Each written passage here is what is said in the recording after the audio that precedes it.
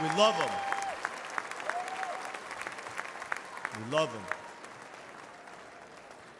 I, too, am an Army veteran, a husband, a father of 4. I lost 2 legs and a finger in the war in Afghanistan, but nothing could stop me from standing alongside Donald Trump and fighting for America.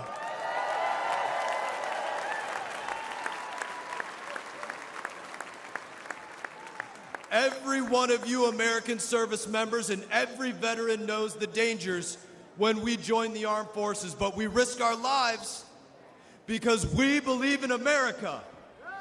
As president, Donald Trump rebuilt our military, deterred our enemies, and he made America strong again. Now, I'm not here to sugarcoat it. Joe Biden and Kamala Harris have once again weakened our armed forces and through inflation slashed the size of our military budget just like they slashed the family budget. And at the same time, they've distracted our troops with millions of hours of so-called extremism training, and they've based promotions on adherence to left-wing political ideology rather than merit. They would rather lose a war than use the wrong pronouns, and we've had enough.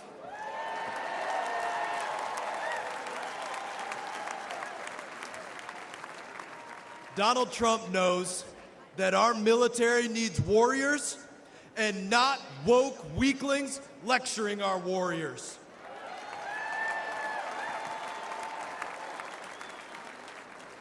Biden and Harris's weakness invites aggression, and our enemies are on the march. Russia invaded Ukraine, Hamas attacked Israel, Iran is funding terror across the Middle East, and the Chinese Communist Party has Taiwan in their crosshairs. And with his botched withdrawal from Afghanistan, Biden delivered what President Trump rightly called the most embarrassing day in American history. And what's worse is that Joe Biden doesn't even remember that it cost the lives of 13 American heroes. But when their coffins arrived at Dover, he did remember to check his watch, didn't he?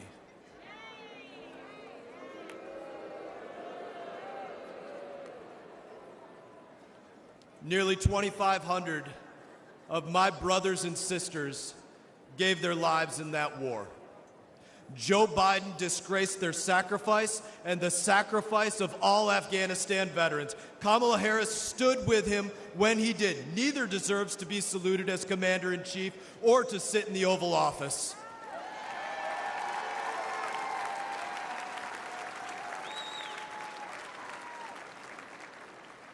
American veterans and American service members deserve better. America deserves better. And with Donald Trump, you know that we don't just get better, we get the best. Donald Trump restored American strength before. Donald Trump will restore American strength again. And with your vote, we won't just make America strong again. We will make America stronger than it's ever been. May God bless you. God bless our troops. And God bless the United States of America.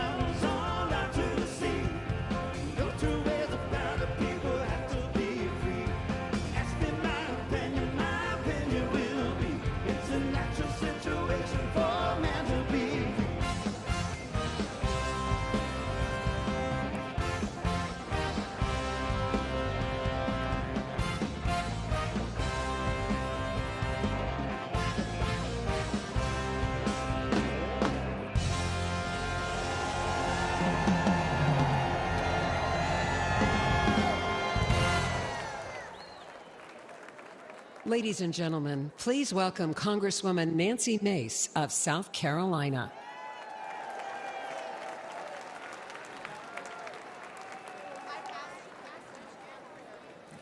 Good evening, America.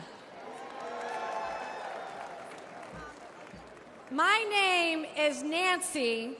Don't call me Pelosi, Mace. I'm a Congresswoman representing the great state of South Carolina.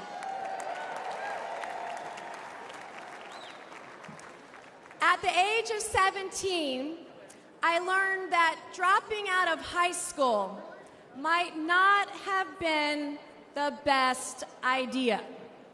So I took my first job at a fine dining establishment some of you may know as the Waffle House. Denny's was a little too highbrow.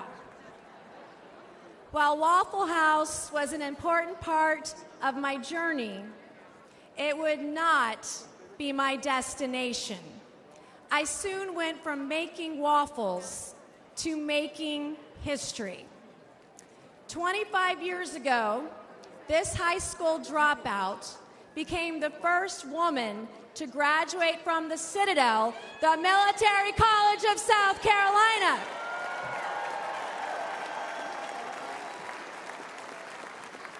A college campus where we don't burn American flags, we salute them.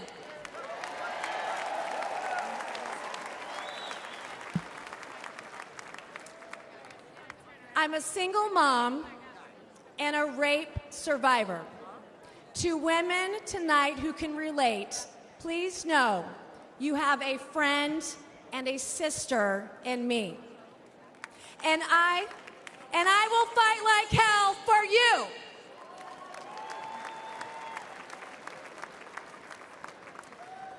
I'm the daughter of an Army Brigadier General and a school teacher. I've admired my dad's Distinguished Service Cross from Vietnam. I've endured the rigors of a Citadel education. And today I represent a district that includes Parris Island, where we make Marines.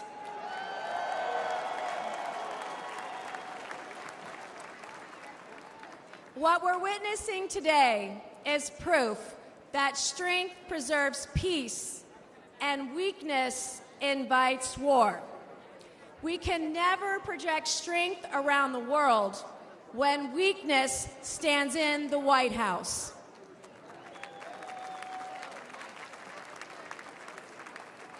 Nations like China see weakness as opportunity. China's fentanyl invades our borders. Their arms supply Putin's regime. China supports enemy states like Iran. They oppress their own people, especially their women. The world is watching America, and we must show them what we're made of.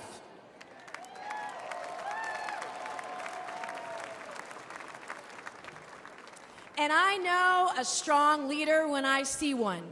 Donald Trump stood up to China before, and he will do it again.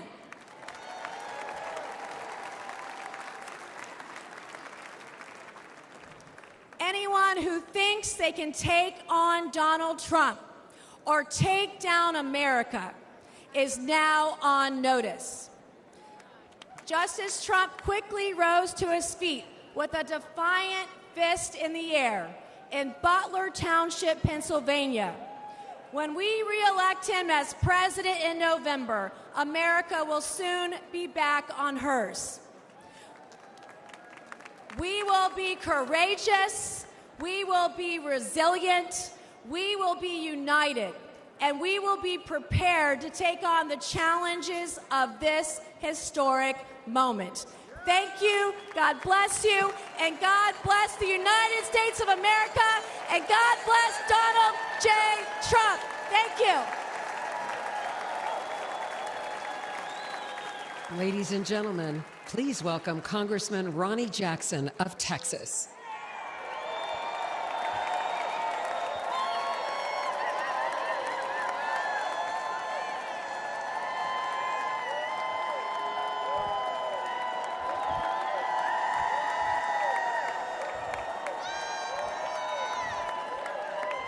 All right. All right, all right. Good evening, everybody. Good evening, and good evening to my delegation from Texas.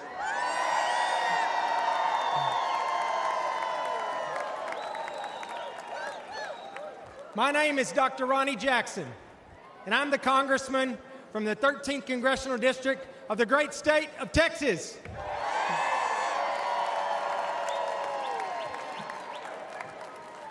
Prior to being in Congress, I served on active duty in the Navy for 25 years.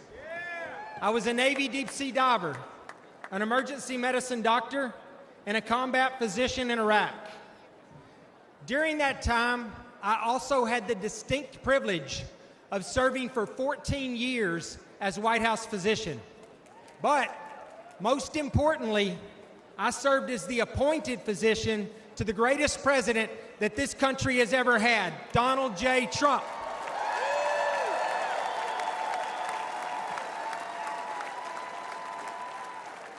And not only that, but now I can say I served a president who literally took a bullet for our country.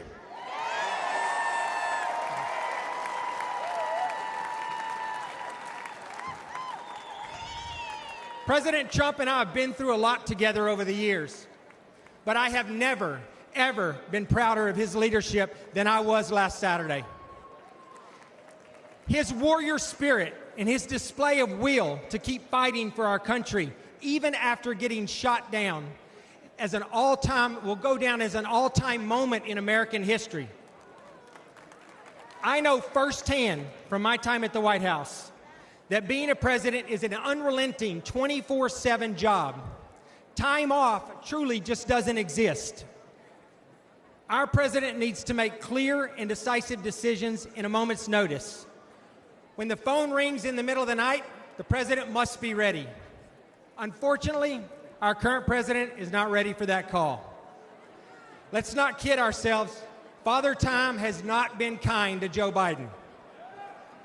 And China, Russia, Iran, and North Korea, they do not respect Biden's 10 a.m. to 4 p.m. schedule.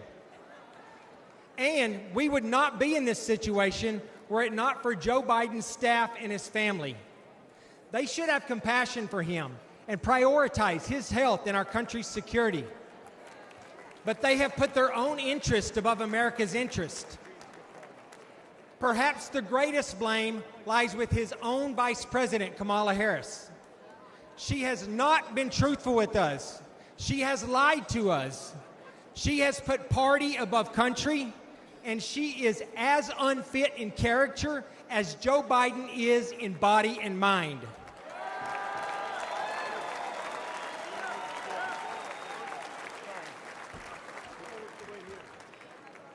Between the wide open southern border, the botched Afghanistan withdrawal, record high inflation, and the devastating crime in our streets, this administration has now produced a legacy of failure, disappointment, and danger.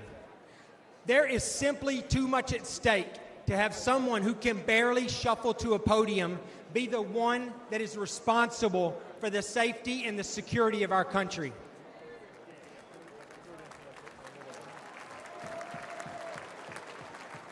Every second that Joe Biden remains in the White House, this country becomes less safe. However, under President Trump's leadership, we will restore our standing on the world stage. We will bring back our great economy we had. We will finally secure our southern border.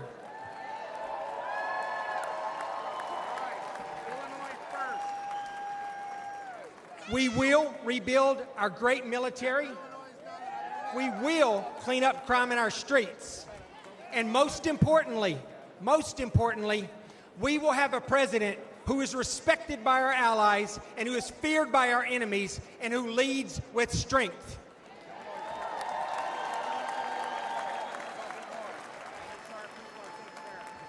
Let me close by saying, the path forward is simple. It is very simple and straightforward. We need to make America great again, and we need to do everything we possibly can to re-elect Donald J. Trump as our president.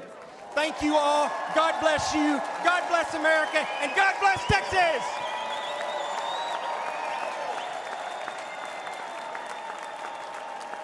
Ladies and gentlemen, please welcome former Acting Director of National Intelligence, Richard Grenell.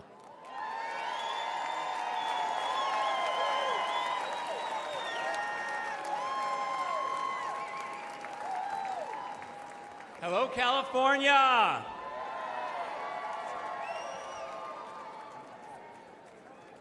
Last weekend, the American people bore witness to the instinctive courage of President Trump.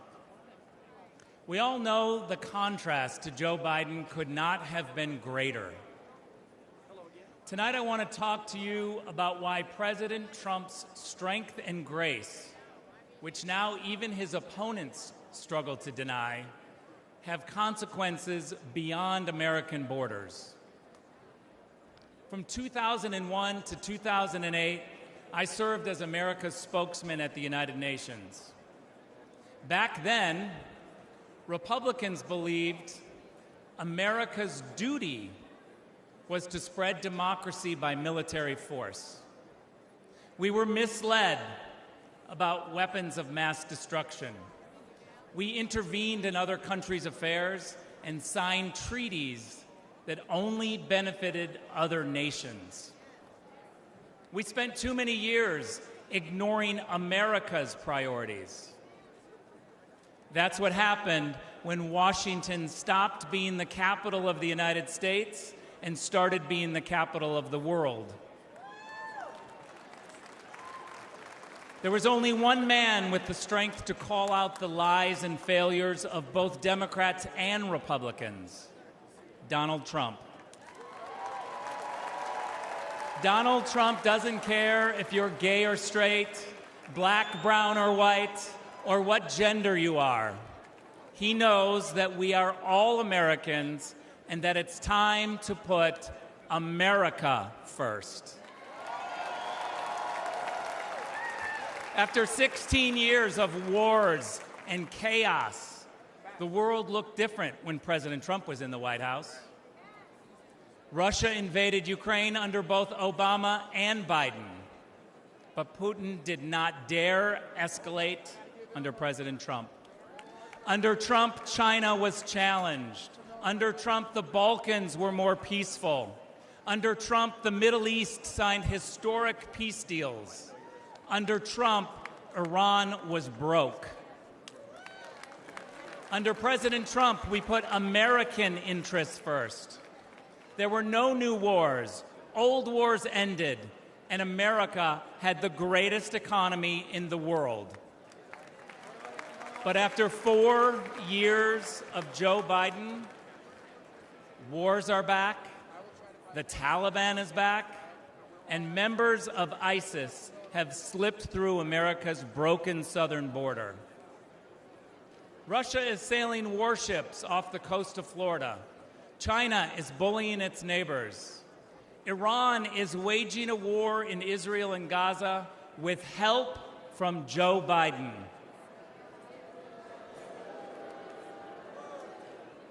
And Joe Biden's radical supporters have overtaken our universities, burning American flags, cheering for terrorists, and calling for violent revolution. The reason the world is on fire is because President Biden is weak in more ways than one.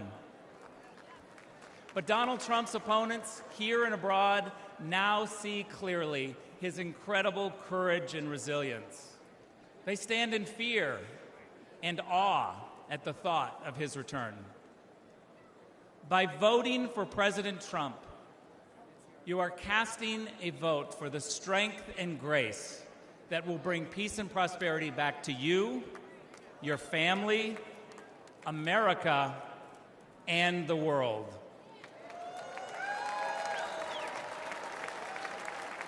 Don't let anyone ever tell you differently. Thank you very much. Ladies and gentlemen, please welcome Congressman Matt Gaetz of Florida.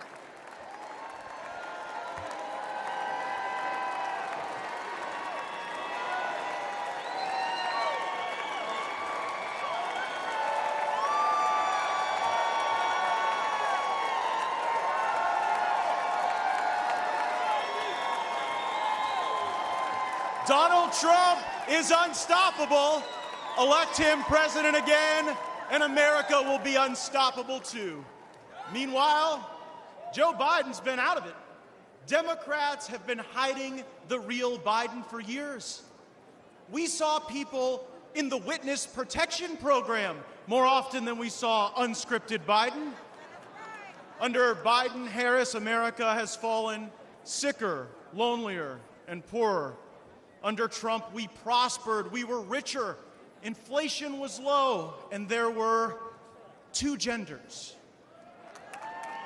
Under Biden-Harris, inflation has gotten so bad you can no longer bribe Democrat senators with cash alone. You have to use gold bars just so the bribes hold value.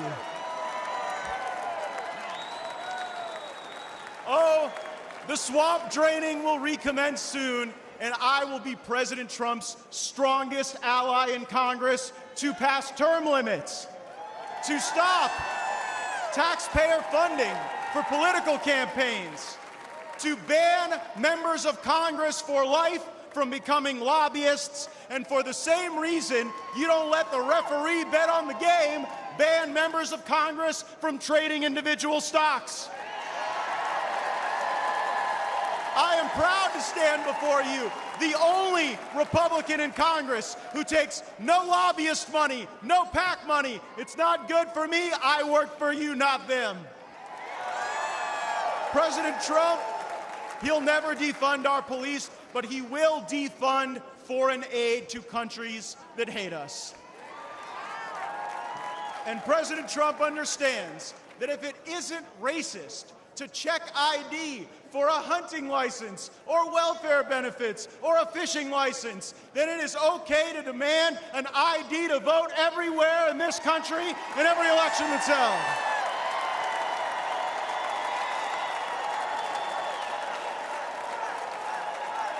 A Democrat congressman recently said that any criticism of Joe Biden is ableist. I don't think it's too much to ask that the American president be able to do the job. Kamala Harris isn't able to do any job. She was appointed border czar. Appointing Kamala Harris to oversee the border is like appointing Bernie Madoff to oversee your retirement plan. President Trump has shown the world what he is made of, and now we will show the world what America is made of by having his back. And how about the choice President Trump made for a running mate? JD looks like a young Abraham Lincoln, but he's from Ohio, like General Grant. And like General Grant, JD Vance knows how to fight. So they can run Biden from the nursing home, Harris, George Clooney, Robert De Niro, whoever they want to run. We are on a mission to rescue and save this country, and we ride or die with Donald John Trump to the end. Thank you all so much. Thank you for having my back. Let's go get him. Ladies and gentlemen, please welcome former United States Ambassador to the Holy See, the Vatican, Callista Gingrich.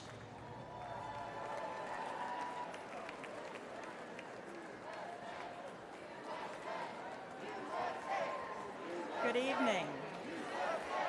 Tonight, we look toward a brighter, safer, and more prosperous future with Donald J. Trump as our next President of the United States.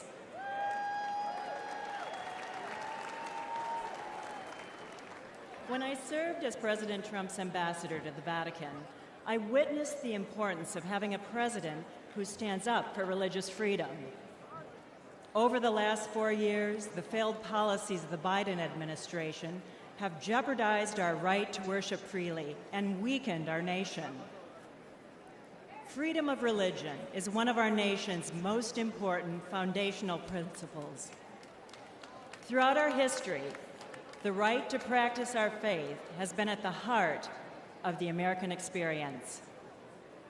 Today, this fundamental right is under attack. In recent years, the radical policies, rules, and regulations imposed by our own government have threatened people of faith. However, we have reason to hope. In our lifetime, no president has done more to advance and defend religious freedom than President Donald Trump.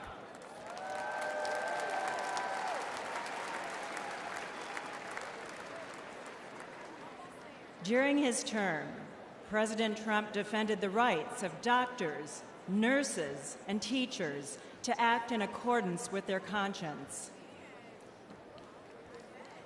He appointed 3 Supreme Court justices committed to protecting our God-given right to worship.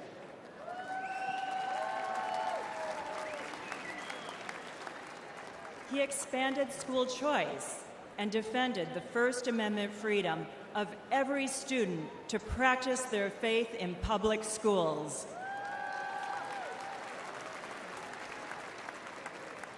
As president, Donald Trump signed an executive order that defined international religious freedom as a moral and national security imperative. And he was the first and only president to convene a meeting at the United Nations dedicated to ending religious persecution and defending religious liberty around the world.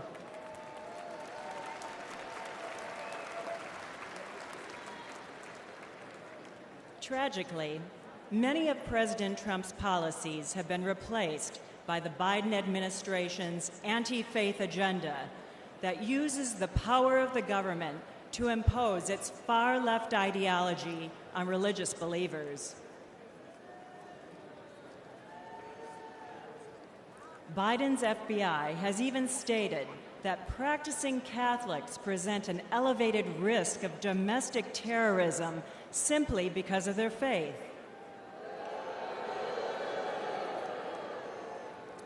Unlike President Biden, President Trump has a proven track record for promoting and protecting religious freedom at home and abroad.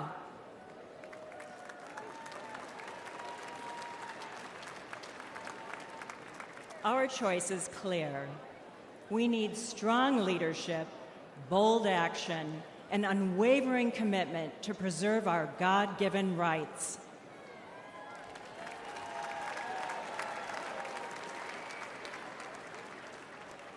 I am confident that President Trump will continue to fight for our founding principles and beliefs when he becomes the 47th President of the United States. Thank you. Please welcome Newt Gingrich.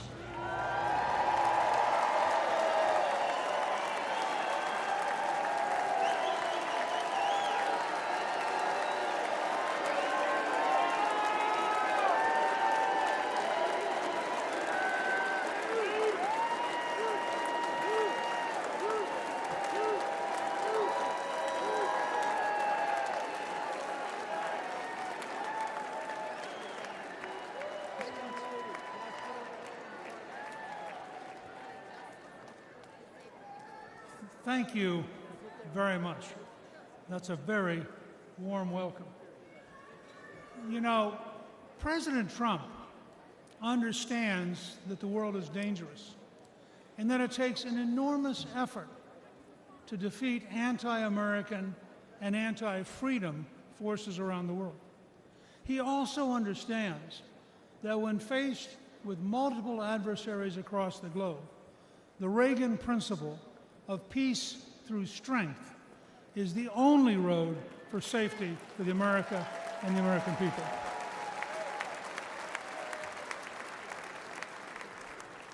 The contrast between President Trump's realistic policy of resolute strength in a dangerous world and President Biden's policies of appeasement, weakness, and self-delusion may be the biggest difference between the Make America Great Again movement and the Make America Weak ideology of the left.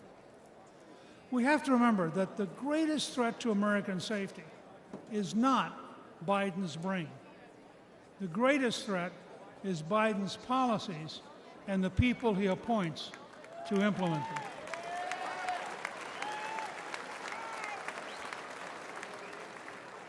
He is working towards appeasement when the world today is incredibly dangerous. A growing coalition of dictatorships is actively trying to undermine American power and conquer America's allies. A religious dictatorship in Iran, which chants death to America, is on the verge of having nuclear weapons. Russia's dictator has unleashed the deadliest European war since World War II.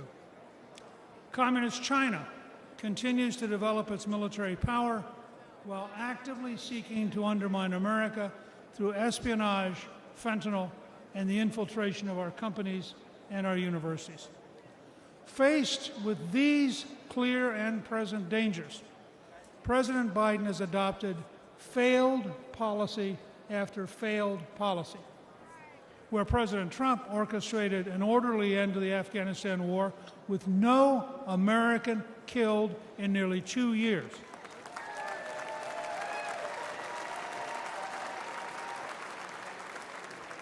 Biden ordered a chaotic, panic-filled withdrawal that left 13 American troops and hundreds of Afghans dead. Where President Trump insisted on keeping Bagram Air Base, which is located within 1 hour of the Chinese nuclear facilities, President Biden gave it to the Taliban, who are now allied with Communist China. Where President Trump brokered the Abraham Accords and was moving the Middle East toward peace and cooperation, President Biden's weakness and confusion led to a terrible Hamas assault, killing more than 1,200 innocent people in Israel. Under Trump, we achieved peace through strength. Under Biden, we have war, suffering, death, and a world teetering on the edge of World War III. Like Prime Minister Winston Churchill and President Abraham Lincoln, President Trump understands that only a firm, courageous policy of strength will work in a dangerous world. The message for this November is clear. You can vote for weakness and war with Biden, or you can vote for strength and peace with President Trump.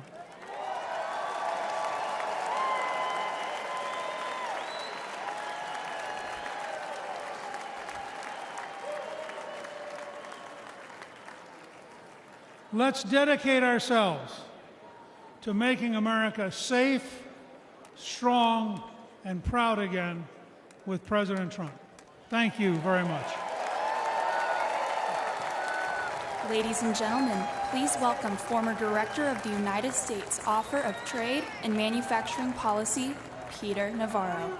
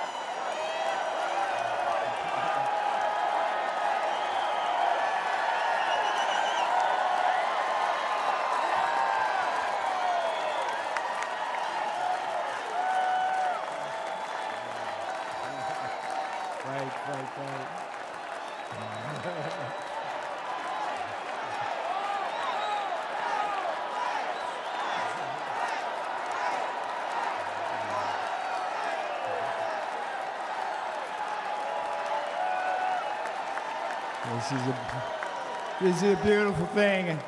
I think you folks just want to know if you can see my MAGA tattoo I got there. Yes, indeed. This morning I did walk out of a federal prison in Miami.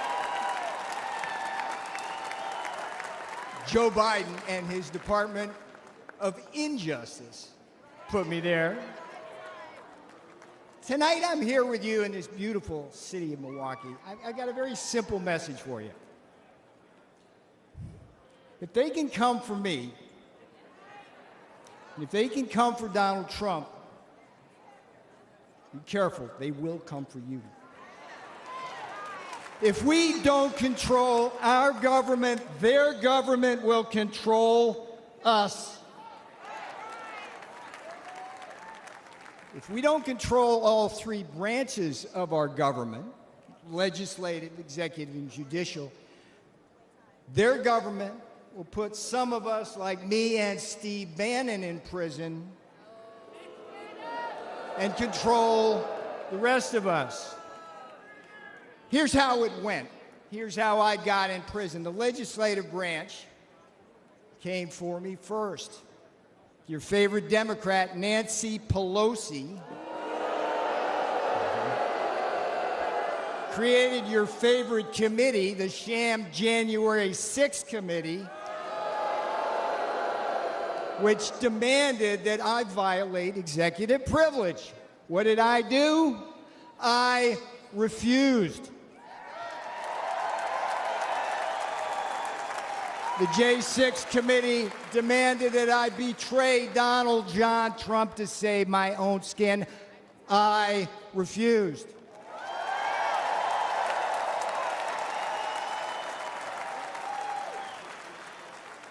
Here's the thing about the Constitution. They demanded that I break the law because they have no respect for it.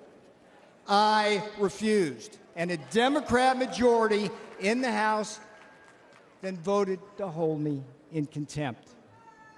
All right, what happened next? The next jackboot to drop was the executive branch. Another one of your favorite Democrats, Democrat Attorney General Merrick Garland. There's a winner.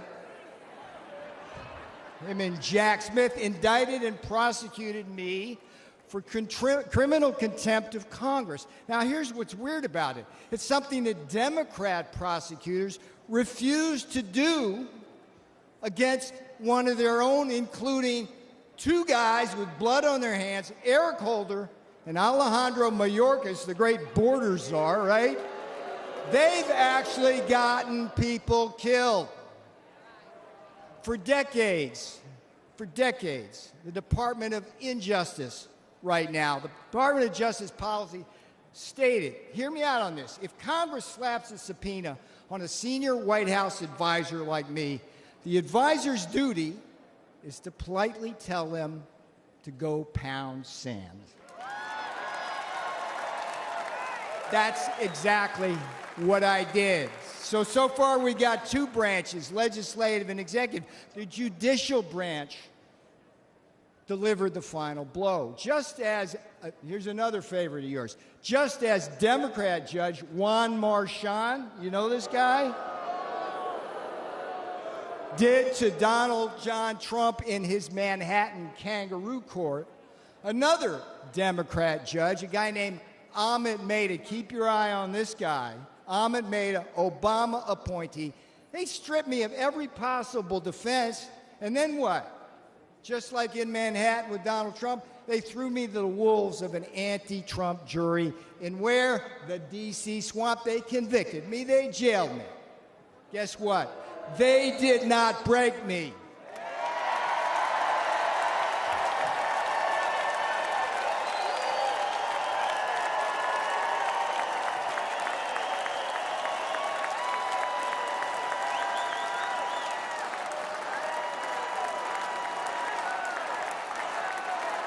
And they will never break Donald Trump.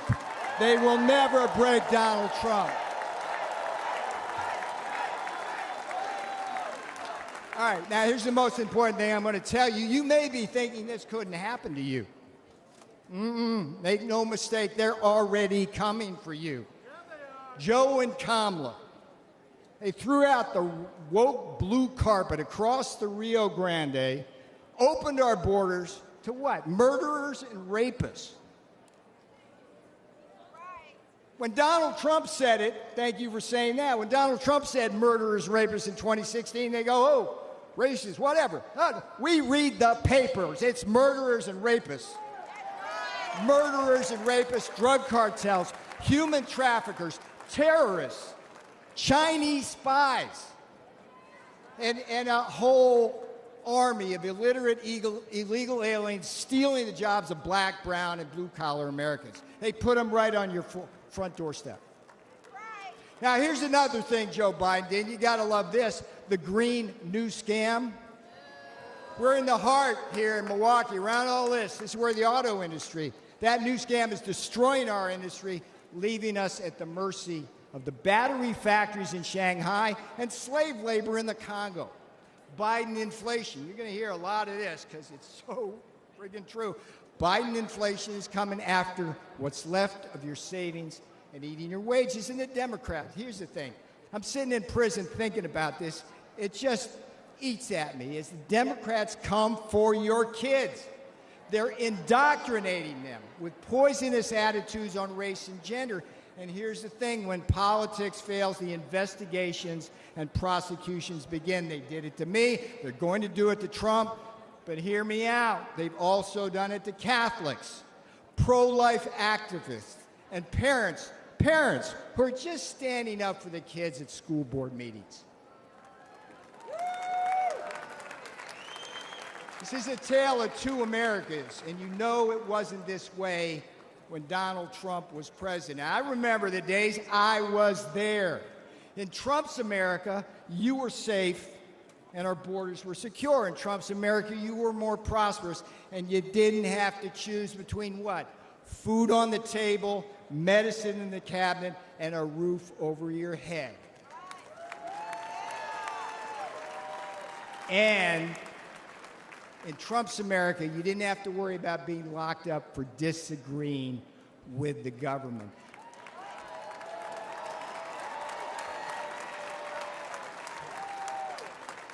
I went to prison so you won't have to.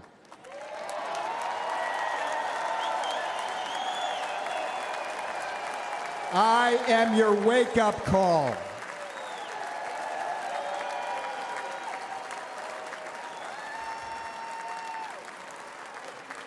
All right, this is where I'm going to have fun now, because I'm going to leave you now with the last three words my beautiful fiance said when I left that morning for prison.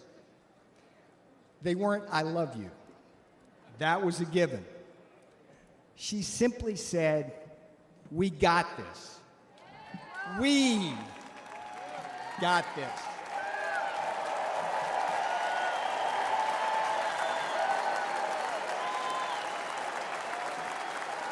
That's what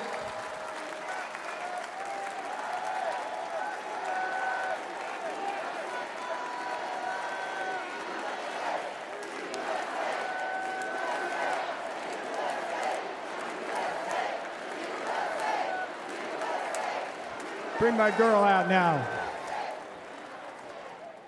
That's what these lawfare jackals don't understand. When they put people like me in prison and fire figurative and now literal bullets at Donald Trump, they also assault our families.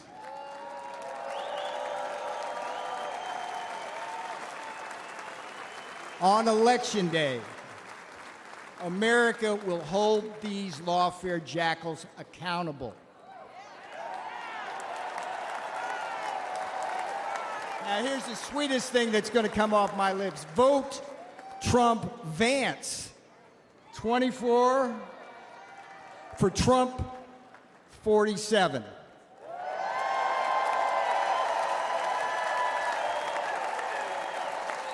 I'm Peter Navarro. I went to prison so you won't have to. This is my beautiful girl.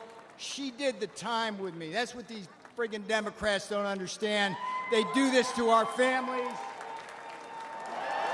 She's my girl. Yeah. I love you. Let's win. Do not let up. Do not let up. Pedal to the metal till November.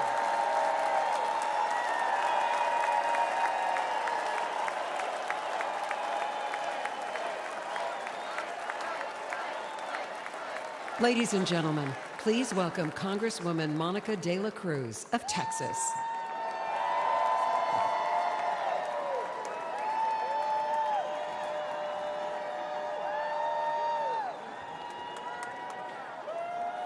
Hello, Milwaukee. On behalf of the great state of Texas, it is an honor to be with you tonight.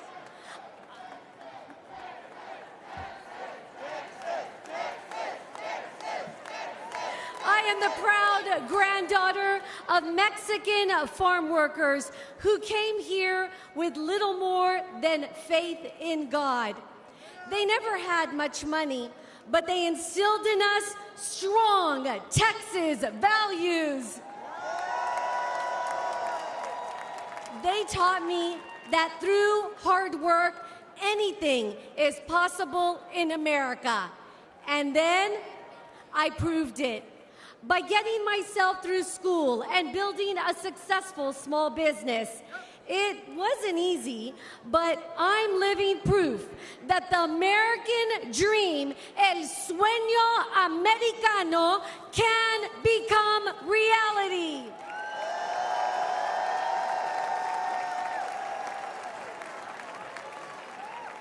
Only in America can a little girl from South Texas go from watching her abuelo pick watermelons to serving in the people's house.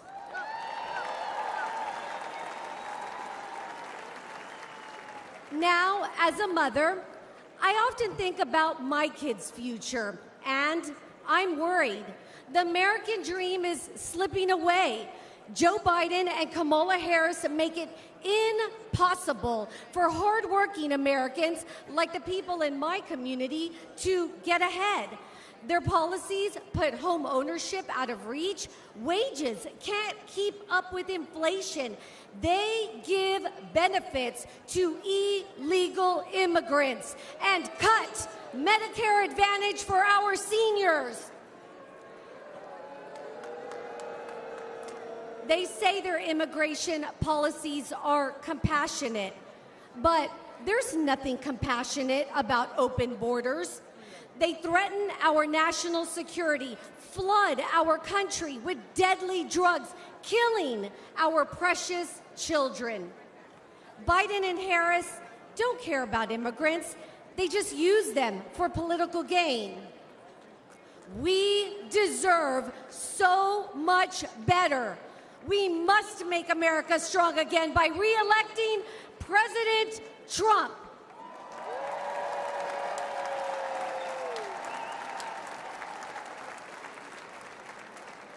Under his leadership, we can put hardworking Americans first again, end this border crisis. We can restore peace and prosperity, creating an amazing future with endless possibilities, and we can rebuild the most vital institution of all, the American family.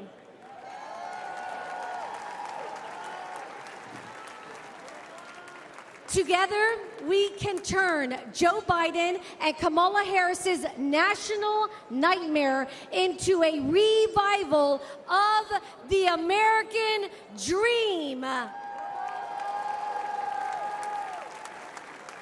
Thank you, Milwaukee. Good night. Ladies and gentlemen, please welcome former Acting Director of Immigration and Customs Enforcement, Tom Homan.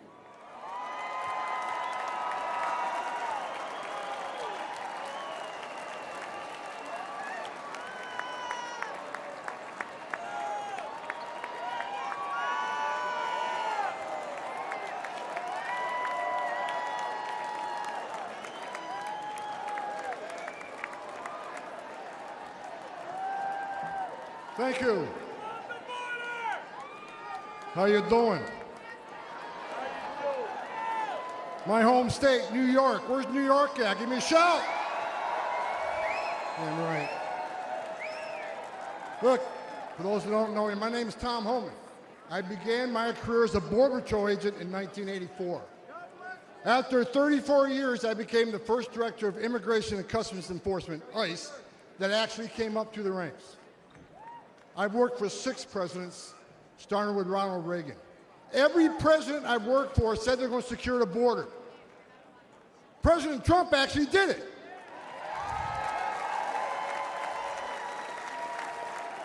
He created the most secure border in our history, and that's a stone cold fact. The data proves it, and guess what? He's going to do it again.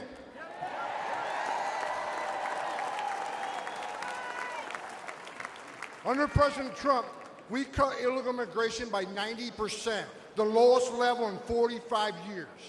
Deportations rose to the highest level ever, including historic numbers of illegal alien gang members and criminals. Most importantly, 4 years under President Trump, we had 13 people we arrested on a terrorist watch list. Joe Biden, 381. And let's remember, we got over 2 million known gotaways. How many of them came from a country that sponsored terrorism? God help us. Biden is the first president in American history to come into office and unsecure a border. Who the hell does that? On their first day in office, Joe Biden and Kamala Harris suspended deportations. They stopped the border wall. They canceled Remain in Mexico. They reinstated catch and release. They proposed amnesty for millions, along with free health care. And now we have a record illegal immigration, a record number of women and children being sex trafficked, a record number of Americans dying from fentanyl, a record number of known as suspected terrorists sneaking across our border. And here's what you need to know. This isn't mismanagement. This isn't incompetence. This is by design, and it's a choice. It's national suicide.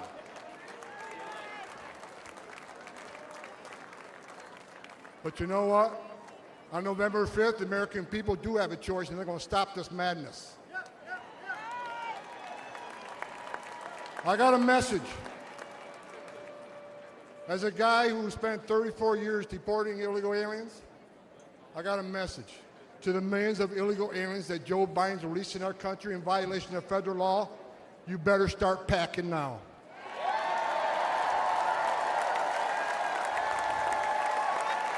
You're damn right. Because you're going home. I got another message. Another message to the criminal cartels in Mexico. You smuggled enough fentanyl across this country to kill 148,000 young Americans. You have killed more Americans than every terrorist organization in the world combined. And that's when President Trump gets back in office. He's going to designate you a terrorist organization, and he's going to wipe you off the face of the earth. You're done. You're done.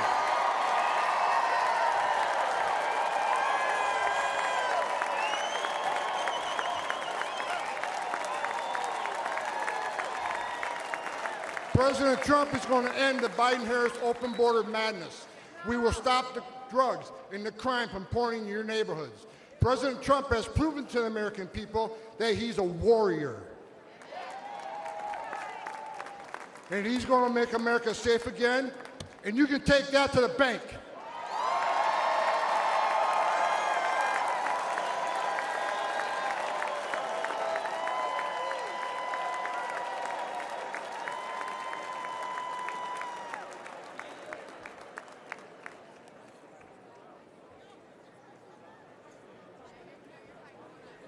Ladies and gentlemen, please welcome to the stage David Lara.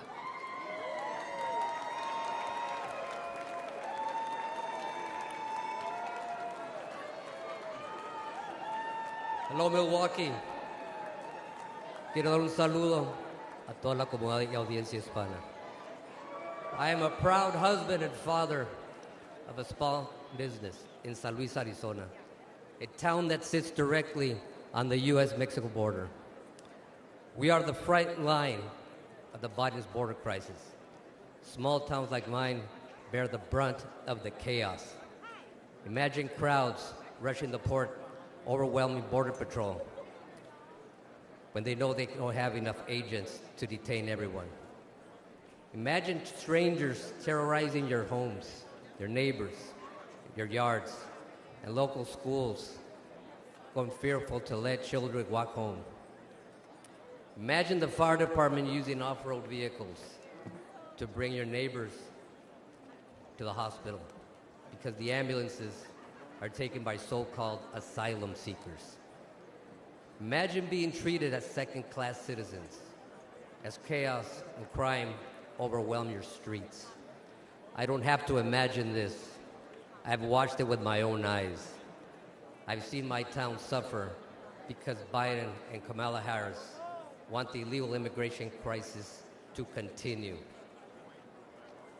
And no amount of suffering has changed their mind or convinced them to finally put Americans first. In San Luis, Mexican drug cartels use school children as mules. Let that sink in. Deadly drugs flow through our town, bringing crime and violence.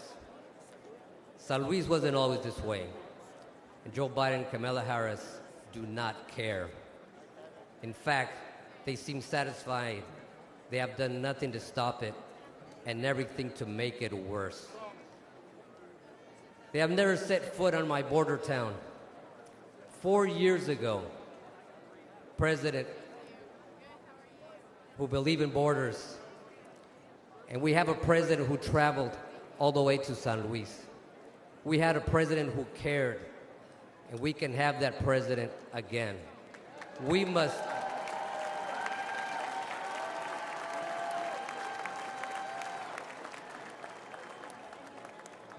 re-elect President Trump to close the border, the crime, and stop the drugs from pouring in.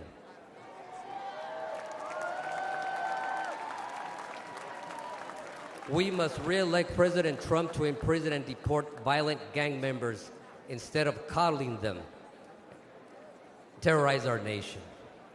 We must re-elect President Trump to put our citizens first and make America strong again.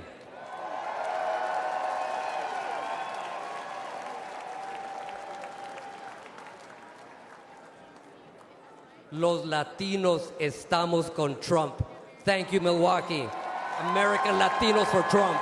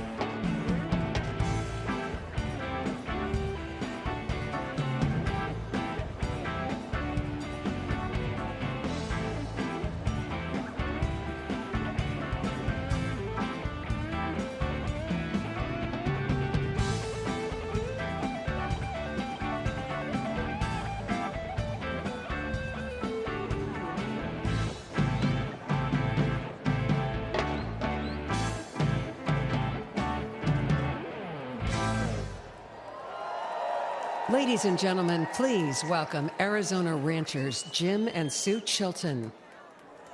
My name is Jim Chilton, and this is my beautiful wife, Sue. We've been married for 60 years.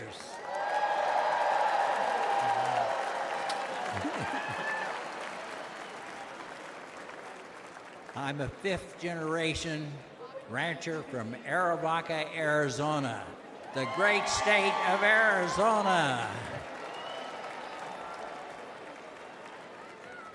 5.5 miles of our ranch is the U.S.-Mexico border. It's a known route for drug smuggling and human trafficking. On the screen, you'll see footage from our ranch. Since Joe Biden took office, our hidden cameras have recorded over 3,500 drug packers and others dressed in camouflage marching north through our ranch.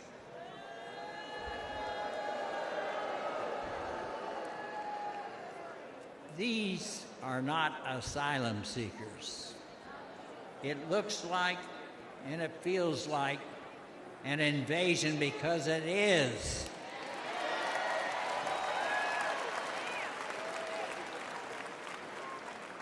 In April alone, over 5,000 additional unvetted aliens entered our ranch claiming economic asylum. We know firsthand that Biden's open border is our nation's greatest national security threat.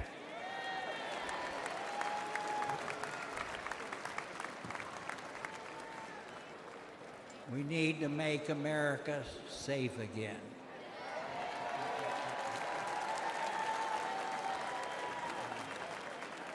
Every time Jim leaves the ranch house, I have to worry that he won't come back alive. Our house has been broken into twice.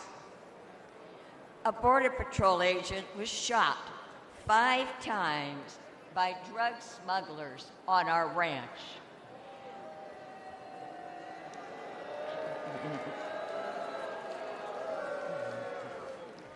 This year alone, 3 crossers died of dehydration on our ranch. The cartel drug smugglers are crossing our nation's border every day. They are bringing lethal drugs into our country. This is chemical warfare.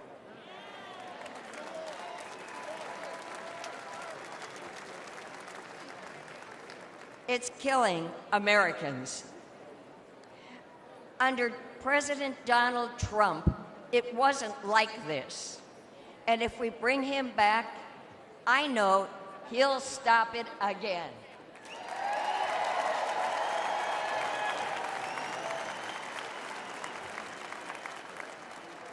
Biden, Harris, and the Democrats who support open borders are complicit in this death, in the death of tens of thousands of American citizens. When Joe Biden took office, the Trump wall was nearly complete on our ranch. But Biden halted the construction and stopped the installation of all the planned electronics. Since then, crossing on our ranch has increased 5-fold. 5-fold.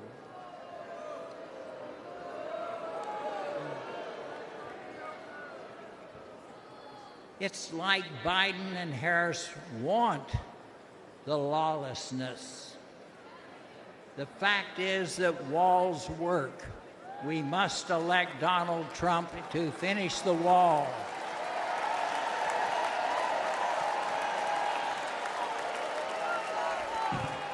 To stop the cartels.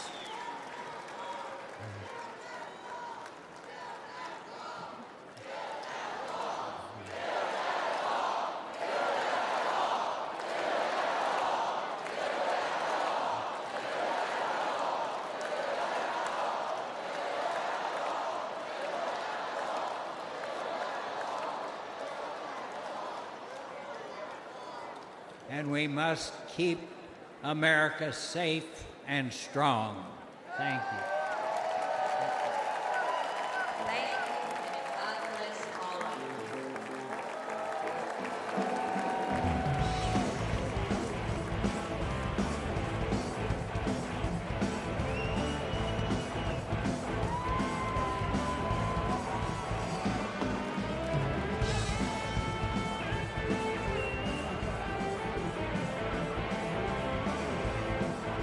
As Commander-in-Chief, he always had his soldiers' backs, was always there to support them and their families. He kept his promise to keep them out of endless wars and to never forget about them after they served.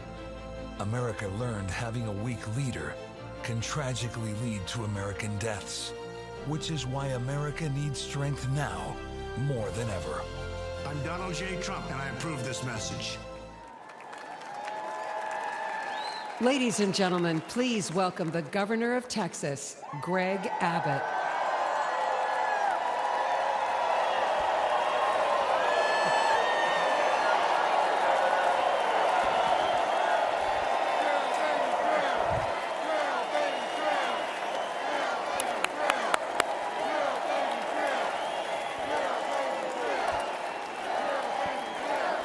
Thank you all very much. Thank you all very much.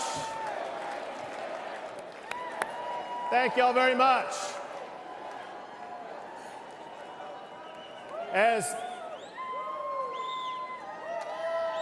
Come on, let's go. As governor of the largest border state, the great state of Texas,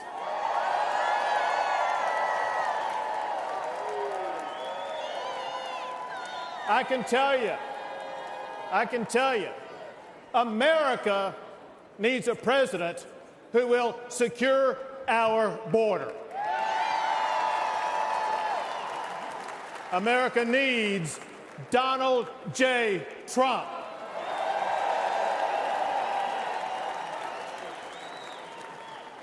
The president's most sacred duty is to secure our country. Donald Trump fulfilled that duty by eliminating illegal immigration. Under President Trump, we had the lowest illegal border crossings in about 4 decades. By contrast, however, Joe Biden deserted his duty. On his first day in office, he gutted President Trump's policies. And the result has been catastrophic. Under Joe Biden, illegal immigration has skyrocketed. Under his watch, around 11 million immigrants have crossed our border illegally. That's more than the entire population of Michigan. It's twice the population of Wisconsin. Biden has welcomed into our country rapists, murderers, even terrorists. And the price that we have paid has been deadly. Among the many victims was 12-year-old Jocelyn from Houston, Texas, raped and murdered by 2 illegal immigrants. She's one of thousands whose lives have been destroyed by Joe Biden's open border policies. To make matters even worse, Biden is even fighting tooth and nail to stop Texas and other Republican states from securing our own borders. I deployed thousands of National Guard soldiers to build hundreds of miles of razor wire barriers. Give it up for our National Guard.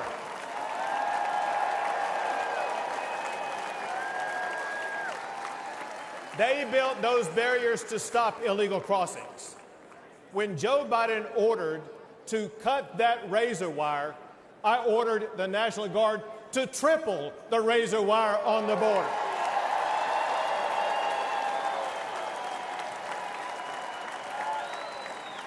When Biden took 50 acres of Texas border property to illegally process up to 5,000 illegal immigrants a day, I directed the Texas National Guard to take back our land and wire it shut.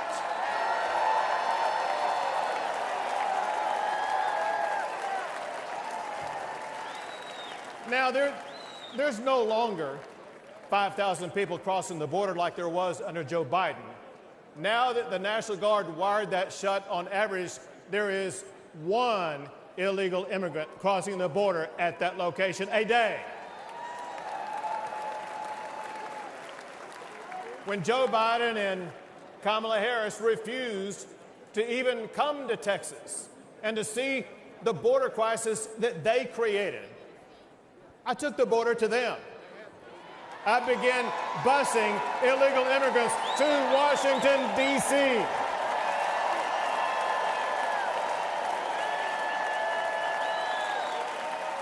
And we have continued busing migrants to sanctuary cities across the entire country.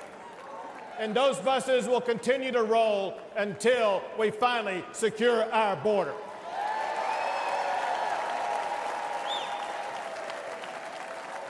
Fortunately, I see hope on the horizon, because on November the 5th, Joe Biden will be fired.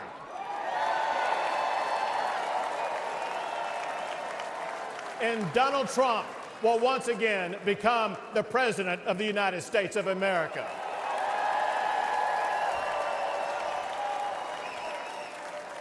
He will enforce the immigration laws. He will fight the Mexican drug cartels.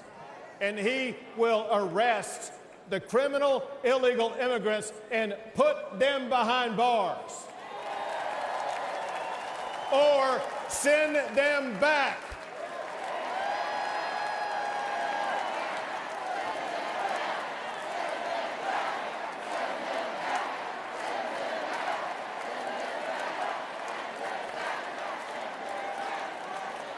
It is time to restore order at the border.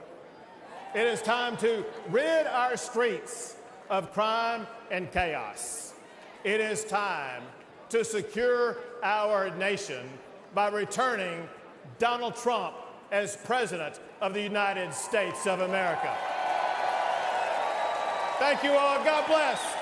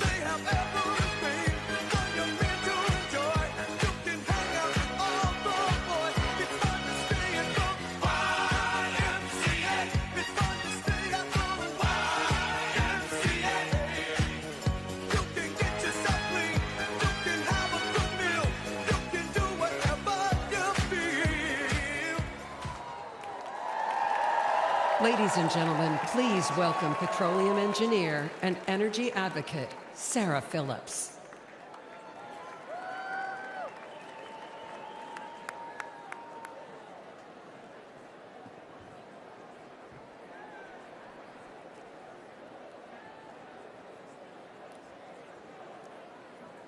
Good evening, Milwaukee. This past Saturday, I was at the Trump rally in Butler. I, in fact, was the first speaker on stage that day. As you can imagine, it was a terrifying experience, but nothing was going to stop me from being here to support President Trump.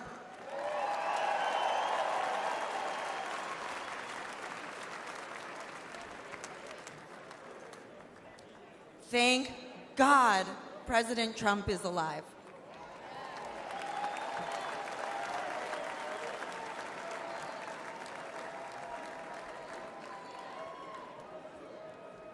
I'm Sarah Phillips, and I'm honored to speak to you about one of the most important issues in this campaign, energy.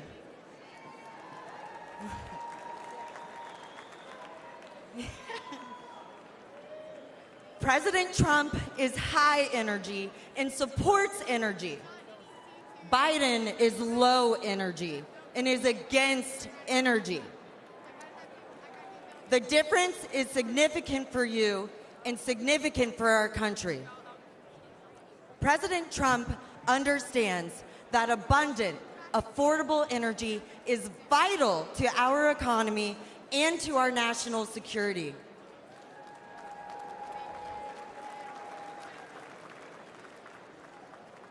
Meanwhile, President Biden is pushing the Green New scam.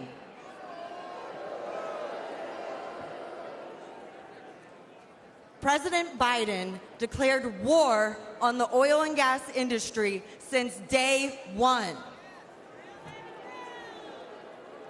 He canceled the Keystone Pipeline, overrode congressionally directed oil lease sales in Alaska, and has proposed massive tax hikes on oil and gas. His campaign against responsible development of oil and gas is crushing everyday Americans like you and me. I know this firsthand. As a petroleum engineer who worked on the front lines as a roughneck, I have witnessed the safe and environmentally responsible way America develops oil and gas resources.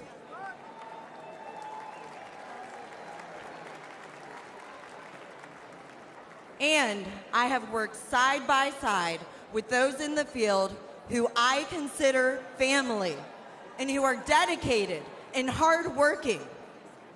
Their critical work is so critical for our country. The hydrocarbons that are being extracted are a true gift.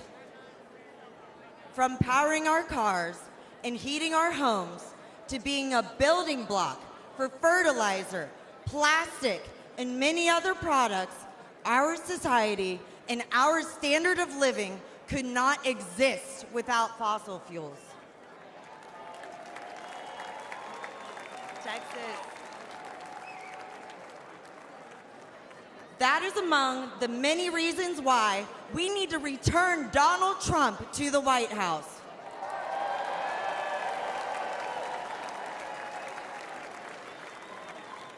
With President Trump back in charge, we'll not only be energy independent, we'll be energy dominant.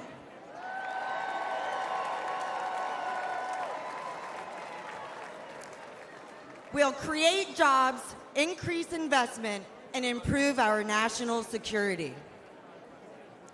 Under President Trump's leadership, America's great economic revival will be powered by American energy.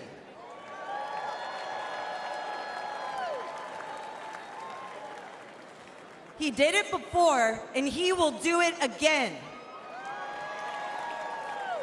For the sake of our economy, for the sake of our quality of life, and for the sake of America's future, let's return Donald Trump to the White House.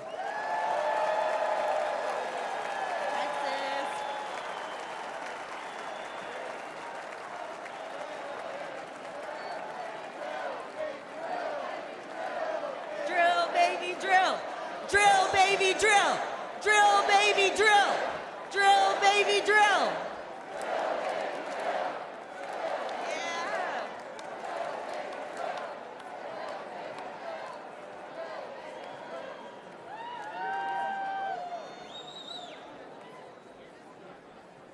Ladies and gentlemen, please welcome the mayor of East Palestine, Ohio, Trent Conaway.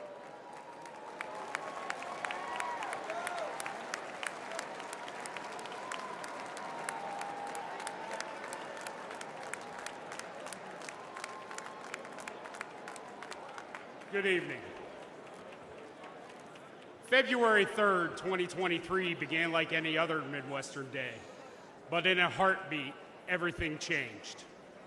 I'm Trent Conaway, the proud mayor of East Palestine, Ohio.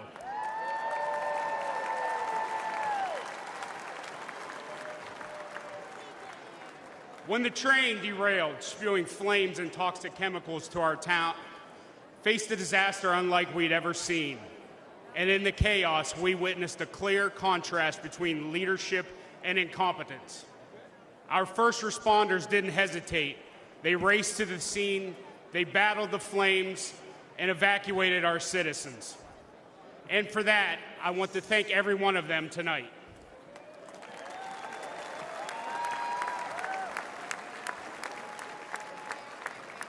Unfortunately, the Biden administration's federal response was much different. It consisted almost entirely of meetings and press events. They talked and talked, but they delivered little help. Then there was the clear difference between former President Trump and President Biden. For the longest time, the White House was silent, and we never heard a word from Vice President Harris. I guess we weren't their type of folks. No Hollywood elites or Wall Street billionaires live in East Palestine, just hardworking Americans.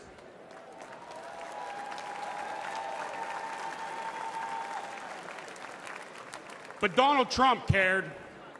First, he called to ask permission to visit, not wanting to intrude, and then he asked how he could help. When he arrived with fresh pallets of drinking water, he met with everyone, from first responders to local officials and residents. He toured the derailment site. He listened to us, and he shared a meal with volunteers at a local McDonald's. His presence was genuine. His concern was real. After a year of criticism, President Biden finally did show up. His appearance was brief, forced, and scripted. He met with a select few and then left. We needed so much, and he delivered so little. I know a thing or two about train wrecks now, and let me tell you, that's what the Biden administration has been.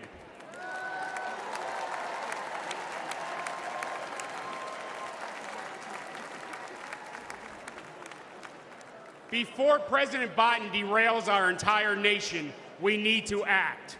We need a leader who values small-town communities as much as big cities. We need a president who loves all Americans.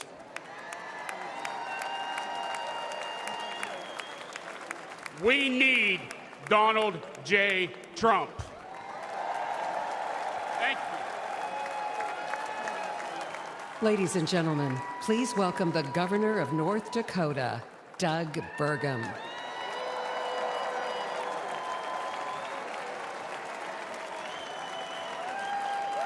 Hello, Milwaukee. And hello, North Dakota. Feels good to be here. The last time I was in Milwaukee, in this building, standing behind a podium was for the debate, and I stood on one leg for 2 hours. You guys might remember I blew my Achilles the day before. But to kick things off, I have a question for you, and I need your help answering so nice and so loud that everyone at home can hear you. Are you ready? Who will make America energy dominant? Again, who will make America energy dominant? Well, that's pretty good, but it's after 4 p.m. in D.C., so how about one more time loud enough to wake up Joe Biden? Who will make America energy dominant? That's right, because when President Trump unleashes American energy, we unleash American prosperity, and we ensure our national security. Serving as a governor with President Trump was like having a beautiful breeze at our back. He cut taxes, and he cut red tape. Serving as a governor under Joe Biden has been like a gale force wind in our face. Biden's war on energy hurts every American because the cost of energy is in everything we use or touch every day. Biden's red tape has raised the price of the gas in your car, the cost of food on your table, the clothes on your back, and it's even raised your rent. Biden's green agenda feels like it was written by China, Russia, and Iran. Let's look at Biden's EV mandates. Where do nearly all the batteries and rare earth minerals come from? China, you know. And the day that Biden halted permits for clean U.S. natural gas export facilities, just think about the party they must have thrown that night at the Kremlin. Because Biden's policies are making Russia and Iran filthy rich. And they're using that money to fund wars and terrorism against our allies. At home, Biden is acting like a dictator. He's using mandates to shut down reliable baseload electricity. That's why your electric bills have soared upwards as our nation's electric grid reliability spirals downward. 4 more years of Joe will usher an era of Biden brownouts and blackouts. Imagine no electricity for your fridge, your lights, or air conditioning. President Trump will ensure that there is power for you, and importantly, that we have the power as the United States to beat China in the AI arms race.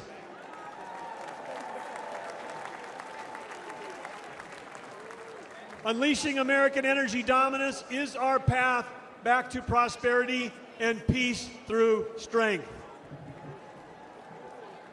Teddy Roosevelt encouraged America to speak softly and carry a big stick.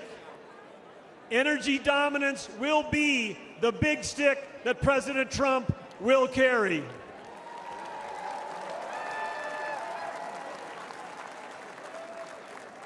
Yes, President Trump will make sure that America is selling energy to our allies versus buying it from our adversaries.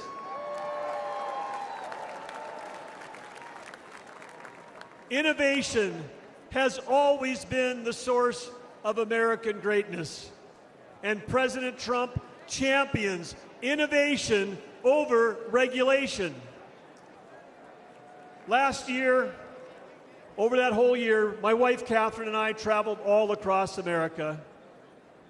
As all of you know, it's rural America that feeds the world, that fuels the world, and defends the world. Small towns with a huge impact, and rural America is Trump country.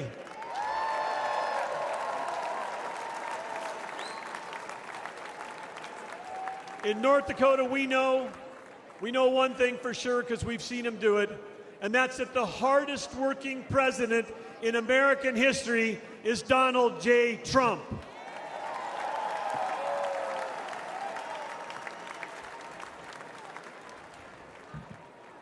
President Trump cares deeply about every American, rig workers, truck drivers, roughnecks, and yes, America's great farmers and ranchers.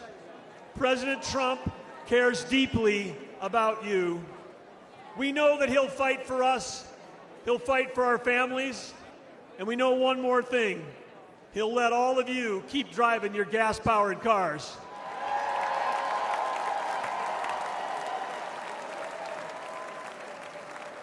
When President Trump unleashes energy dominance, he will make America affordable again. He will make America strong again. And when President Donald J. Trump and JD Vance together, they will make America great again.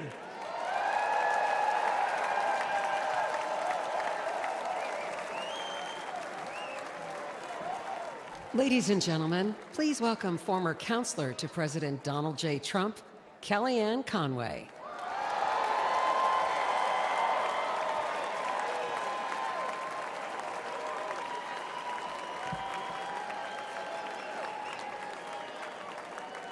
Good evening, Patriots.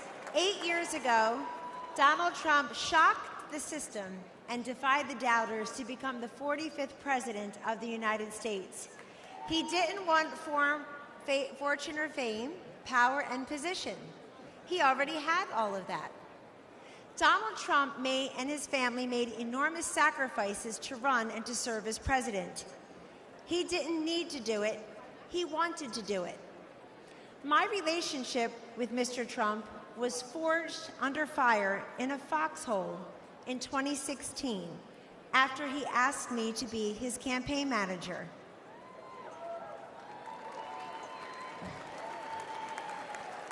We had no idea that he was making history as the first successful presidential nominee ever to tap a woman to lead a campaign.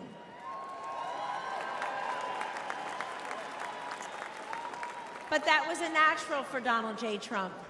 He had elevated women in New York real estate decades before when few people would. One morning, I was in an early senior staff meeting in the White House, and as I glanced around the table, something caught my eye. In that meeting were Sarah Huckabee Sanders, Mercedes Schlapp, Brooke Rollins, Ivanka Trump, and me. I soon realized that among us, we have 19 children. At the time, ages 2 through 16. Show me a C-suite in America where 5 working moms of 19 young children could have the highest rank in the company and work alongside the president.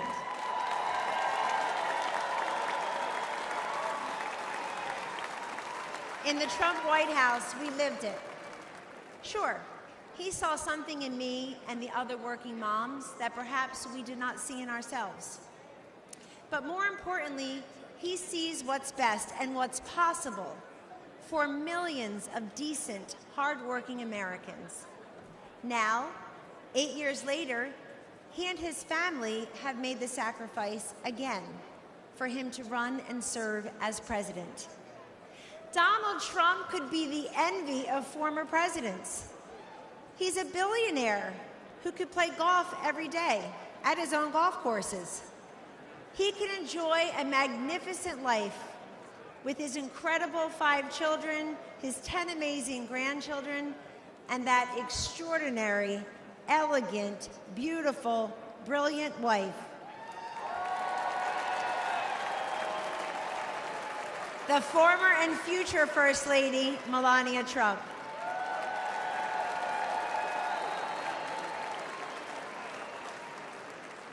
He does not need to do this, but we need him to do this. How often do we hear, "I want Trump's policies without Trump's personality"? Well, good luck with that. We don't get those policies without that personality.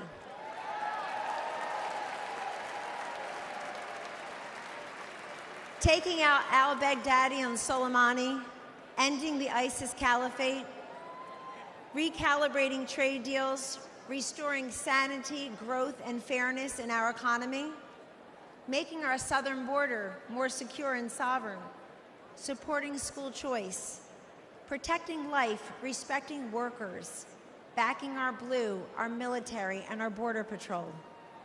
You get that through strength and toughness. Weakness emboldens our adversaries, enables failure, and empowers evil. The answer to weakness is strength. The antidote to division is unity. And the alternative to failure and incompetence, to Joe Biden and Kamala Harris, is to send them packing and send Donald Trump and JD Vance to the White House.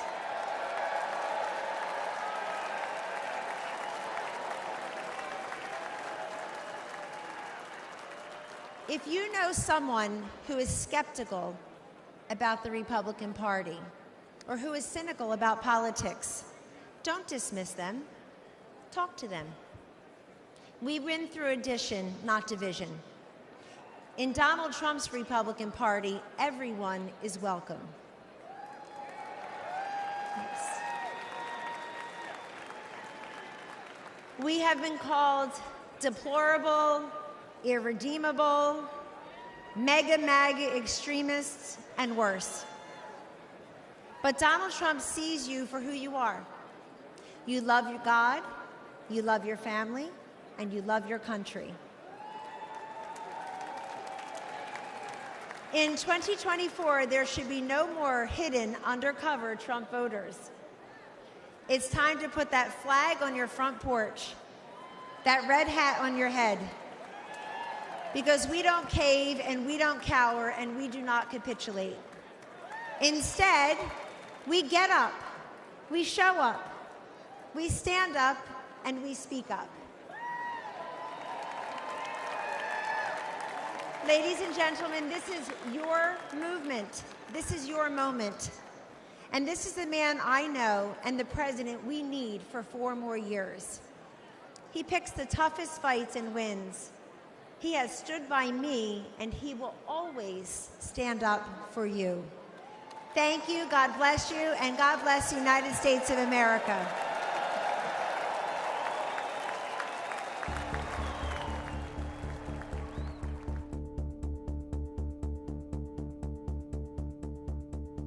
I would describe Joe Biden as an absolutely horrible commander-in-chief and a danger to every single person wearing the uniform.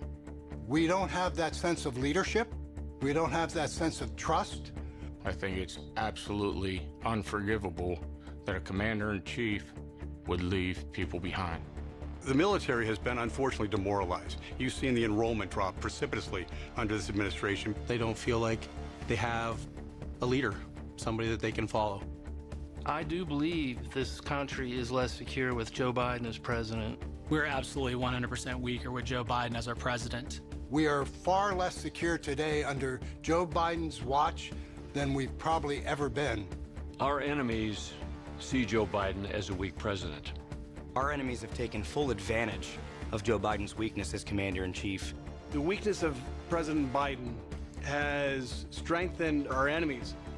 All you have to do is take a look at the border. Even in America, we're scared. It's not safe to walk our streets here in the United States of America because of President Biden. I served under every president from Ronald Reagan when I first enlisted all the way through Joe Biden. And by far, Donald Trump was the most respected and best commander-in-chief that we had. Donald Trump is a strong leader. He cared about the troops. He showed in his actions that he put us first. I have the utmost confidence in President Trump as our commander-in-chief. He will stand up for the American service member. Under Donald Trump, that military can be brought back to as strong as it was. We were absolutely more respected under President Trump from all countries, even if it was ones that were adversaries. Leaders across the world knew that if he said something, that he would act. Under President Trump, in 4 years, there was no foreign war to be fought. There was no invasion of Ukraine. If President Trump was still president, we wouldn't have had the attacks in Israel. We wouldn't have a lot of these foreign issues that we're seeing right now. He was respected on the world stage. When President Trump was president, these people all stayed in their place. They understood we had a strong leader. We are definitely more secure with Donald Trump as the President of the United States. Joe Biden puts veterans last. President Trump is the only president that's actually cared about the veterans. President Trump was led from the front, not the rear. I'm a proud Democrat, but I'm more proud to say that I'm a veteran, and I do wish that all Democrats, all people would vote for President Trump. President Donald J. Trump has been the best commander-in-chief for the men and women in the uniform in the last 20 years. Ladies and gentlemen, please welcome Congresswoman Anna Paulina Luna of Florida.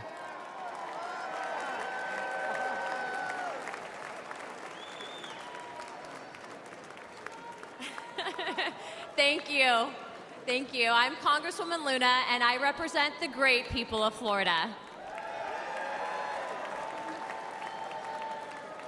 The greatness and strength of America are beacons of hope for countless lives around the world. Our strength ensures our safety and security. My husband and I knew this when we joined the Air Force. But we don't preserve peace and stability by policing the world or by involving ourselves in every foreign conflict. We preserve peace by commanding the world's respect, a respect that is earned through unparalleled military strength and firm, decisive leadership. Over the past 4 years, the Biden administration has failed to uphold this standard. They have misused our resources in foreign wars contrary to our national interests, and they have eroded the lethality and fighting culture of our armed forces.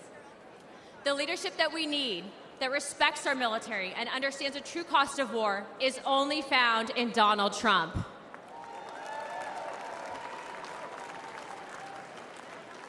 He will make America strong again. He will fight for the American warfighter, the American people, and America's interests. Hawks and globalist elites do not sway President Trump. He knows the cost of military action like I do. My husband was shot in combat by terrorists and continued to deploy in the fight against America's enemies. I know the fear and anguish of waiting for news about a loved one in harm's way and the pain of losing friends in combat. President Trump knows what it means to put your life on the line. Our service members and their families make immense sacrifices, and they deserve a president who respects that sacrifice and who would lay down his own life in defense of this great nation.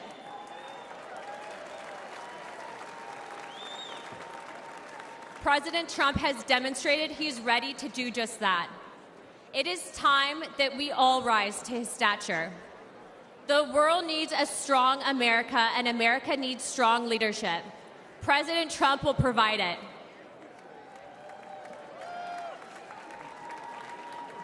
Regardless of race, gender, color, or creed, I urge you to vote for Donald Trump and JD Vance on November 5th.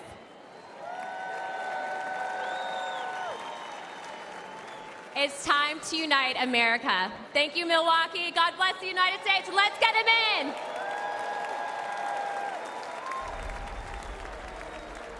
It was Christmas Day. We boarded Air Force One in complete and total darkness, in the pitch black of night. We landed in war-torn western Iraq. No lights on the runway. There were hundreds of troops packed into a dining hall. They had absolutely no idea that the president and first lady were about to walk into that room. And when they did, it was a sight and a sound and a scene that I hope I never forget. That room absolutely erupted. That was the kind of patriotism President Trump brought back to our country. One of the young soldiers yelled from the back of the room, "Mr. President, I re-enlisted in the military because of you." And without missing a beat, the president said, "And son, I am here because of you." Ladies and gentlemen, please welcome Medal of Honor recipient David Bellavia.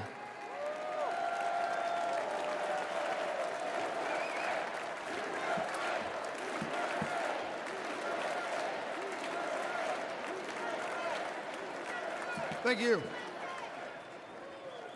In 2019, President Donald Trump awarded me the Medal of Honor for my service in Fallujah during the Iraq War. Thank you. Today, I speak across the country on behalf of our military services, and I ask parents, I look them right in the eye, like I'm looking at you, and I ask them, will you give America your sons and daughters to serve in the greatest force for good this world has ever seen, the United States military?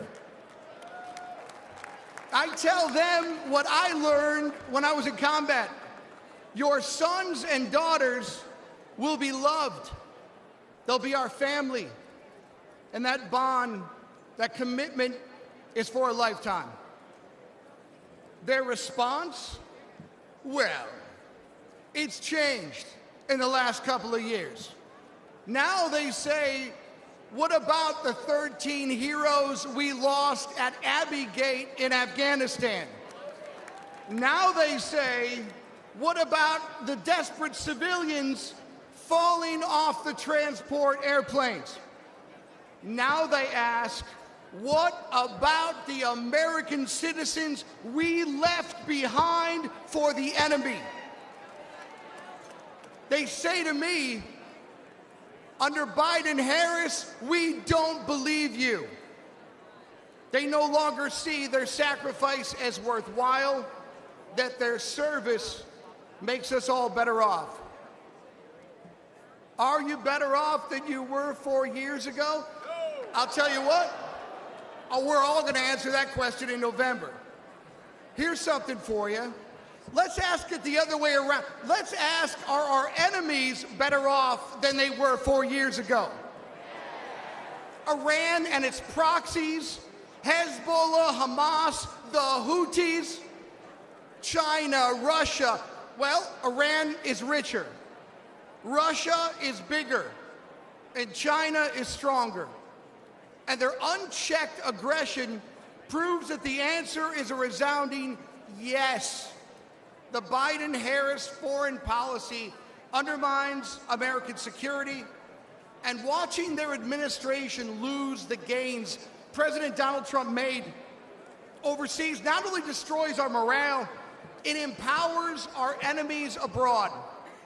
Under their watch, a record number of American embassies have been forced to evacuate. And military recruitment has plunged, and confidence in the armed forces has reached a 20-year low. Under President Donald Trump, our enemies will know that American power is as decisive as it is overwhelming. And if you provoke the United States of America, we will hurt you.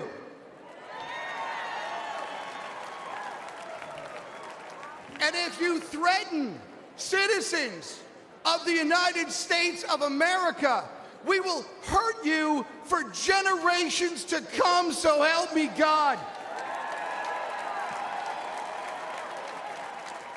Donald Trump is a commander-in-chief that I am confident to tell parents is at the helm. Donald Trump loves America. He too has bled for the nation that he loves. May God bless America. May God bless our Gold Star families. Thank you for what you've given this country. And may God keep President Donald Trump safe and in his hands. May God make America strong. May God make America great again. Join me in voting for Commander-in-Chief Donald J. Trump for President of the United States. Thank you very much.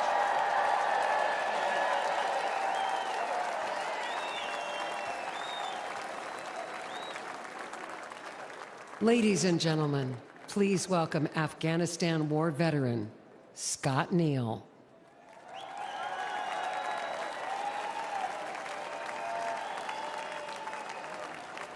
Thank you. Look at all these great Americans here. Well, good evening, my fellow Americans. My name is Scotty Neal, and I'm a proud United States Army Green Beret veteran. Thank you. And the most important part is I'm a proud veteran entrepreneur. Almost 23 years ago, Al-Qaeda declared war on America September 11th, 2001. Weeks later, Green Berets from the 5th Special Forces Group became the first Americans in uniform to deploy to Afghanistan, and I was one of them. Thank you. Deep in enemy territory, some of us rode on horses. Some of us went further behind the lines to track down the terrorists who killed our fellow Americans. Today they call us the horse soldiers. Thank you. For the next 17 years, we were on the forefront of this country in Iraq, in Africa. Again and again, we deployed for our fellow Americans. Some of us sacrificed our bodies. Some of us sacrificed our lives for the American people. And for me, America was worth it. Thank you. Thank you. Now, after leaving the military, I wanted to live the American dream I had been defending. And I wanted to start a business with my friends that I served with. Today, my company's known as American Freedom Distillery, and we make horse soldier bourbon.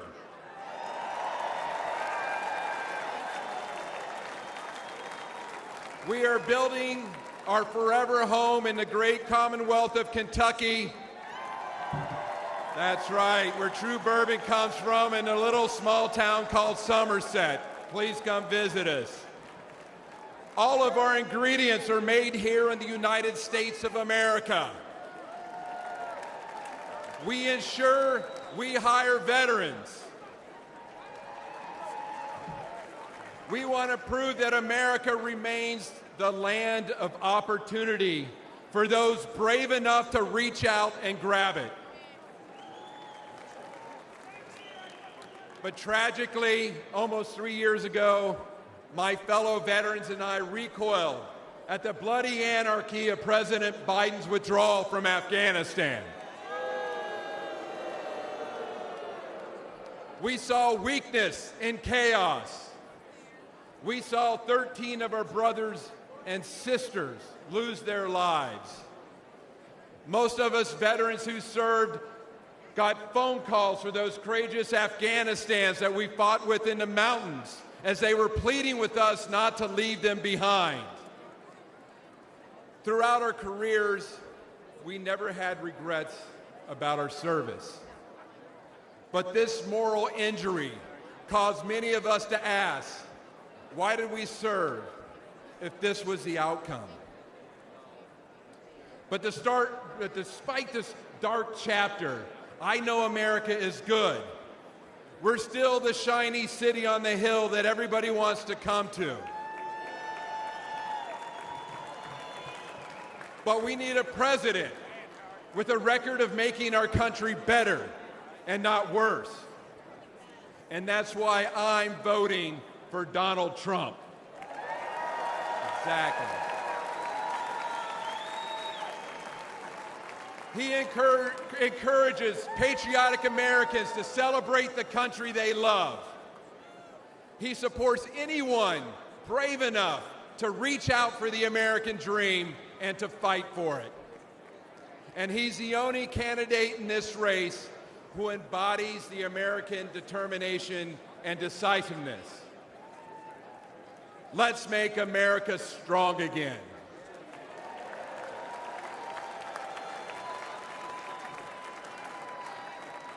Let's vote for Donald Trump. Thank you. Dio presso liber. God bless America.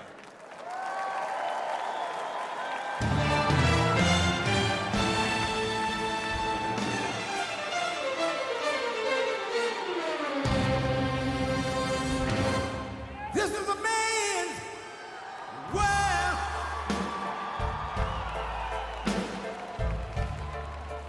This is a man's world.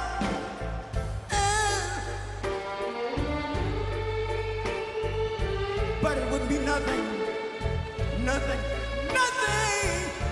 Ladies and gentlemen, please welcome the next President of the United States, President Donald J. Trump.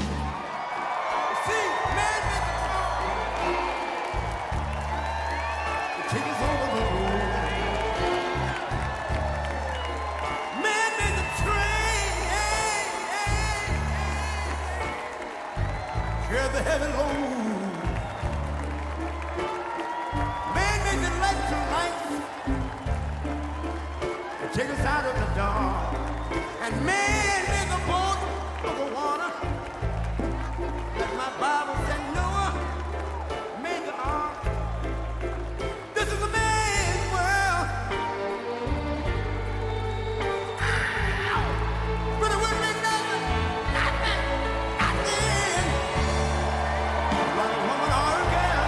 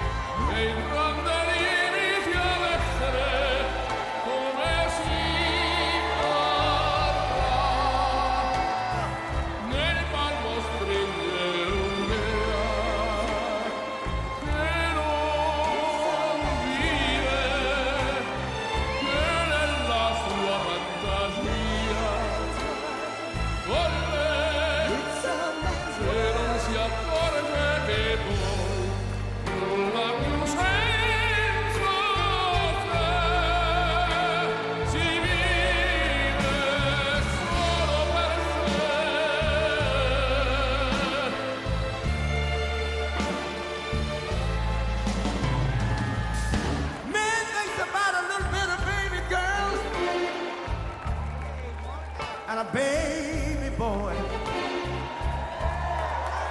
Man, make them happy, because man,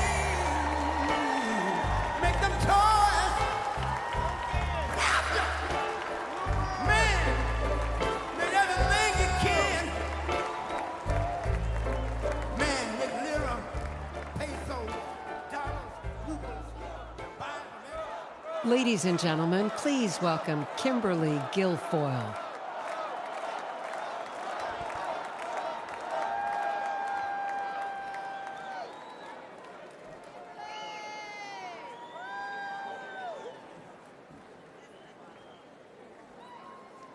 Good evening, ladies and gentlemen. Like you, I have spent much of my time the last few days in prayer. And I know that God has put an armor of protection over Donald Trump.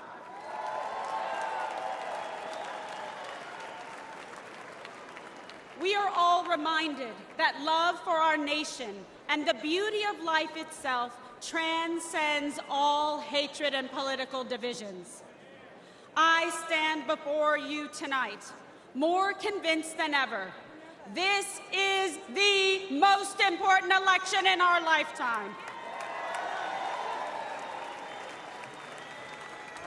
This election will decide the fate of our great nation.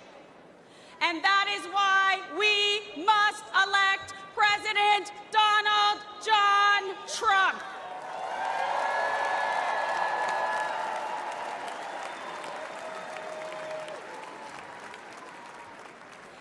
This is not just a choice between Republicans and Democrats. This is a choice between safety or chaos, wealth or poverty, national sovereignty or open borders. This election is a choice between Joe Biden's vision for American weakness and Donald Trump's vision of American greatness.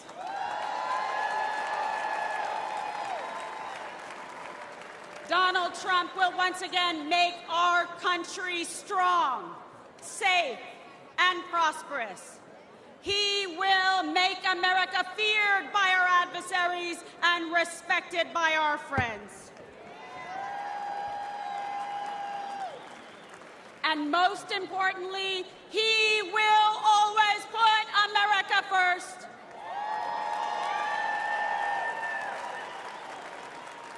After 4 years of Joe Biden's disastrous America Last agenda, our country is more dangerous, vulnerable, and impoverished than anyone had thought possible.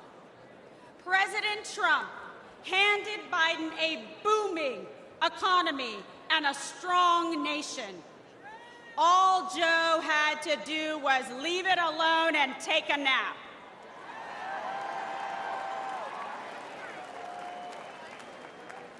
But Joe just couldn't help himself. Joe Biden cannot lead America. He cannot even lead himself off a stage. Now Americans are drowning in inflation. Insanity spreads like a cancer in our schools. We are closer to World War III than any time in my life. And we are facing an unprecedented invasion of millions of illegal aliens across our southern border. Rioters and looters go free, while Biden and the Democrats persecute American heroes like Donald Trump.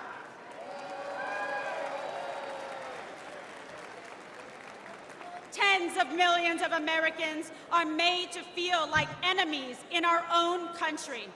An enemy for wanting to defend our border, for not wanting our children indoctrinated in school, for not wanting to erase our history, for praying to our God, saying what we think, and fighting for what we believe. It is no wonder that the heroes who stormed the beaches of Normandy and faced down communism sadly say they don't recognize our country anymore. This is not an accident. The powerful elites in the swamp will say anything to crush and destroy the America First movement. But we will never give up, and neither will Donald J. Trump.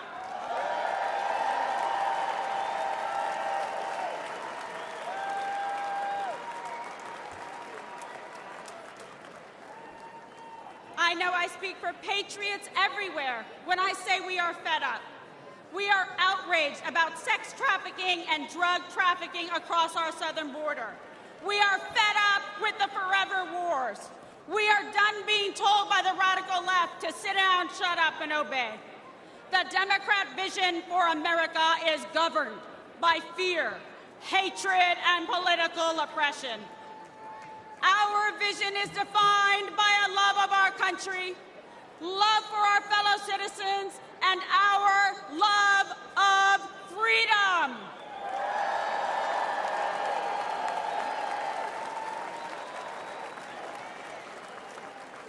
In our vision, we will secure the southern border and deport the violent criminal aliens once and for all.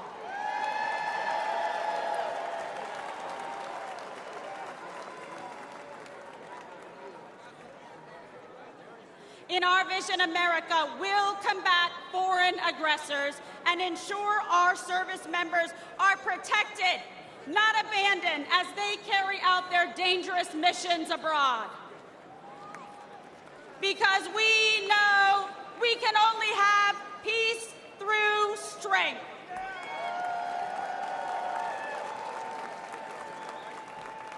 We will restore an era of national pride, where freedom of speech is respected and cancel culture is ended. Where high school girls only compete with other girls, not biological men.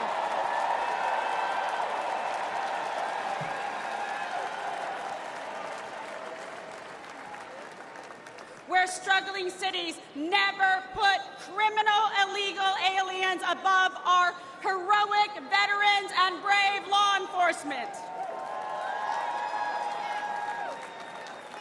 Where our streets are not ruled by gangs and rioters, but governed by law and order.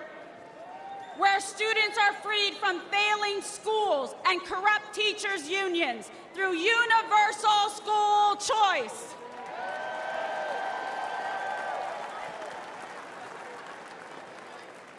Where our most sacred institutions are not weaponized against political opponents, but are fair, equal, and just.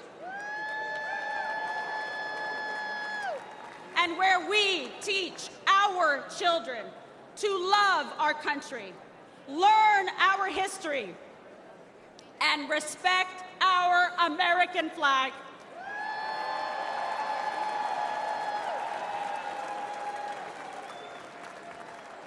I believe in America. I in our freedom and liberty, and I believe in Donald John Trump.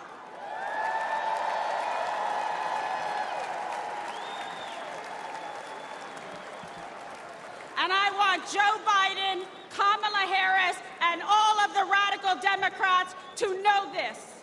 We will not be bullied into obedience. We will not cower in silence. We will fight for America because we love America.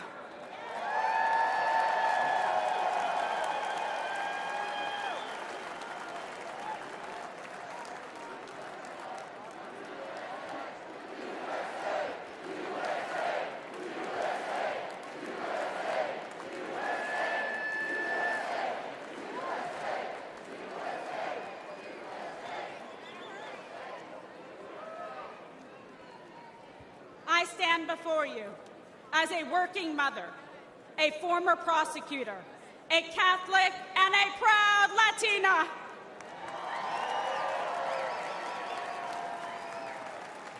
I know personally what every American has now seen with their own eyes. I know the measure of the man that stands before us. Donald Trump will never stop fighting for you.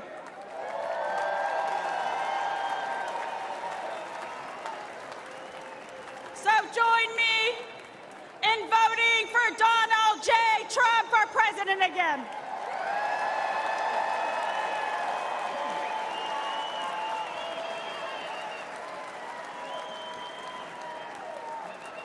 Victory is in our sights. America's future is in our hands. America's destiny is in our control. And America's prosperity is in our hearts and souls. America, this is your moment. Will you stand for President Trump? Rise up! Rise up! Ladies and gentlemen, lovers of liberty and freedom and the American dream, this is our last chance to make America great again. God bless you. God bless President Trump, and may God bless America.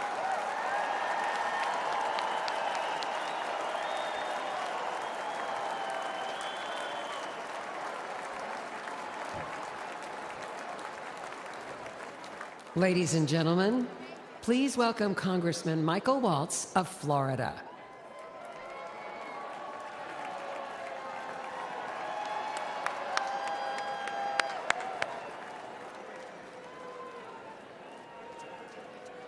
I am so honored.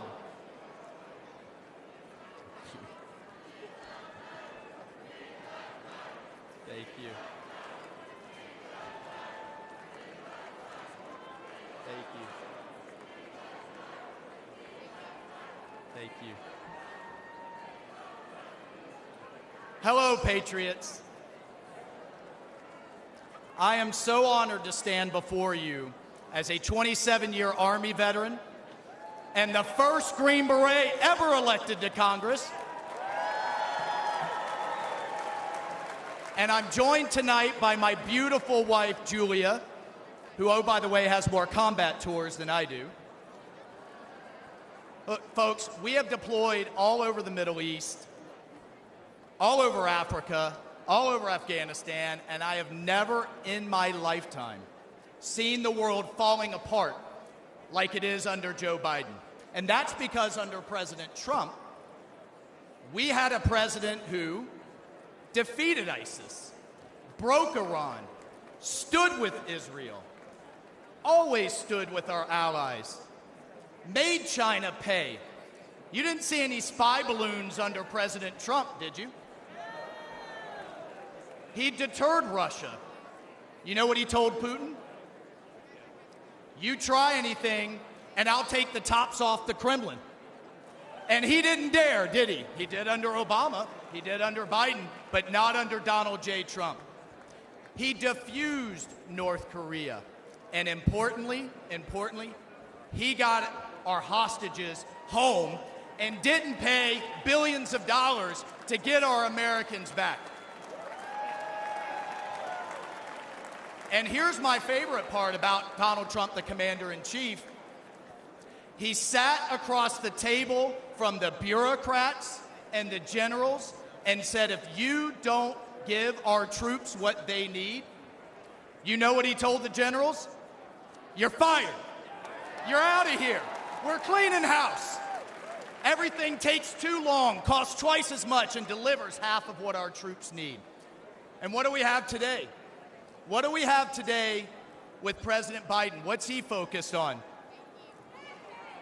He's focused on pronouns. He's focused on renaming bases. He's focused on DEI, and here's my favorite. He's focused on building electric tanks. Has anybody seen any charging stations in the Middle East for the Biden's electric tanks? And here's what I can tell you straight up in combat. Our enemy's bullets, listen to me folks, our enemy's bullets could give a damn about black, white, or brown, or about religion, or about gender, or about anything else. The only colors that matter in the foxhole are the red, white, and blue, baby. That's the only thing that matters. That's the only thing our military should care about. And that's the only thing our fellow soldiers care about. And that's the only thing President Trump cares about.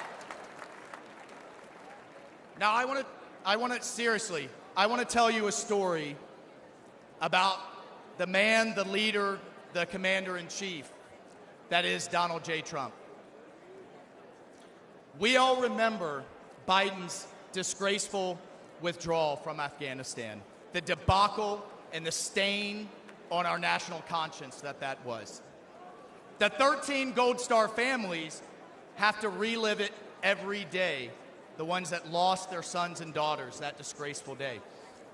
Biden won't even take their calls. He calls it an outstanding success. He won't even take a meeting with him. Well, I called President Trump. We talked about it, and he said, Michael, I would love to meet them. Get him up here. Get him up here to Bedminster. He was scheduled, folks, hear me on this. He was scheduled to spend an hour with them. You know how long he spent? He spent 6 hours with them. He met each one. He listened. He cared. One of the moms kind of leaned over to me and she said, do you think he'll sign a picture of my son? I said, oh, hell yeah, he will. Please ask. He will be happy to. And he spent hours more. And if that wasn't enough, he then has them up to dinner. And at the start of the dinner, he promised them this. When he gets back in the White House, he will release all the tapes, all the videos, all the records, all the emails, and give these families the accountability and the transparency that they deserve and that they will never get from Joe Biden.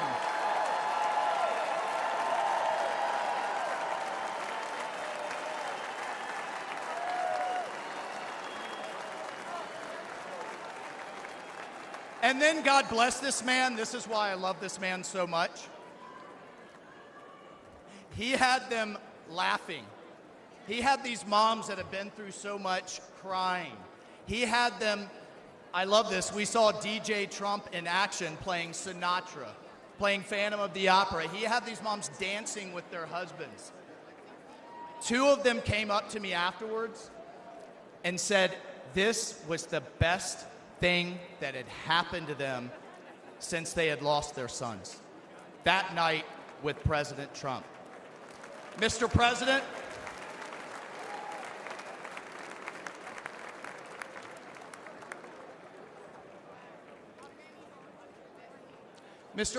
you helped them heal. And I will forever, and they will be forever, and America will forever be grateful to you for that.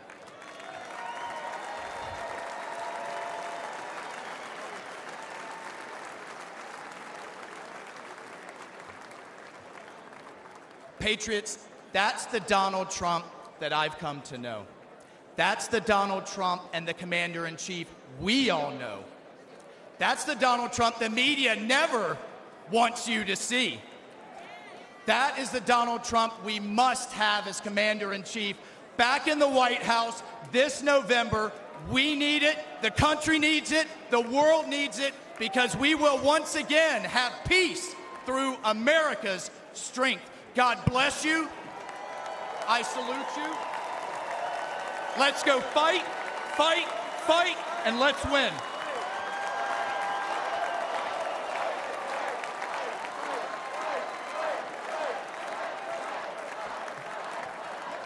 Ladies and gentlemen, please give your solemn attention to the following video presentation honoring our nation's Gold Star families.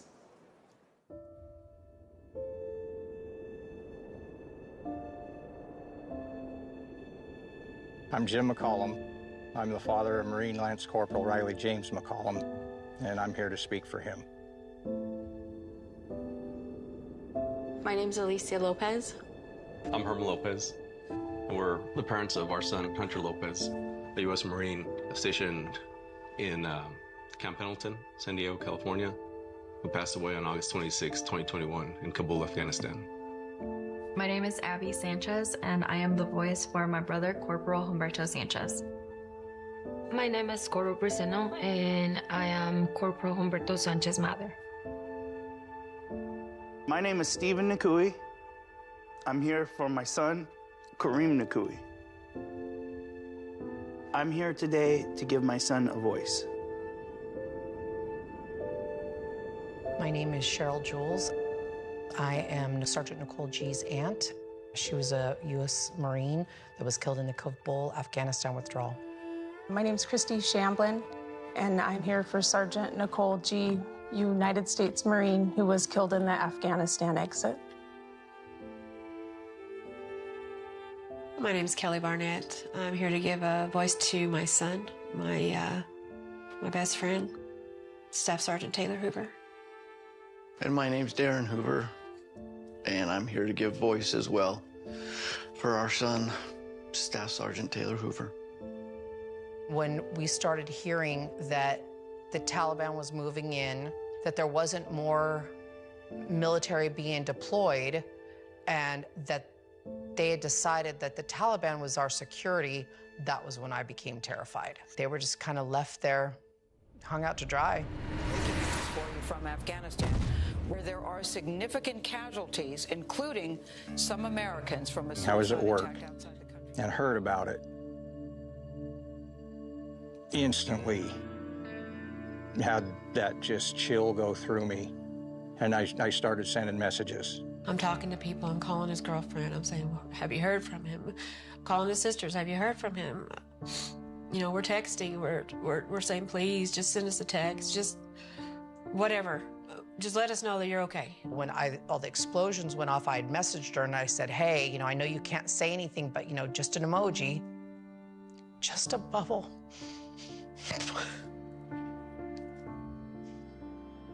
And then 3:30 in the morning that night, I got the knock on the door.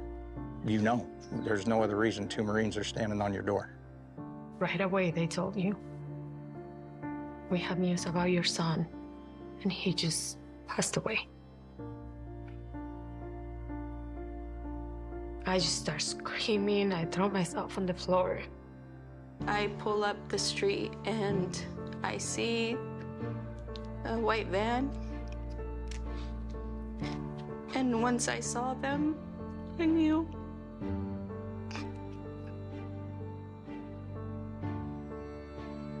It's surreal. Seeing all those flag-draped coffins in the back of a C-17 is something you'll never forget. And it really drives home that, you know, these young men and women gave the ultimate sacrifice. They had all the families within this large room. The president showed up, and that was, it wasn't what I was expecting. You know, this guy's sitting across from me on that tarmac, and he keeps looking at his watch. Biden did not want to be there. I don't know what he wanted to do, but he did not want to be there. He looked at his watch multiple times. I saw it 3 times. He didn't say anything about Riley. And to this day, he has yet to say those 13 kids' names. And that makes me so upset because those kids were serving their country. Those kids, they were giving their life for this country. And I always said they were thinking that their commander-in-chief was gonna have their back because they were fighting for this country, and that didn't happen. The administration, the White House, our president has never once mentioned their names, not one of them. Honestly, I don't feel like Joe Biden cared. He just had no empathy for us at all. I do think incompetence played a huge factor in what happened. Bad decision, bad leadership, and it all starts at the top. Joe Biden should not be leading this country. There was no point in making that hard deadline August 31st. It was 100% a political stunt. He let my son down. He let the 13 down. He let the 45 wounded down. He let those 174 civilians down. He let our country down. And then what it hurts the most is that they could be here.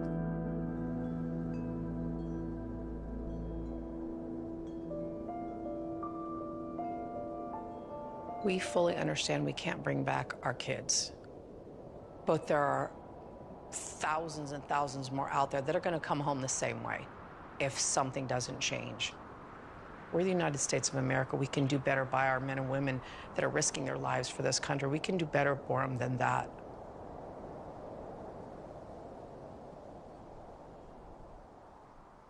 To this day, Joe Biden and Kamala Harris have never mentioned these fallen soldiers' names. President Trump will never forget them.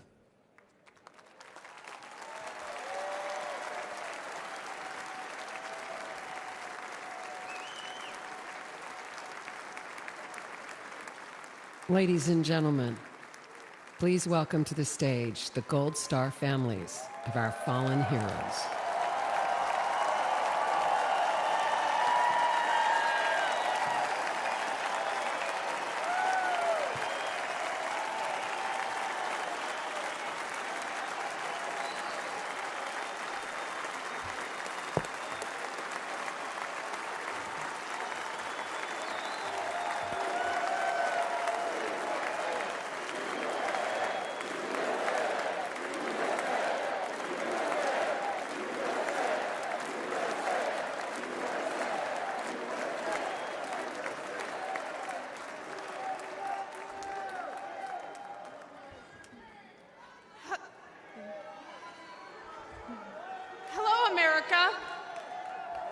I'm Christy Shamblin.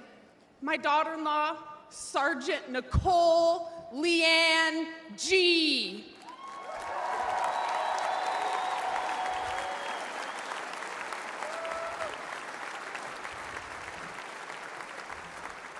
Was a United States Marine, and she was killed at Abbey Gate in Afghanistan, alongside 12 of her brothers and sister-in-arms.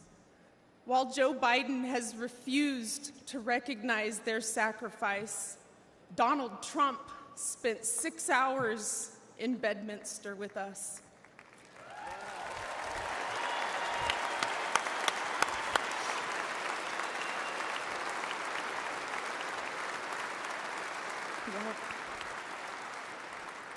He allowed us to grieve.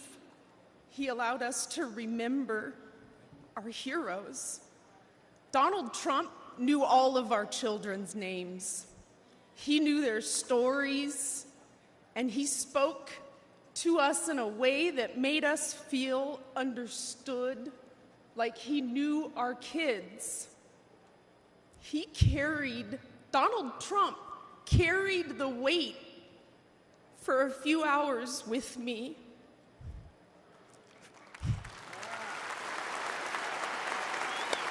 Yeah.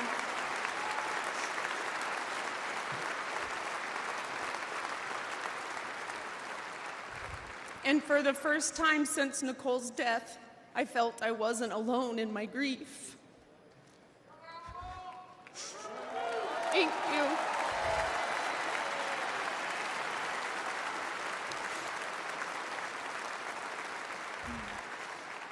I had expected to meet an arrogant politician. Instead, I met a man who had empathy for us. He was compassionate, and he spent time with us because he knew it would make us feel better. Thank you, President Trump.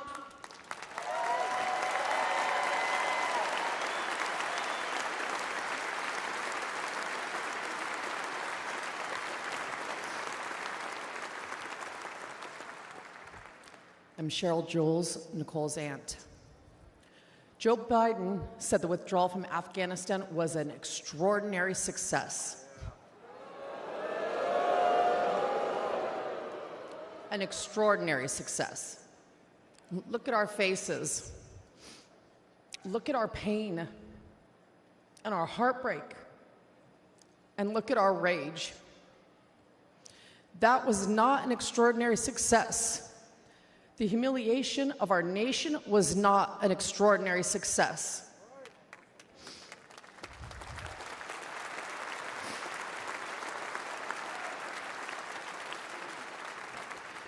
Joe Biden may have forgotten that our children died, but we have not forgotten.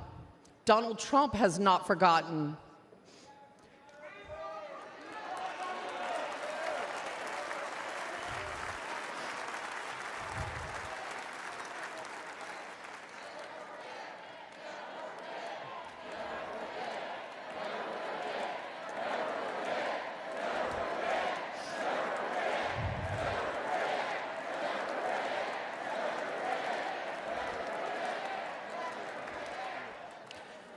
Joe Biden owes the men and women that served in Afghanistan a debt of gratitude and an apology.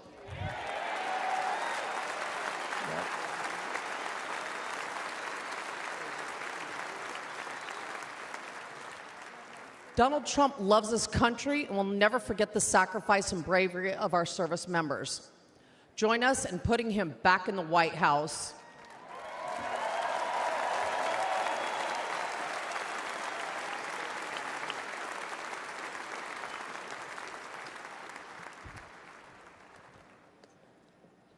I'm Alicia Lopez, and this is my husband, Herman. Our son, Corporal Hunter Lopez, whose name Joe Biden has refused to say out loud, was killed on August 26, 2021. He died during Joe Biden's disastrous withdrawal from Afghanistan. Hunter was 22 years old and planned to come home to California after his tour to follow in our footsteps. Herman and I work for the Riverside County Sheriff's Office.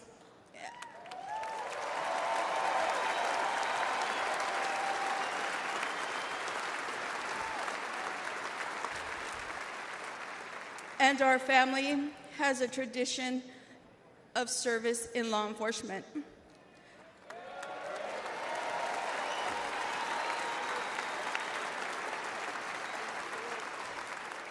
Hunter was excited to carry it on. Instead, in the nearly 3 years since Hunter's been gone, there has been silence. Silence from that empty space at the dinner table, where Hunter would have joined his brothers and sister and us for family gatherings. And there has been a deafening silence from the Biden and Harris administration.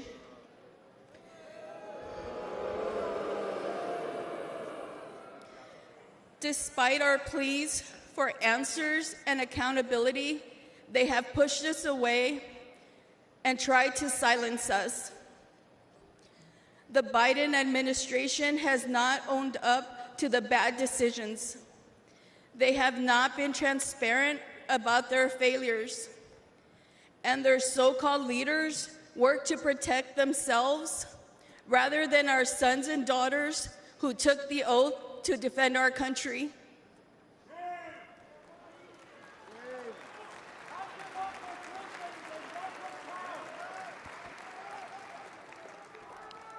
Thank you. When Hunter and the other service members' bodies were returned to the U.S. in Dover, Delaware, Joe Biden met the plane. But he made the occasion more about his son, lost to cancer, than our sons and daughters, lost on his watch. Worse than that, he has never said their names out loud.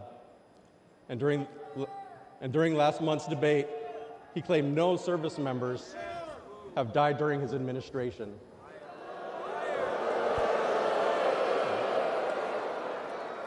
None. That hurt us all deeply. So Alicia and I are here to say the names of all 13 service members who lost their lives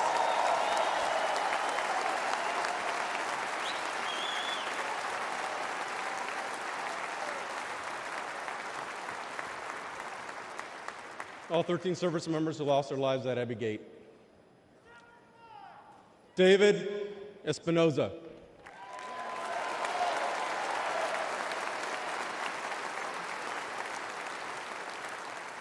Nicole G.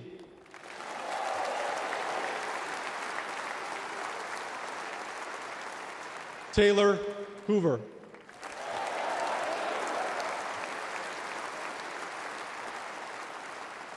Ryan C. Knaus.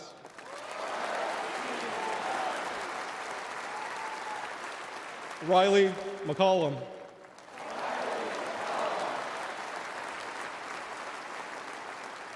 Dylan Marola.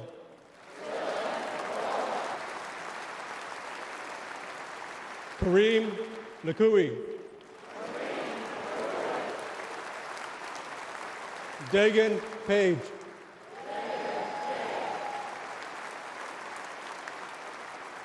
Johanny Pichardo.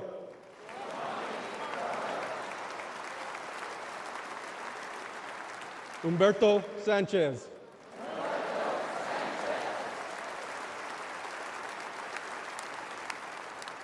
Jared Schmitz.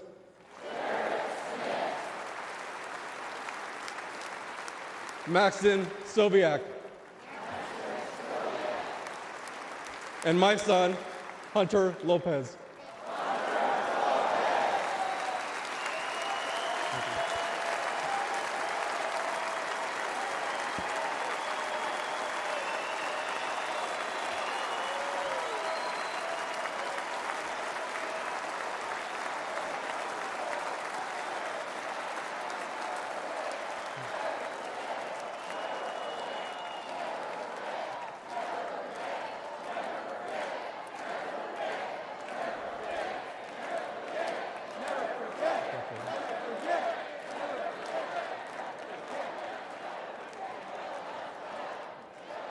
Joe Biden has to go.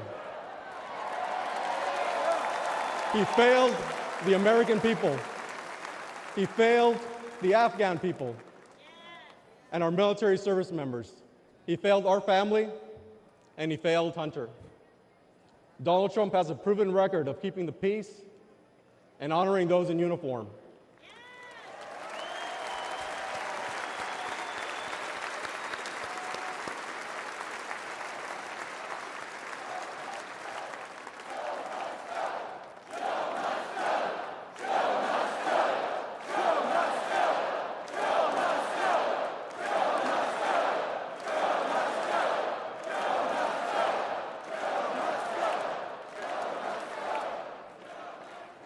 All of us on this stage recognize the efforts of Mr. Trump. We know this firsthand. We've experienced it. Whenever we've met with him, he has demonstrated compassion. He has joined us on our mission for answers, and he has given hope to our extended Gold Star family.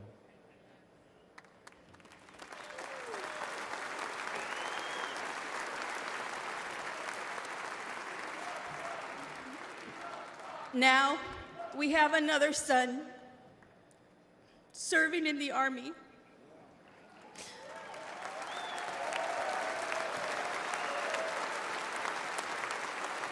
And we do not trust Joe Biden with his life. We have faith that Donald Trump to lead our military. Please join us in supporting Donald Trump for President and Commander-in-Chief.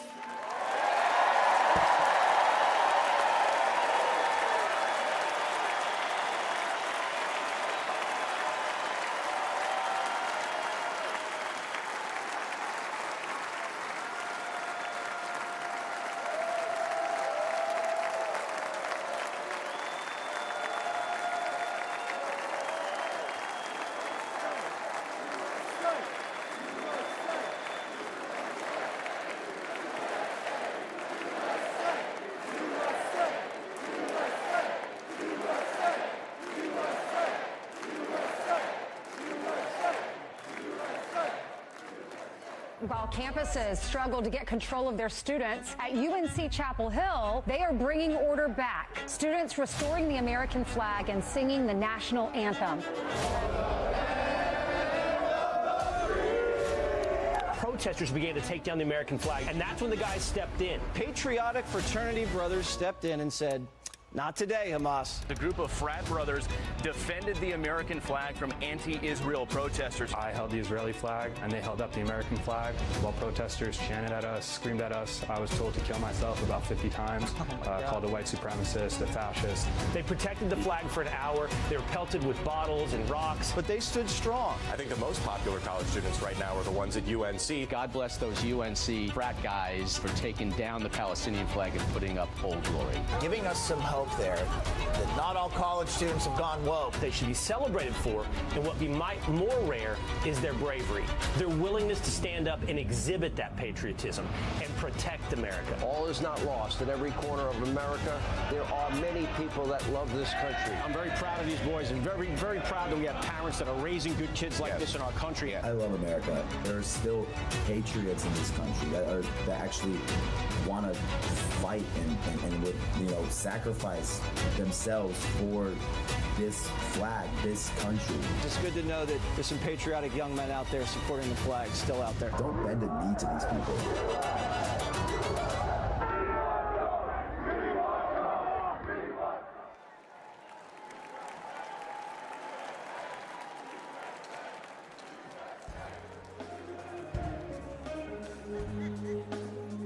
Ladies and gentlemen, please welcome country music star Brian Kelly and Anthony McGahee and Praise Motivated Choir. Granddaddy came back from war with a purple heart and a couple scars. A lot more like him out there never made it home, but they ain't gone.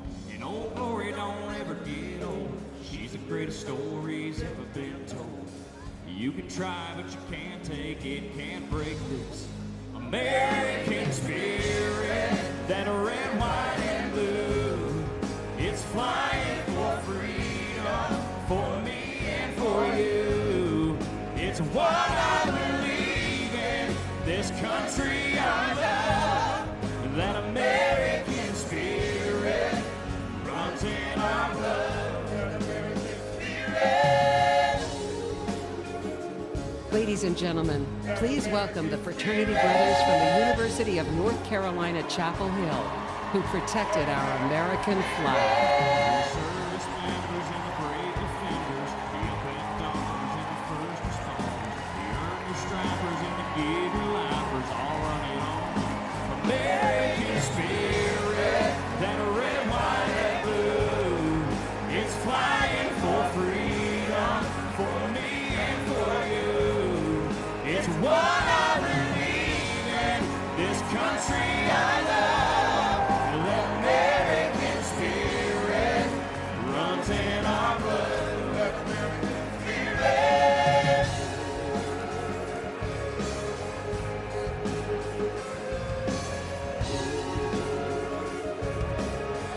The American spirit. Oh, in every big city and all the small towns, hats come off when the flags come out. Every mom and pop shop flying them proud. You can't take down American spirit, that red, white, and blue. It's flying for freedom, for me and for you. It's what I believe in, this country I love. The American spirit runs in our blood. Come on.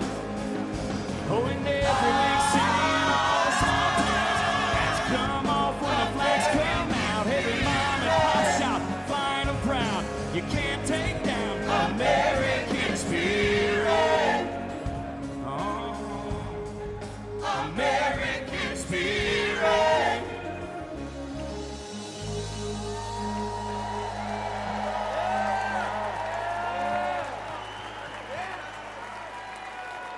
When a mob tried to take down the American flag on our campus, we knew we couldn't let that happen.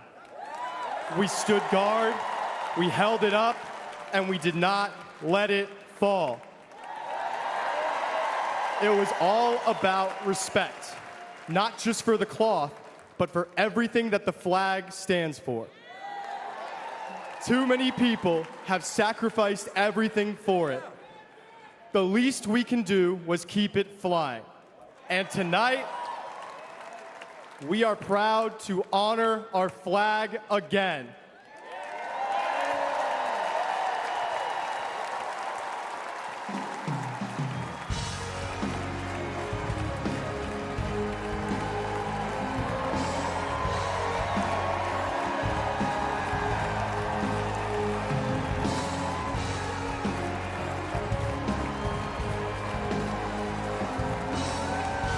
First day that we take back the White House from crooked Joe Biden, the worst president in the history of our country, I believe that we're going to have 4 of the greatest years in the history of our country. I will once and for all secure our elections. We're going to go to paper ballots. We're going to have same-day voting, voter ID. We're going to do it properly. We're going to have good, secure, beautiful elections. We never want what happened in 2020 to happen again. But until then, Republicans must win. And we must use every appropriate tool available to beat the Democrats. They are destroying our country. Whether you vote early, absentee, by mail, or in person, we are going to protect the vote. That's the most important thing we have to do, is protect the vote. Keep your eyes open, because these people want to cheat, and they do cheat. And frankly, it's the only thing they do well. We will make sure your ballot is secure and your voice is heard. Many Republicans like to vote on Election Day, and we must swamp the radical Democrats with massive turnout on Tuesday, November 5th. The way you win is to swamp them. If we swamp them, they can't cheat. It just doesn't work out. But if you can't make it, you need to make a plan, register, and vote any way possible. We got to get your vote. So with your vote, we will win a victory the likes of which no one has ever seen before. We will evict crooked Joe Biden from the White House, and we will take back our country on November 5th, 2024, the most important day in the history of our country. That's what it's going to go down as. Thank you. Ladies and gentlemen, please welcome recent Harvard University graduate, Shabbos Kestenbaum.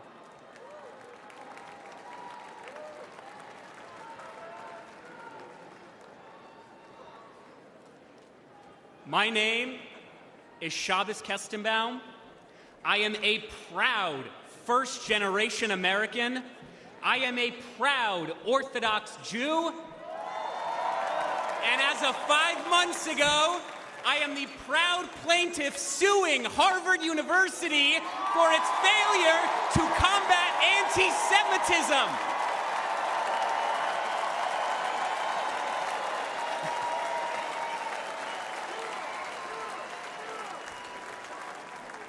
I came to Harvard to study religion, the foundation of Western civilization. What I found was not theology, but a contempt for it. My problem with Harvard is not its liberalism, but its illiberalism.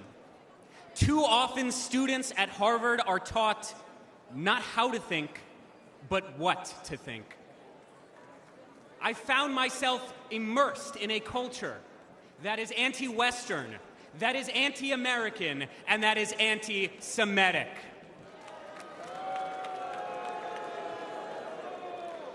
After October 7th, the world finally saw what I and so many Jewish students across this country experienced almost every day. When I planted 1,200 Israeli and American flags on campus, they were all vandalized within 24 hours. I was harassed by my peers merely for being a Jew and have received countless death threats online. Students and professors have openly called for new Hamas-style attacks against the United States. And perhaps most damning, when Hamas terrorists butchered 45 American citizens on October 7th, when they took 12 Americans hostage, Harvard refused to immediately and unequivocally condemn this atrocity. my fellow Americans, the anti-Semitic bigotry, unfortunately, extends far beyond the universities. Although I once voted for Bernie Sanders, I now recognize that the far left has not only abandoned the Jewish people, but the American people.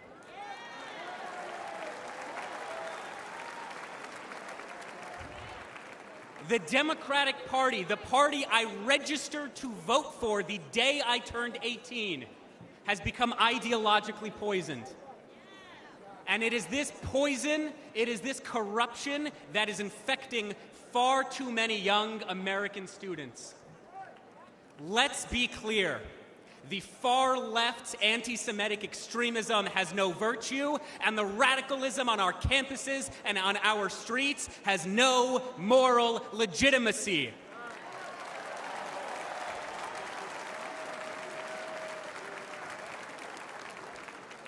Sadly, the far left-wing tide of anti-Semitism is rising. But tonight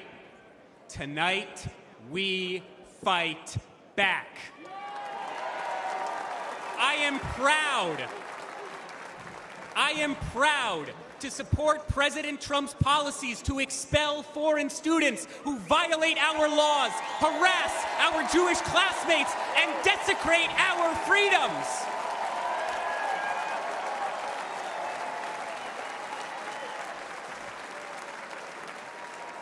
Let's elect a president who will instill patriotism in our school once again. Let's elect a president who will confront terrorism and its supporters once again.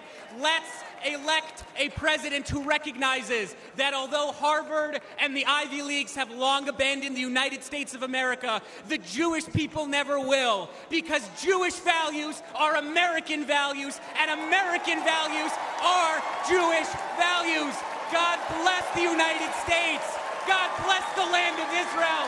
God bless, protect, and return the American hostages in Gaza now.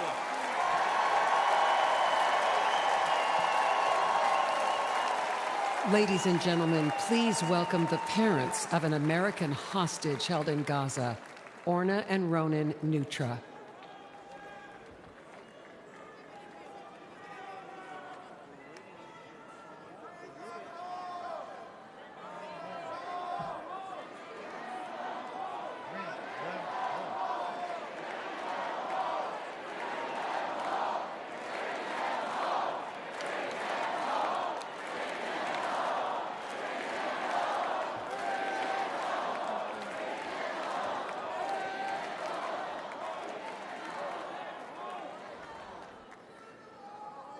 Our son, Omer, is an American citizen.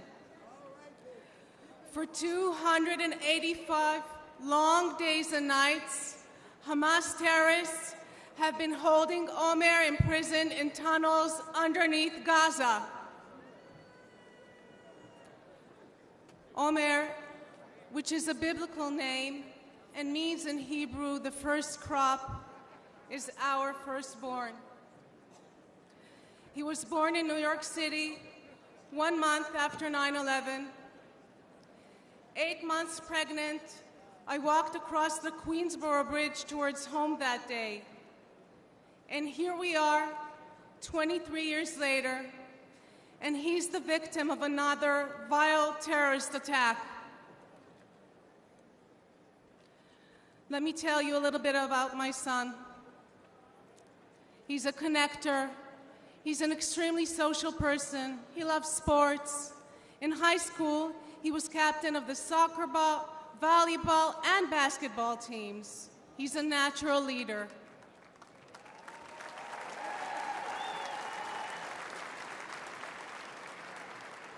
And he cares deeply about others and about helping them grow. He turned 22 on October 14th, 2023.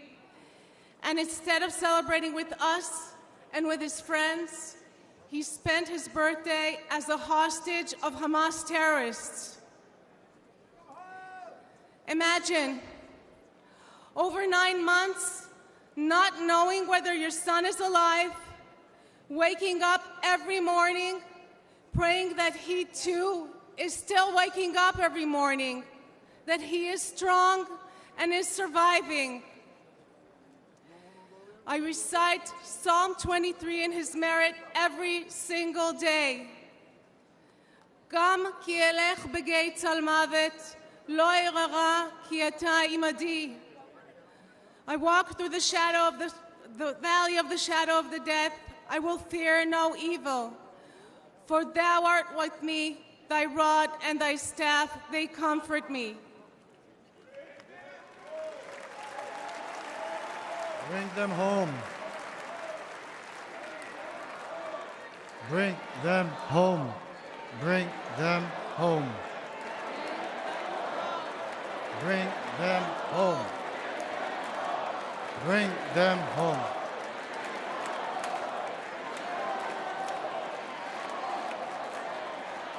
During the brutal October 7th attack on Israel, over 1,200 people were slaughtered.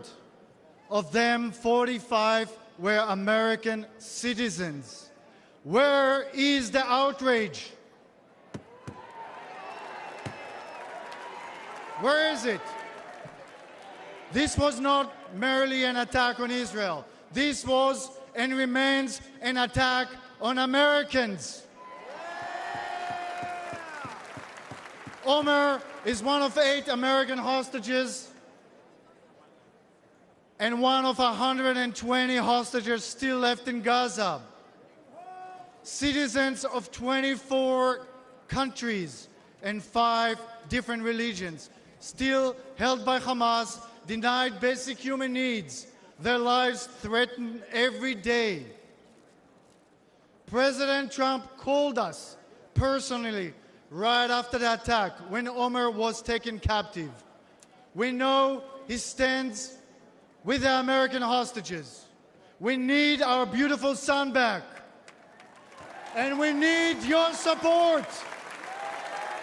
We need your support to end this crisis and bring all the hostages back home.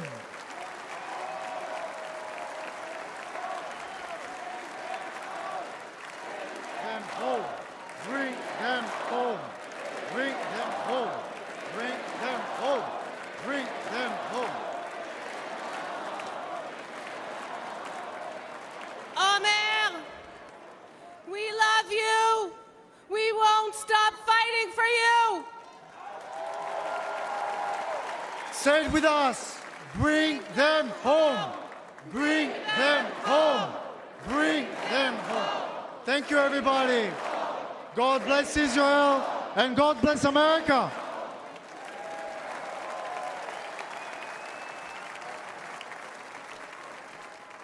Ladies and gentlemen, former paratrooper, congressman, and New York State gubernatorial candidate, Lee Zeldin.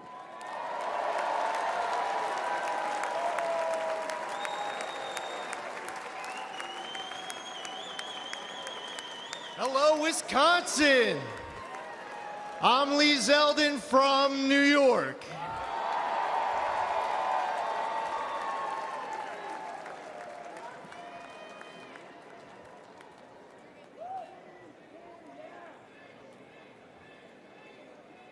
A nation led by President Trump is a nation stronger, safer, and more secure. As a former 82nd Airborne paratrooper,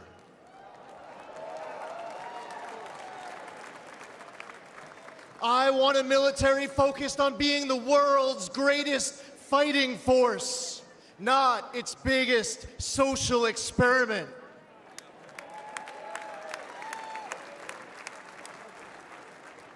We need a president treating our friends as friends and our adversaries as our adversaries, understanding they only respect strength, not weakness.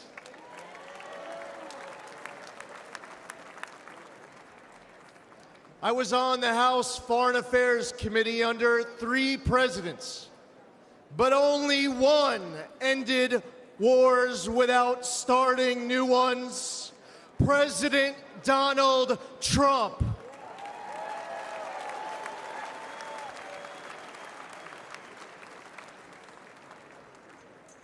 As one of two Jewish Republicans in Congress, it was amazing to witness history-making progress, strengthening the U.S.-Israel relationship under President Trump, moving our embassy in Israel to Jerusalem, recognizing Israel's sovereignty over the Golan Heights, and launching the Abraham Accords, which no one said was possible.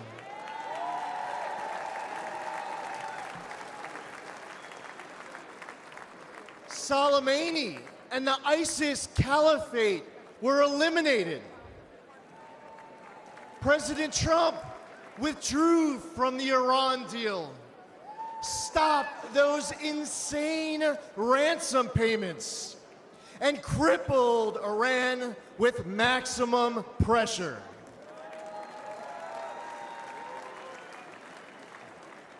But then, everything went downhill under Biden.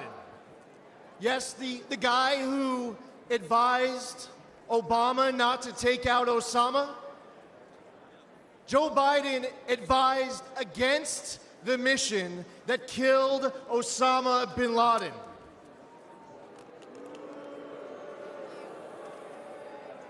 As an American, and especially as a New Yorker, that's unforgivable. Even in his prime, he had bad judgment. And it's only gotten worse with age. We cannot count on Biden to make this kind of crucial 3 a.m. decision. Heck, we can't rely on him at 3 in the afternoon.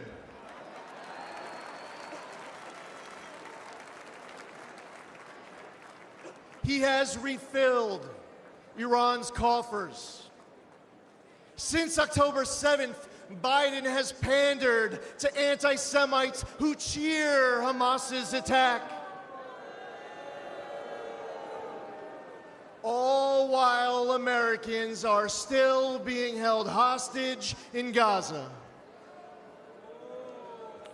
Biden turned 13 Blue Star families into Gold Star families with his fatal withdrawal from Afghanistan, and then he lied about it during last month's debate, claiming that no service members had died under his watch.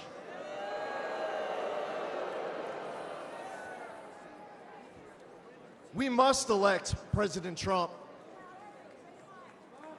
Whether building an Iron Dome defense shield at home, countering China and other bad actors abroad, or securing our borders, he will make America strong and respected again. President Trump risks everything for us.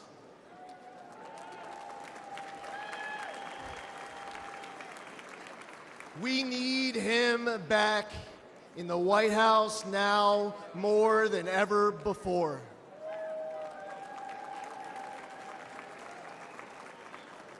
To make America great again, we must first, and God willing, we will expand the Republican majority in the United States House of Representatives.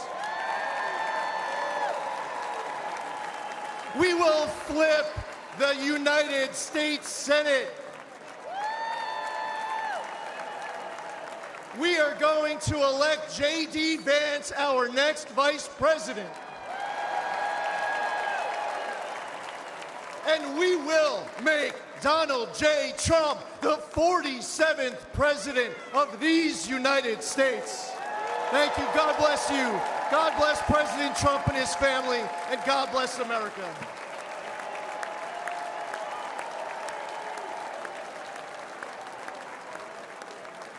We are gathered here on freedom's altar, on these shores, on these bluffs, on this day 75 years ago, 10,000 men shed their blood and thousands sacrificed their lives for their brothers, for their countries, and for the survival of liberty.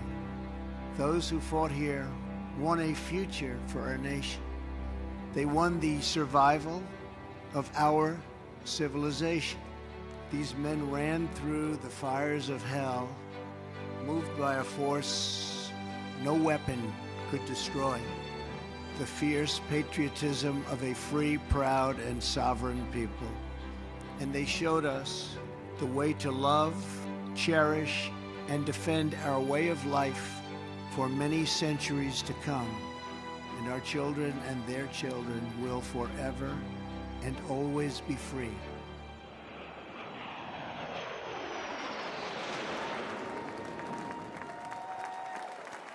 Ladies and gentlemen, please welcome World War II hero, William Peckrell.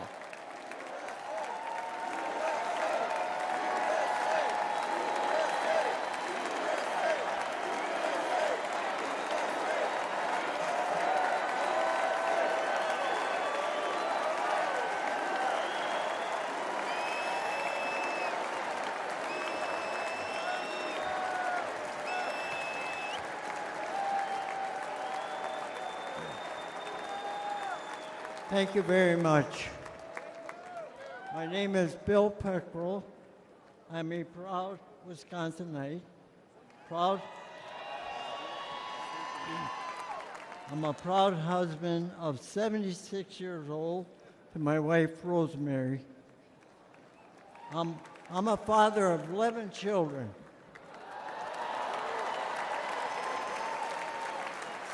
6 girls, 5 boys. Our family across 5 generations and a proud World War II veteran.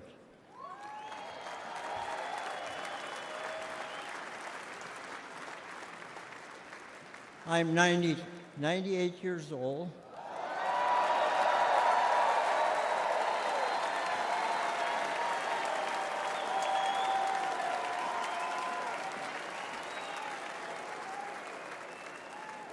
Some call us the greatest generation.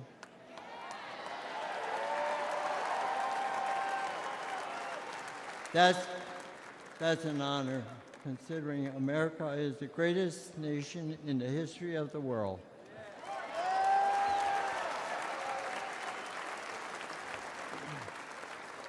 I will never forget and witness the horror of the Nazis' war camps. In the Battle of the Bulge, my friends and I fought to stop the Nazis' last major push in the Western Front.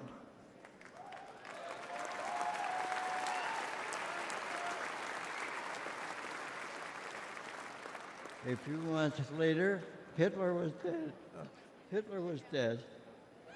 The Nazis were defeated.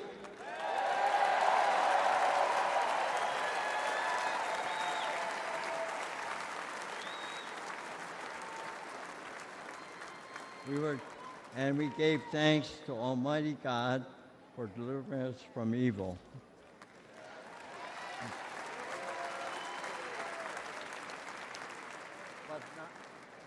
But not many of us came home.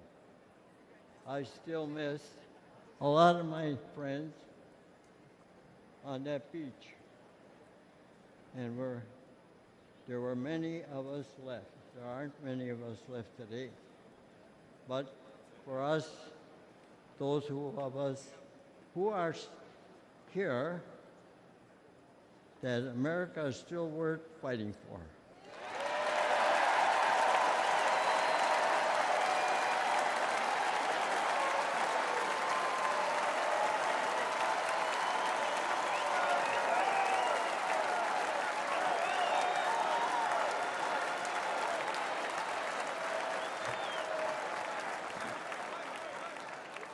It hurts my heart to see what our current president and vice president have done to the country I love so well, They humiliated us in Afghanistan. We pushed around in China. Terrorists run wild in the Middle East. And they let our own southern border get overrun.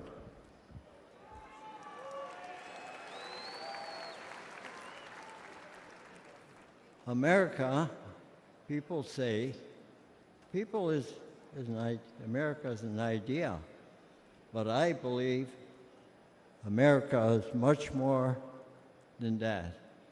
America is our home.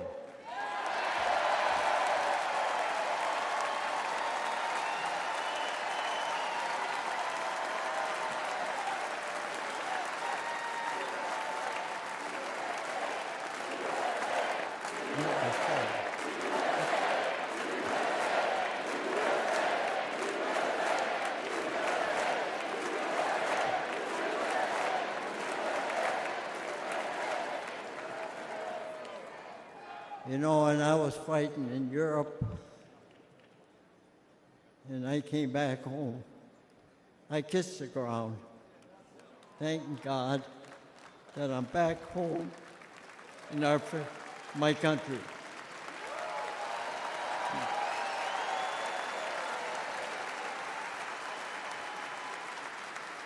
And where I come from, when somebody comes for me or my home, you dig in your boots in the ground and never look back.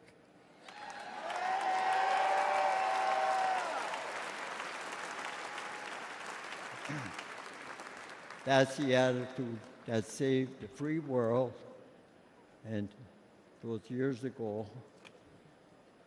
And President Trump, back in Commander-in-Chief, I would go back to re-enlist today.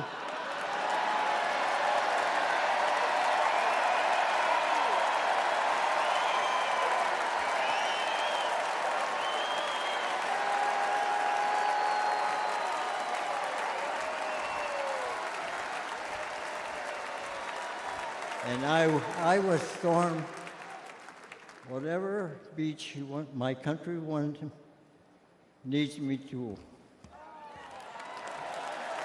fight again. God bless you. God bless our home and the United States of America.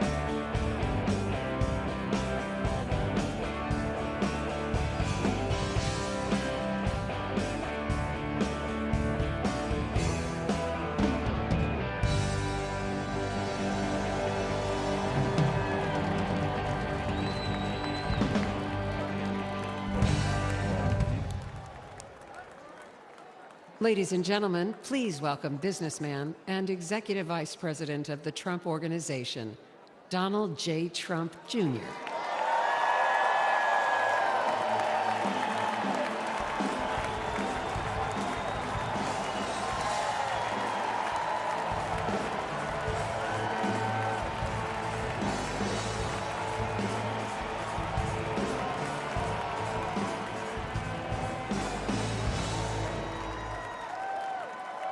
Good evening, America. Before I begin my remarks, I'm going to do something a little uncharacteristic. A Trump is going to give up the microphone. Doesn't happen often. You may never see it again. But I got a call on Monday morning from a young lady who said, "Dad, I want to speak at the RNC."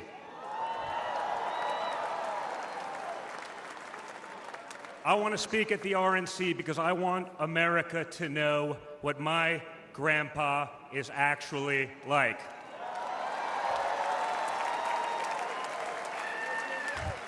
So for the first time ever on a stage, first time ever giving a speech, I want to bring out my eldest daughter and the eldest granddaughter of the President of the United States, your favorite president, Kai Madison Trump.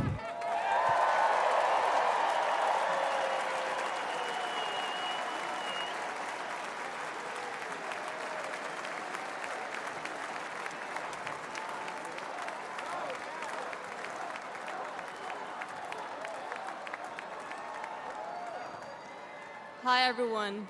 My name is Kai Madison Trump. I am the granddaughter of Donald Trump.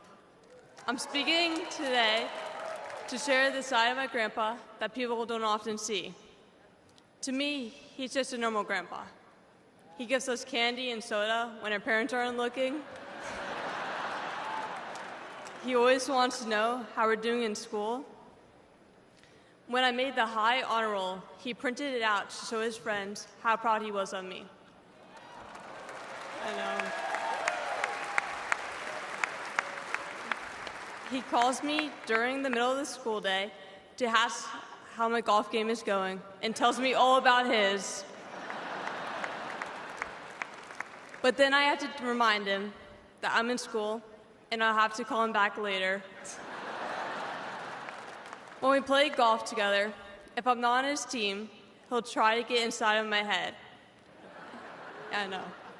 And he's always surprised that I don't let him get to me. But I have to remind him, I'm a Trump too.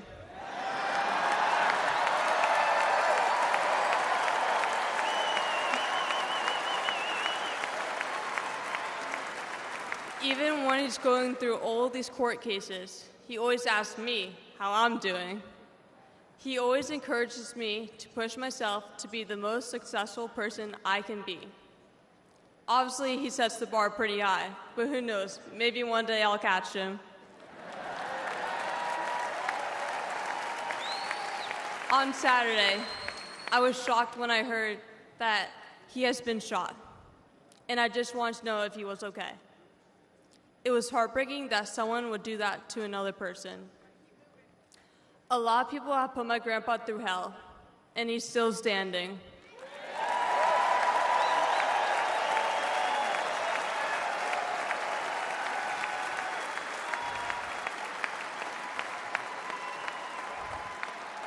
Grandpa, you are such an inspiration, and I love you.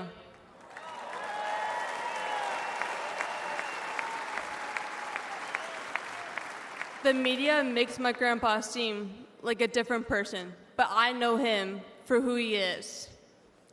He's very caring and loving.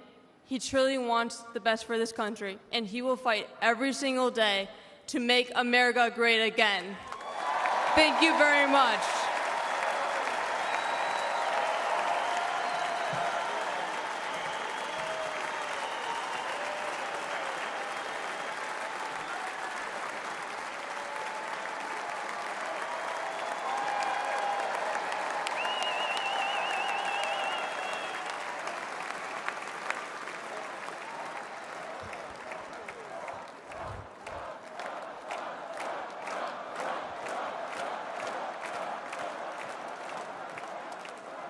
A lot of proud moments this week for my family.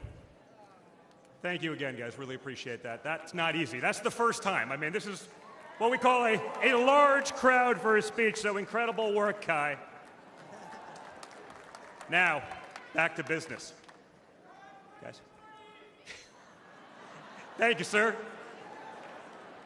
Tonight we gather here in Milwaukee at one of the most crucial moments in American history. Just days ago, something that once seemed unimaginable became a terrifying reality.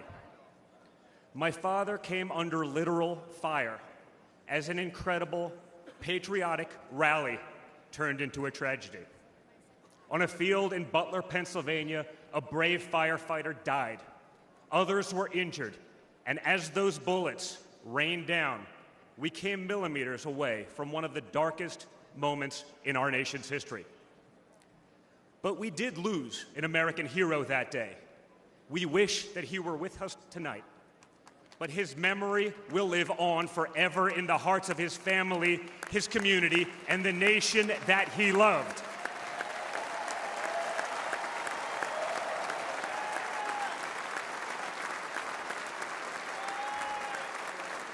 So I would like to take just a moment tonight to express our gratitude for the life and service of American hero Corey Comparator.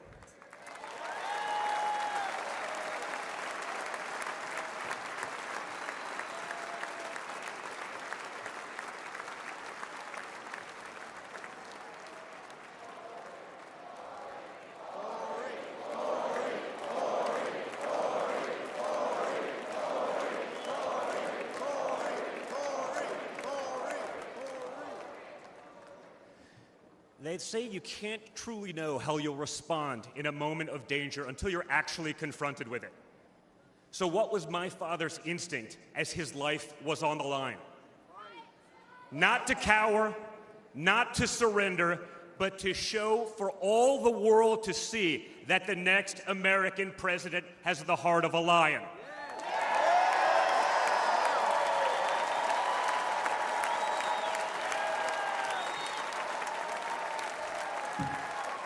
That the next American president has the courage to put the American people first once again. And in that moment, my father didn't just show his character. He showed America's character. When he stood up with blood on his face and the flag at his back, the world saw a spirit that could never be broken.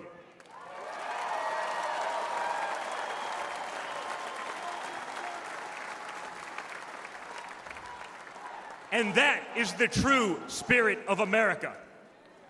America knows what it's like to be down. We know what it's like to be confused and to be afraid. Long before the attempt on my father's life, every American I met was filled with fear and anxiety. They were afraid our country was being torn apart. They were anxious about the massive and chaotic invasion of illegal aliens across our border. They were deeply concerned about partisan lawfare, education indoctrination, and attacks on freedom of speech. Most terrifying of all, they saw that our leaders didn't care, or worse, that they joyfully aided and abetted the erosion of our rights. And the lies. Oh yeah, the lies. We won't ever forget the lies. From left-wing politicians, from their allies in the media, when you hear them in a row, you fully understand the extent they have gone to divide this great nation. They lied about Russia collusion. They lied about Hunter's laptop. They lied about Joe Biden's fitness for office. They lied about the border being secure. They lied about inflation being transitory. They lied about how they would safely withdraw from Afghanistan. They lied about Biden being a, quote, moderate. And they told one nonstop lie after another about my father. But they could only run away from reality for so long. All hell has broken loose in America, and it's impossible to hide anymore.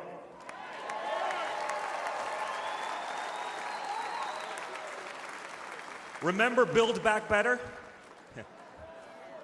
Instead, we got broke, bumbling Biden.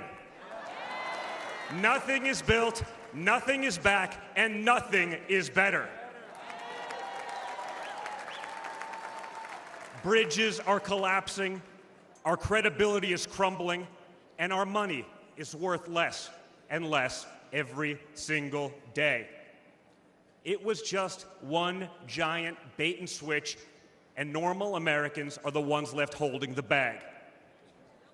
Housing costs, gasoline prices, grocery bills just keep going up. Wave after wave of illegal aliens, deadly drugs keep pouring across our border.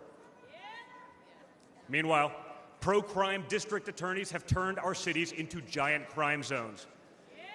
They've turned criminals into victims, prosecutors into criminal defense attorneys, and police into public enemies.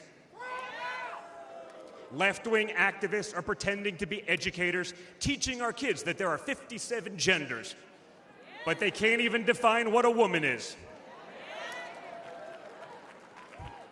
On one hand, they think free speech protects their right to expose your children to explicit drag shows. On the other hand, they want to put you in jail for making a meme. It's like the entire world has been turned upside down. Does any of this sound like a country that's going in the right direction? And honestly, who is actually running the country anyway? It's obviously not Joe Biden. So who are they asking us to elect? Seriously, who's running things? Does anyone really know? Is it Jill? Is it Hunter? Barack Obama? Maybe it's the ghost of Corn Pop.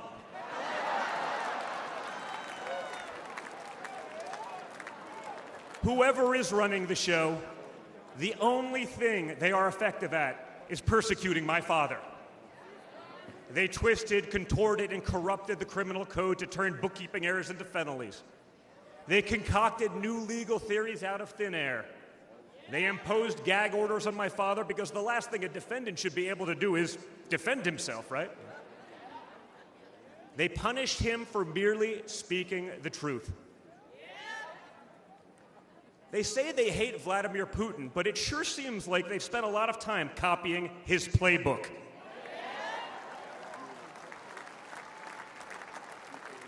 In this country, we don't criminalize political differences. We debate them. We vote on them. But we don't make you choose between picking a party or picking a jail cell.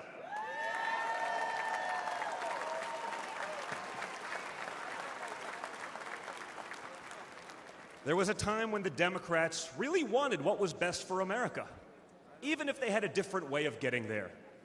It was the party of Franklin Roosevelt, John F. Kennedy, Martin Luther King Jr.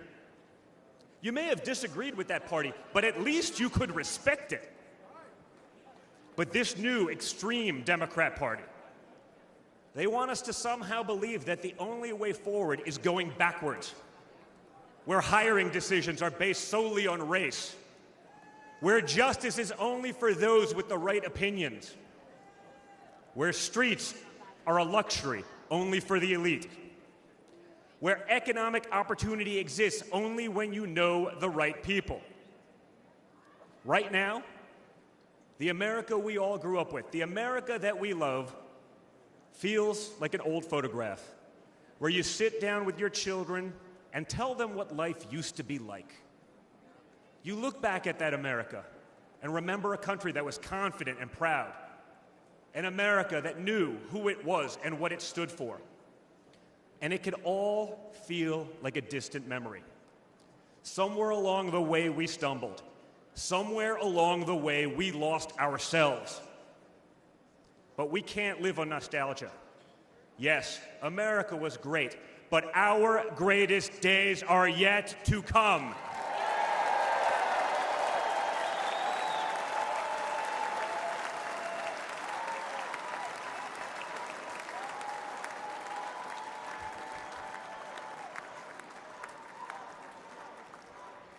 Because no matter how far off that old photo may feel, it's not the end of our story. We're like that man who stood on that platform and felt the bullet pierce his flesh just days ago in Pennsylvania. He may have moved to the ground, but he stood back up.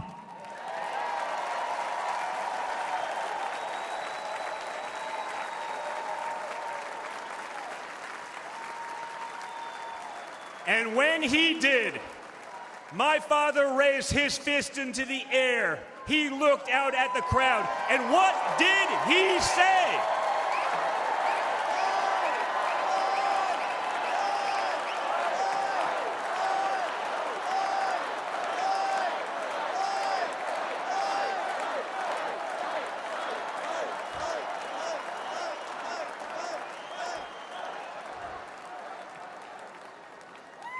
And we will fight. We will fight. We will fight with our voices. We will fight with our ideas. And on November 5th, we will fight with our vote.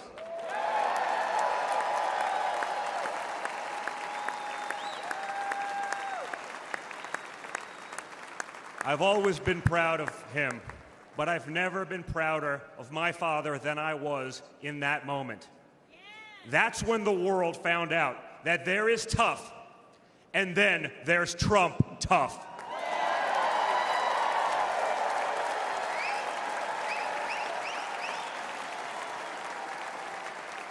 And the good news is, America is Trump tough.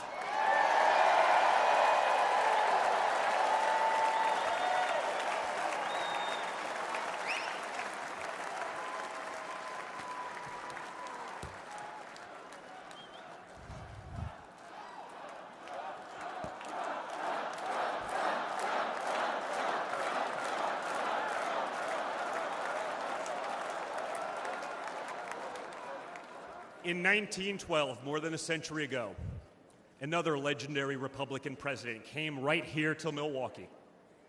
At a political rally less than 1 mile from where we stand tonight, Teddy Roosevelt was struck by a would-be assassin's bullet. But he didn't quit either.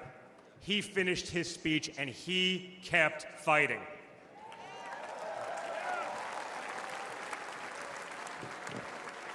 My friends, I don't believe in coincidences, but I do believe in God's plan.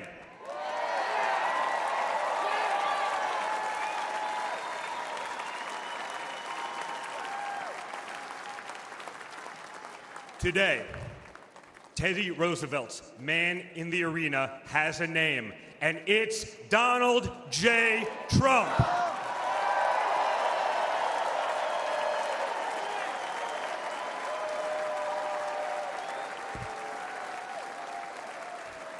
Remember, my father didn't have to run for re-election this year. He doesn't need the money, the fame, the power. Frankly, he doesn't need the witch hunts, the phony investigations, or the political prosecutions either. But he knew he had to run if there was any chance at saving America.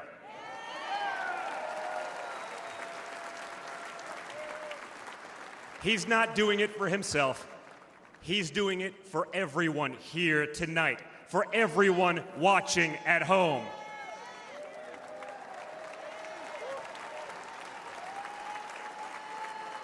No matter who you are, you can be a part of this movement to make America great again.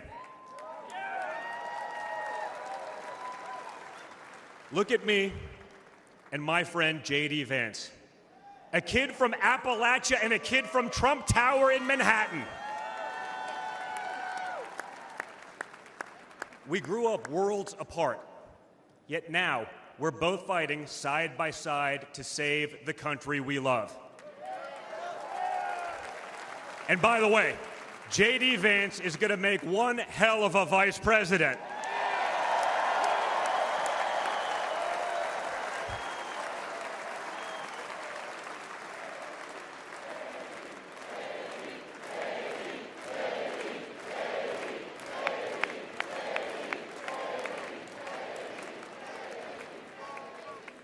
For those of you who have tuned out politics or have never even voted, I want you to know, if you're looking for a better life, a more prosperous future, a safer, more wholesome and patriotic place to call home, there's room for you in this party and in this movement.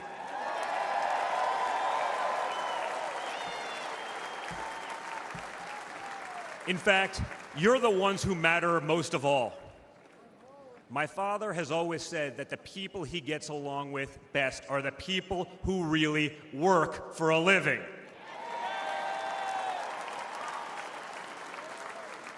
It's because of his background as a builder in construction, right?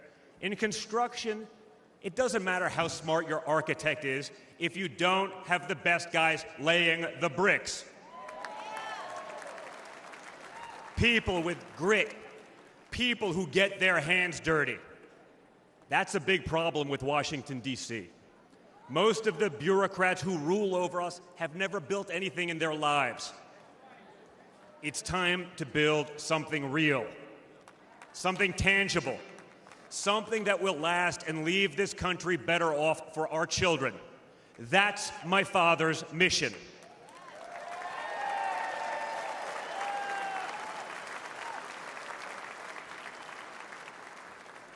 This November, we have a choice. It's a choice between one team that wants to build this country up and another that wants to tear this country down.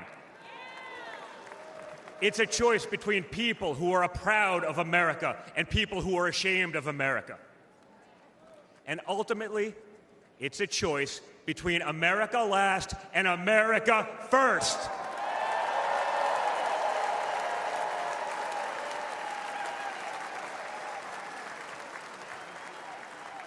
So if you love this country from the bottom of your heart, if you want to bring back common sense, if you want to save the American dream, if you want to stand up and fight for the future of our nation, you must re-elect my father, Donald J. Trump.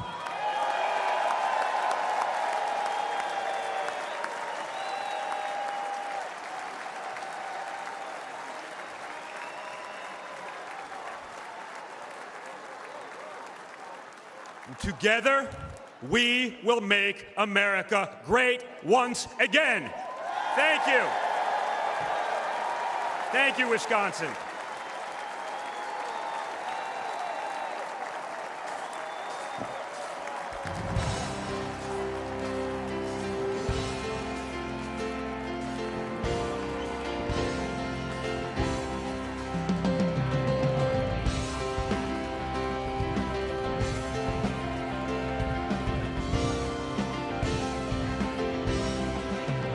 As soon as you are people, well, I am with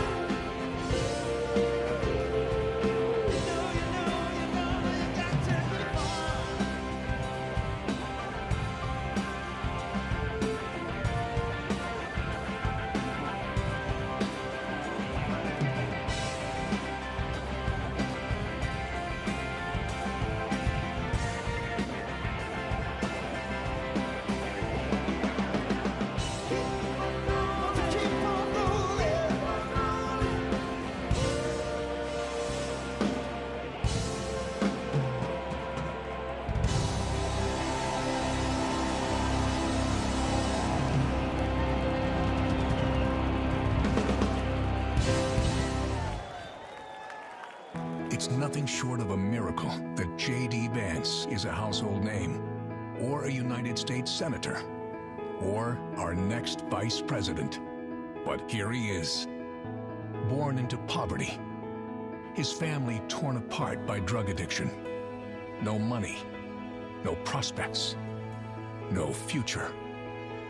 JD joined the Marine Corps, used the GI Bill to attend college, then went to Yale and earned a law degree and shared his heartbreaking story in a best-selling book. Only in America is this story possible. But today, for many families, the American dream is now gone. And this is the team tough enough to bring it back. JD Vance understands that working families have become the forgotten families. Under Biden, wages are going down while prices skyrocket, forcing the majority of Americans to live paycheck to paycheck. Working families will have JD Vance fighting for them. Seniors, JD will have your backs too. No more deciding between putting food on your table and paying for the prescriptions you need. As a husband and father, JD knows the importance of fighting for a parent's right to protect their children. And you can count on this Marine to stand up for our soldiers who put their lives on the line for their country every day.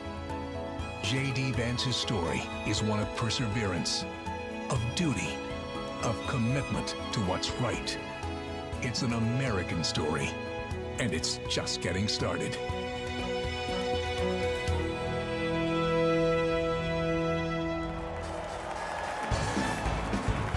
Ladies and gentlemen, please welcome Usha Vance.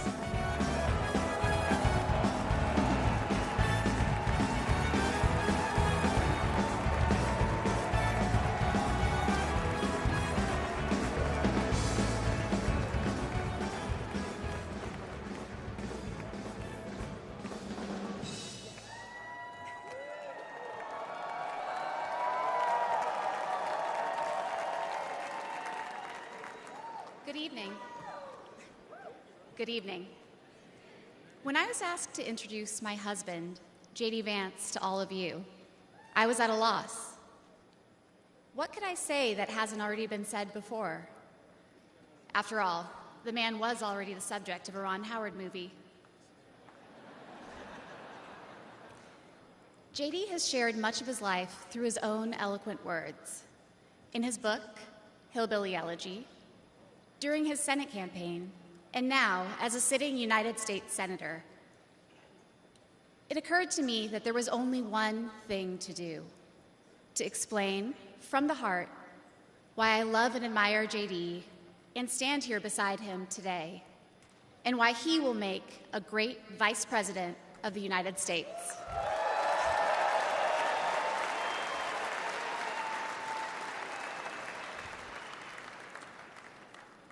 I met JD in law school when he was fresh out of Ohio State, which he attended with the support of the GI Bill. We were friends first because, who wouldn't want to be friends with JD? He was then, as now, the most interesting person I knew. A working-class guy who had overcome childhood traumas that I could barely fathom to end up at Yale Law School. A tough Marine who had served in Iraq, but whose idea of a good time was playing with puppies and watching the movie Babe. The most determined person I knew with one overriding ambition: to become a husband and a father, and to build the kind of tight-knit family that he had longed for as a child. My background is very different from JD's. I grew up in San Diego, in a middle-class community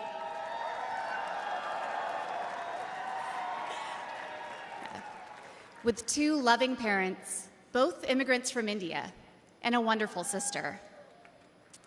That JD and I could meet at all, let alone fall in love and marry, is a testament to this great country.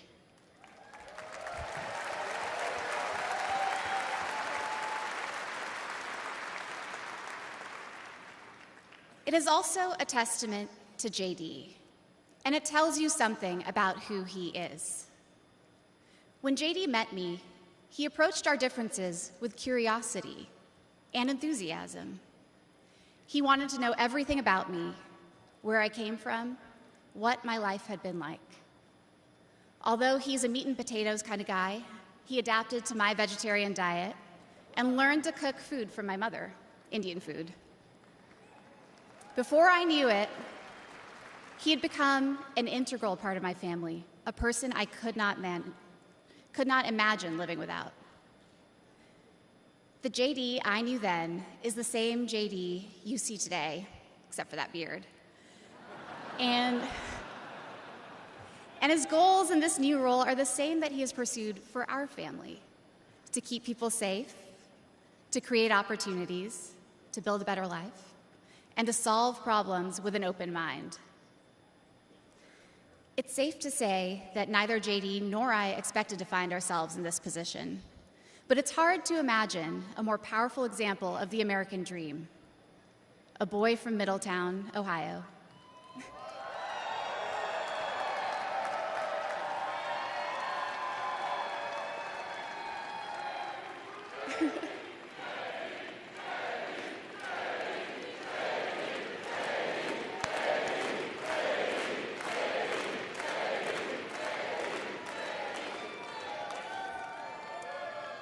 Raised by his grandmother through tough times, chosen to help lead our country through some of its greatest challenges.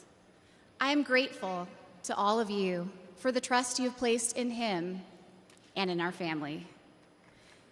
And with that, it is my great privilege to introduce my husband and the next Vice President of the United States, JD Vance.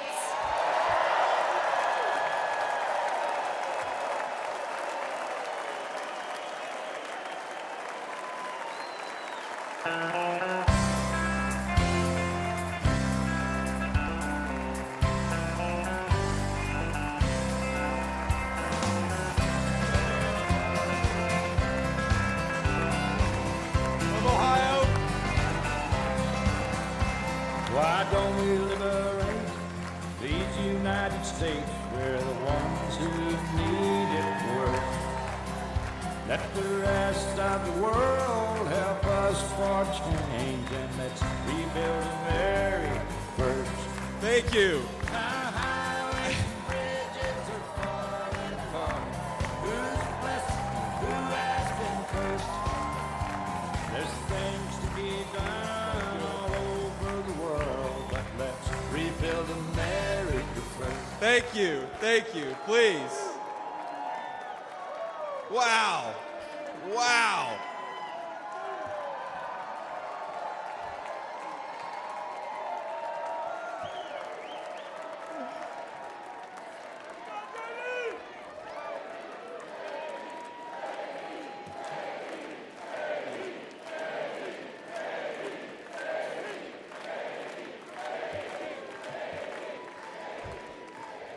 Yeah. First of all, aren't I a lucky guy? Isn't she lovely? Isn't that amazing?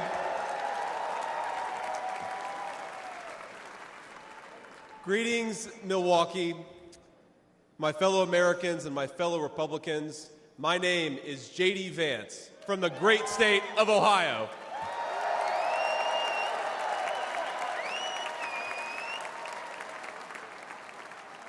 Tonight,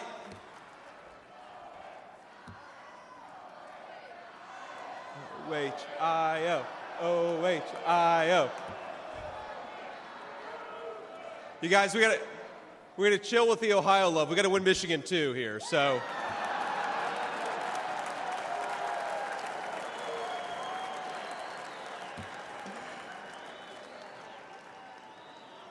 My friends, tonight is a night of hope, a celebration of what America once was, and with God's grace, what it will soon be again.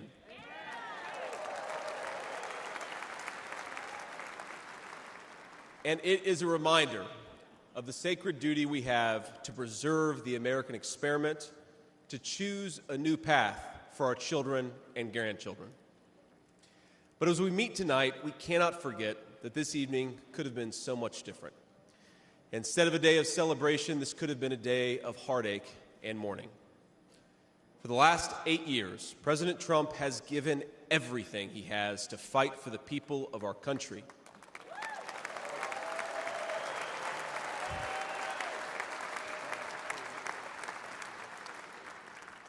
He didn't need politics, but the country needed him.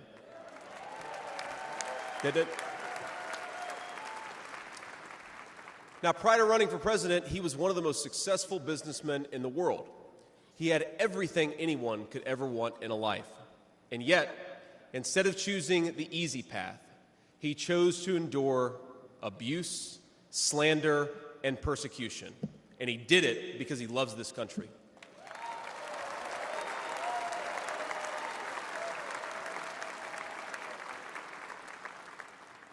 I want all Americans to go and watch the video of a would-be assassin coming a quarter of an inch from taking his life. Consider the lies they told you about Donald Trump, and then look at that photo of him, defiant, fist in the air. When Donald Trump rose to his feet in that Pennsylvania field, all of America stood with him.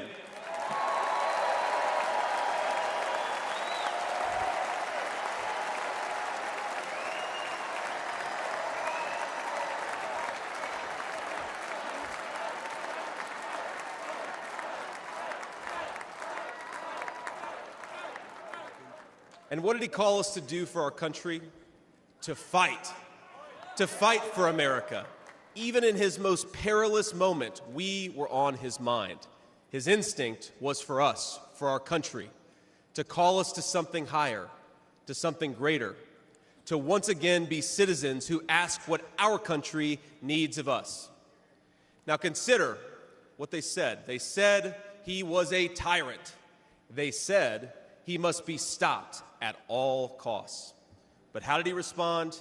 He called for national unity, for national calm, literally right after an assassin nearly took his life.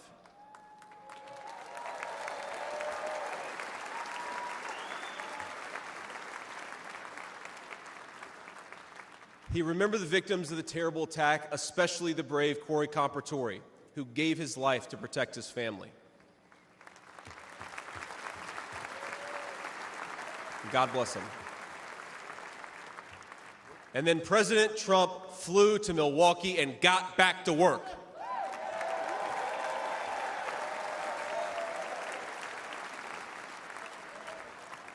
Now that's the man I've gotten to know personally over the last few years.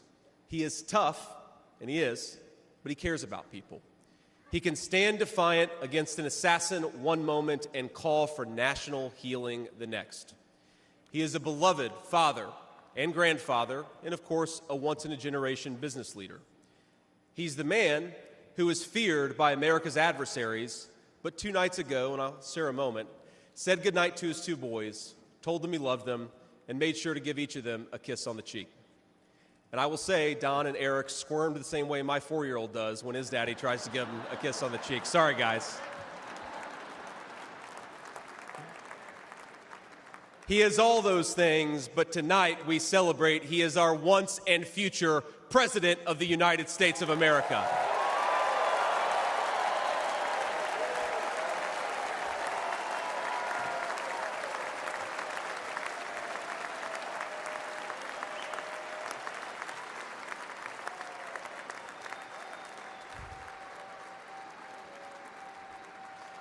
Now, I want to respond to his call for unity myself. We have a big tent in this party on everything from national security to economic policy. But my message to you, my fellow Republicans, is we love this country and we are united to win.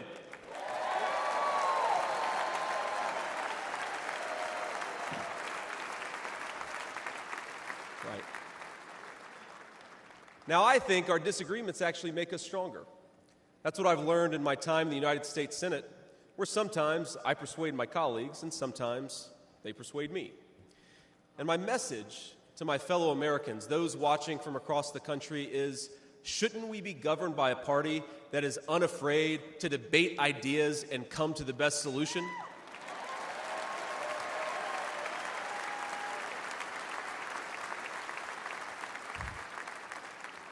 That's the Republican Party of the next 4 years, united in our love for this country and committed to free speech and the open exchange of ideas.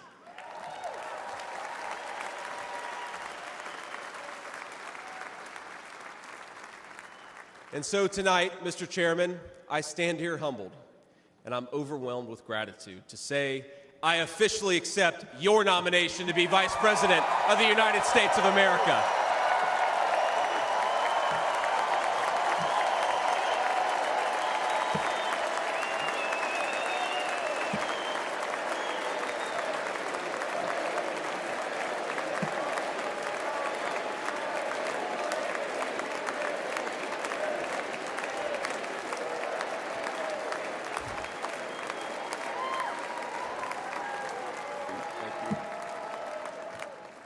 Now, never in my wildest imagination could I have believed that I'd be standing here tonight.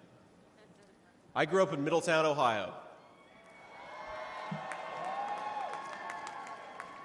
A small town where people spoke their minds, built with their hands, and loved their God, their family, their community, and their country with their whole hearts. But it was also a place that had been cast aside and forgotten by America's ruling class in Washington. When I was in the 4th grade, a career politician by the name of Joe Biden supported NAFTA, a bad trade deal that sent countless good jobs to Mexico. When I was a sophomore in high school, that same career politician named Joe Biden gave China a sweetheart trade deal that destroyed even more good American middle-class manufacturing jobs. When I was a senior in high school, that same Joe Biden supported the disastrous invasion of Iraq, and at each step of the way, in small towns like mine in Ohio or next door in Pennsylvania or Michigan, in states all across our country, jobs were sent overseas and our children were sent to war. And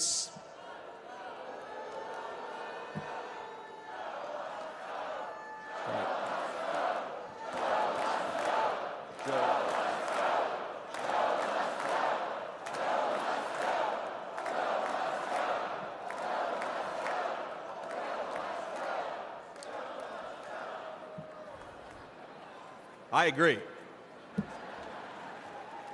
And somehow, a real estate developer from New York City by the name of Donald J. Trump was right on all of these issues while Biden was wrong.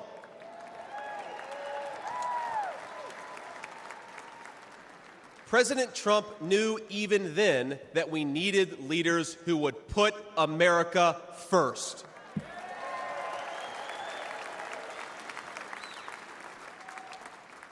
Now, thanks to these policies that Biden and other out-of-touch politicians in Washington gave us, our country was flooded with cheap Chinese goods, with cheap foreign labor, and in the decades to come, deadly Chinese fentanyl.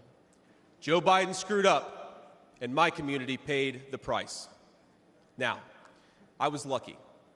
Despite the closing factories and the growing addiction in towns like mine, in my life, I had a guardian angel by my side. She was an old woman who could barely walk, but she was tough as nails. I called her Mamaw, the name we hillbillies gave to our grandmothers.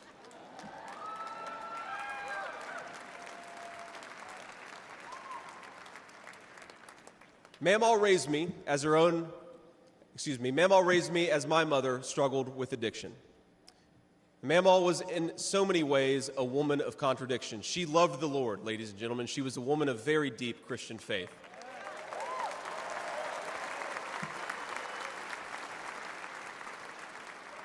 But she also loved the F word. I'm not kidding. She could make a sailor blush. Now, she once told me, when she found out that I was spending too much time with a local kid who was known for dealing drugs, that if I ever hung out with that kid again, she would run him over with her car.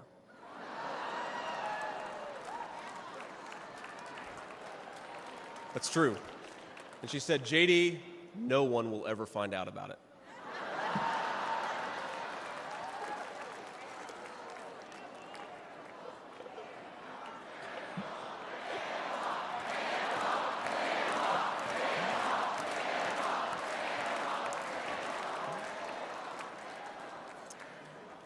Now, thanks to that mammal, things worked out for me. After 9/11, I did what thousands of other young men my age did in that time of soaring patriotism and love of country. I enlisted in the United States Marines.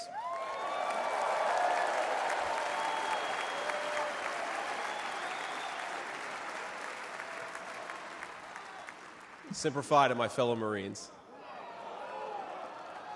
Now, I left the Marines after 4 years and went to the Ohio State University.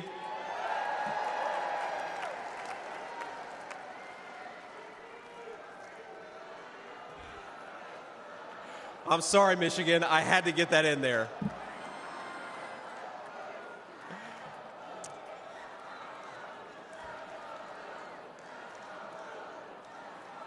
Come on, come on. We've had enough political violence. Let's. Now, after Ohio State, I went to Yale Law School, where I met my beautiful wife. And then I started businesses to create jobs in the kind of places that I grew up in. Now, my work taught me that there is still so much talent and grit in the American heartland. There really is. But for these places to thrive, my friends, we need a leader who fights for the people who built this country.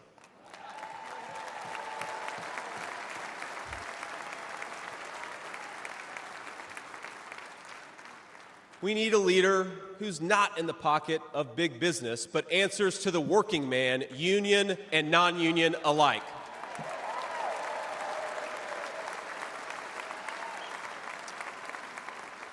A leader who won't sell out to multinational corporations, but will stand up for American companies and American industry.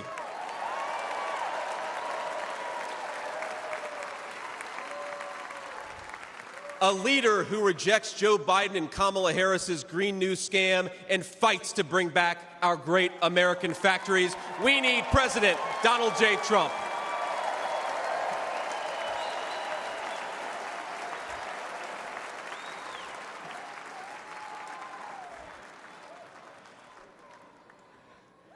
Some people tell me I've lived the American dream, and of course they're right, and I'm so grateful for it.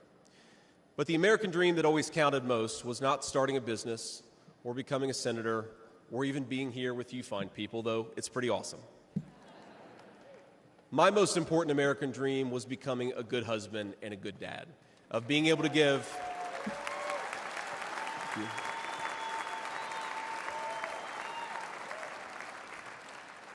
I wanted to give my kids the things that I didn't have when I was growing up, and that's the accomplishment that I'm proudest of. That tonight, I'm joined by my beautiful wife, Usha, an incredible lawyer and a better mom, and our three beautiful kids, Ewan, who's 7, Vivek, who's 4, and Mirabelle, who's 2. Now, they're back at the hotel, and kids, if you're watching, Daddy loves you very much, but get your butts in bed. It's 10 o'clock. But my friends, things did not work out well for a lot of kids I grew up with. Every now and then, I will get a call from a relative back home who asks, "Did you know so-and-so?" And I'll remember a face from years ago, and then I'll hear, "They died of an overdose." As always, America's ruling class wrote the checks. Communities like mine paid the price. For decades, that divide between the few with their power and comfort in Washington and the rest of us only widened.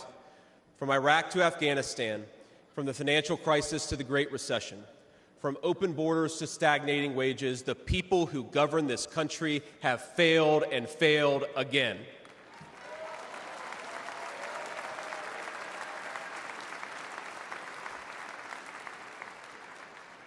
That is, of course, until a guy named Donald J. Trump came along.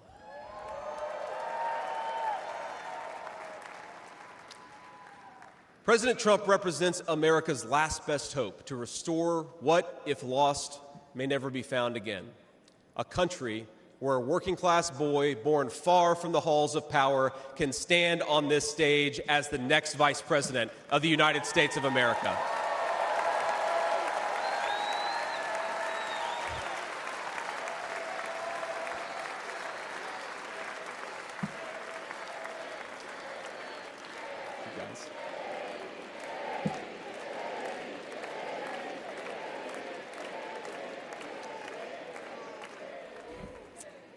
But, my fellow Americans, here in this stage and watching at home, this moment is not about me. It's about all of us, and it's about who we're fighting for. It's about the auto worker in Michigan wondering why out-of-touch politicians are destroying their jobs. It's about the factory worker in Wisconsin who makes things with their hands and is proud of American craftsmanship.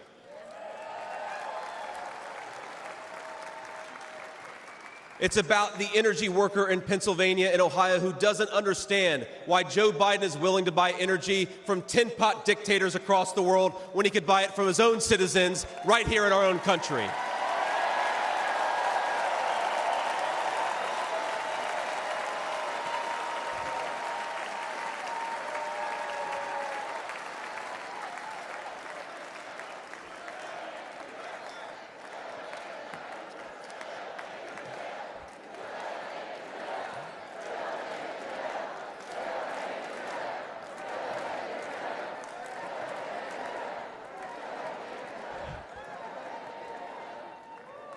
You guys are a great crowd. Wow. And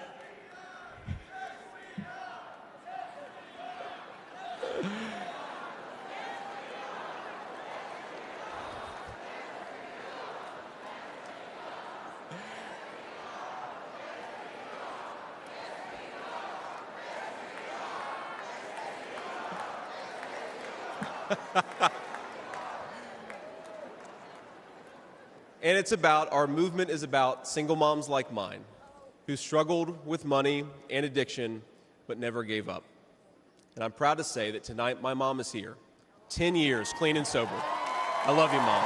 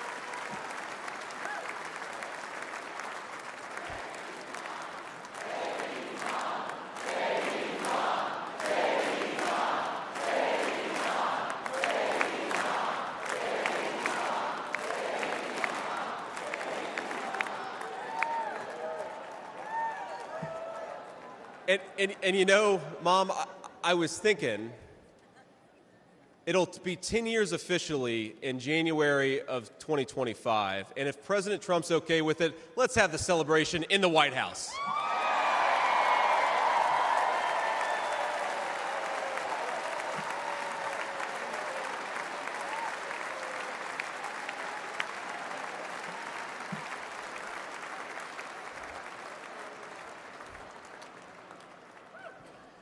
And our movement, ladies and gentlemen, it's about grandparents all across this country who are living on Social Security and raising grandchildren they didn't expect to raise.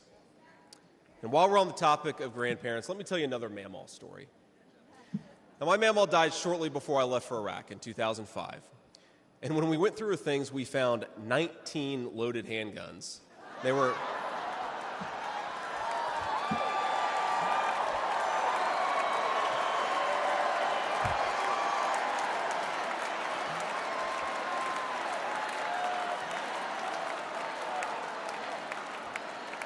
Now, the thing is, they were stashed all over her house, under her bed, in her closet, in the silverware drawer. And we wondered what was going on, and it occurred to us that towards the end of her life, Mamaw couldn't get around so well. And so this frail old woman made sure that no matter where she was within arm's length of whatever she needed to protect her family. That's who we fight for. That's American spirit.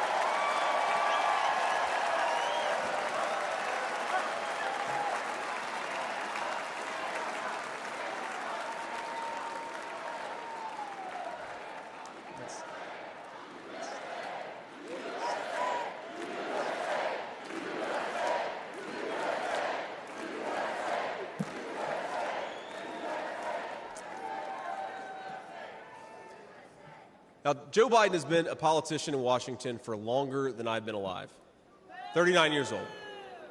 Kamala Harris is not much further behind.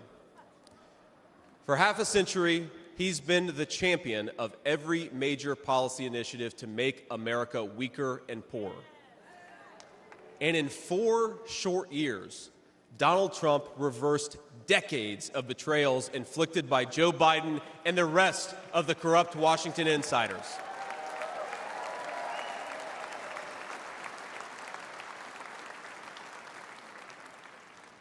He created the greatest economy in history for workers.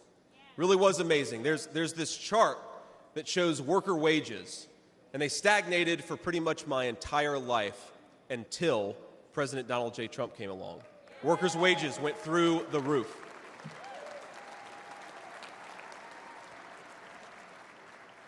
And just imagine what he's going to do when we give him 4 more years.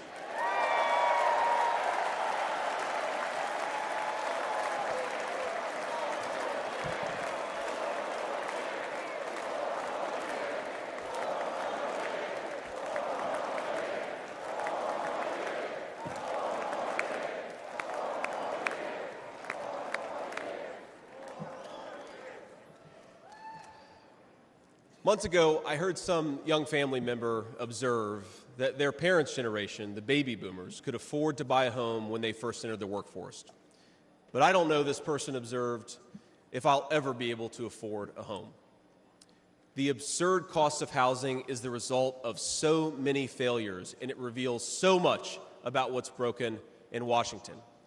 I can tell you exactly how it happened. Wall Street barons crashed the economy, and American builders went out of business. As tradesmen scrambled for jobs, houses stopped being built. The lack of good jobs, of course, led to stagnant wages. And then the Democrats flooded this country with millions of illegal aliens. So citizens had to compete with people who shouldn't even be here for precious housing.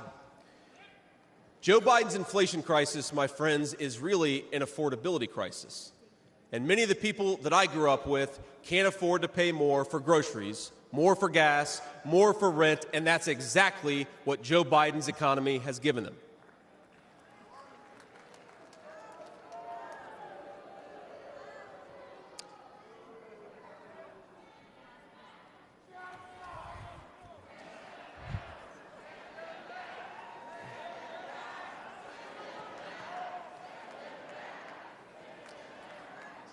So prices soared, dreams were shattered, and China and the cartels sent fentanyl across the border, adding addiction to the heartache. But ladies and gentlemen, that is not the end of our story. We've heard about villains and their victims. I've talked a lot about that, but let me tell you about the future. President Trump's vision is so simple and yet so powerful. We're done, ladies and gentlemen, catering to Wall Street. We'll commit to the working man.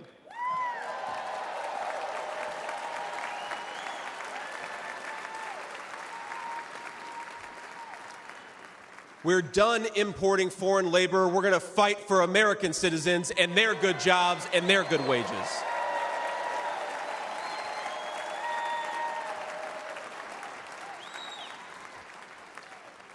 We're done buying energy from countries that hate us. We're going to get it right here from American workers in Pennsylvania and Ohio and across the country.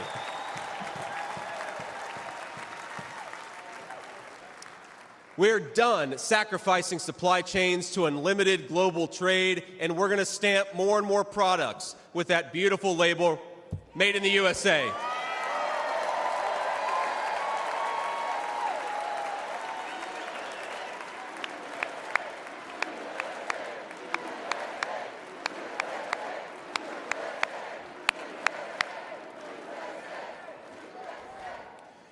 We're going to build factories again, put people to work making real products for American families made with the hands of American workers.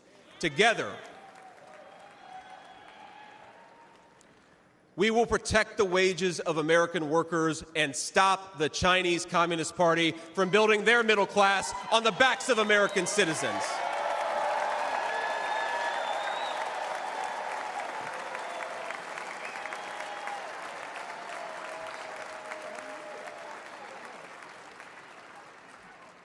Together, we will make sure our allies share in the burden of securing world peace. No more free rides for nations that betray the generosity of the American taxpayer.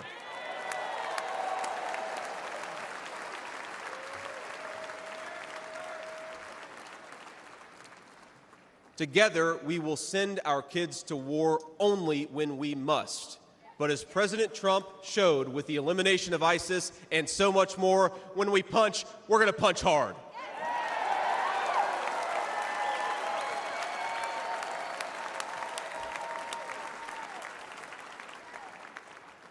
Together, we will put the citizens of America first, whatever the color of their skin. We will, in short, make America great again.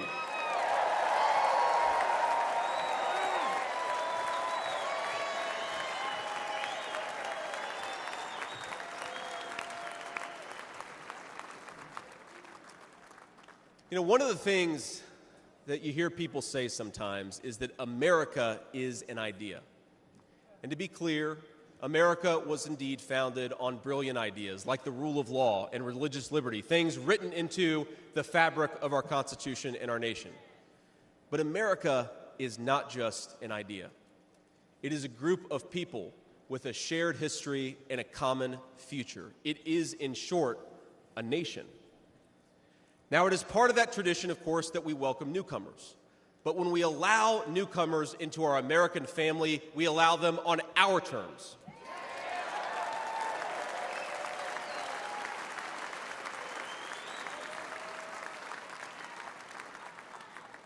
That's the way we preserve the continuity of this project from 250 years past to hopefully 250 years in the future.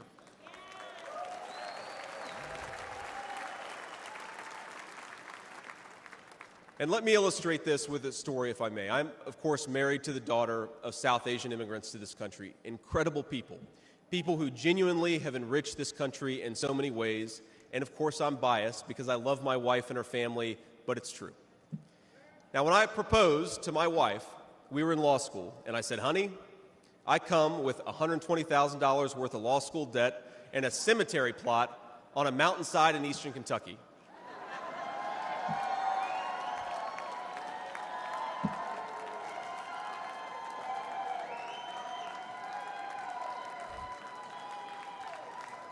And I guess standing here tonight, it's just gotten weirder and weirder, honey. But that's what she was getting. Now, that cemetery plot in eastern Kentucky is near my family's ancestral home. And like a lot of people, we came from the mountains of Appalachia into the factories of Ohio, Pennsylvania, Michigan, and Wisconsin.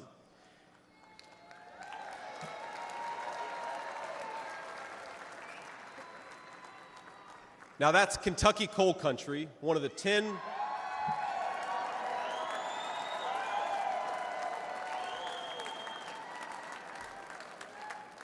Now, it's one of the 10 poorest counties in the entire United States of America. They are very hardworking people, and they're very good people. They're the kind of people who would give you the shirt off their back even if they can't afford enough to eat. And our media calls them privileged and looks down on them. But they love this country, not only because it's a good idea, but because in their bones they know that this is their home, and it will be their children's home, and they would die fighting to protect it.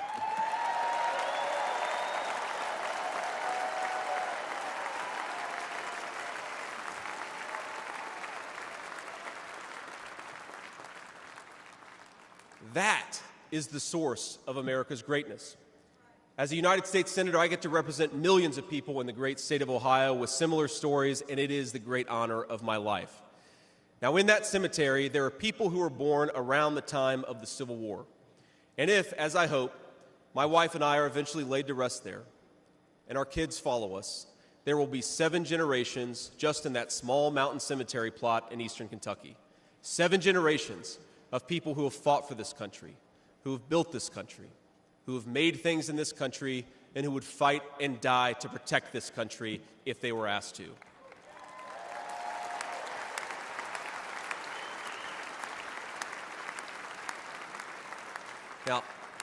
Now that's not just an idea, my friends. That's not just a set of principles. Even though the ideas and the principles are great, that is a homeland. That is our homeland.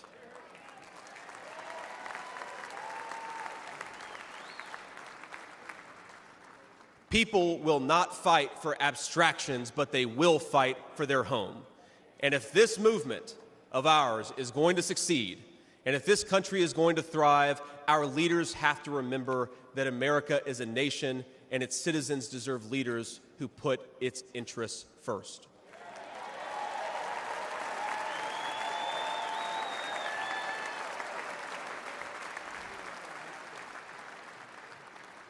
Now, we won't agree on every issue, of course, not even in this room. We may disagree from time to time about how best to reinvigorate American industry and renew American family. That's fine. In fact, it's more than fine. It's good.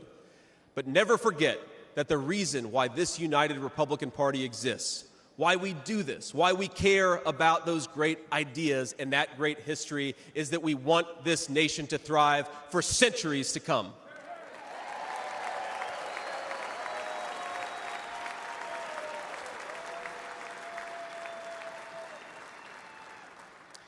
Now, eventually in that mountain cemetery, my children will lay me to rest. And when they do, I would like them to know that thanks to the work of this Republican Party, the United States of America is as strong and as proud and as great as ever.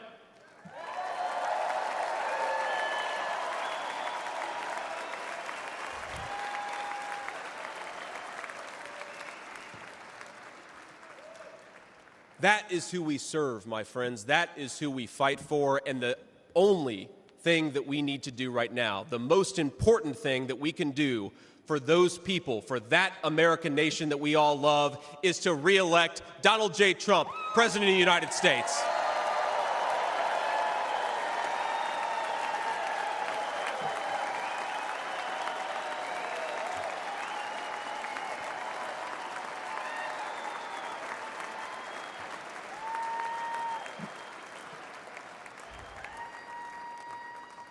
Mr. President, I will never take for granted the trust you have put in me.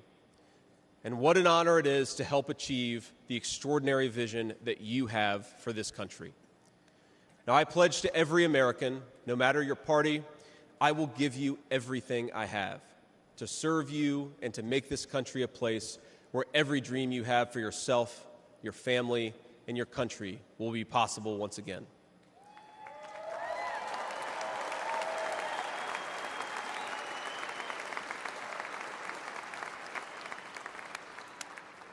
And I promise you one more thing.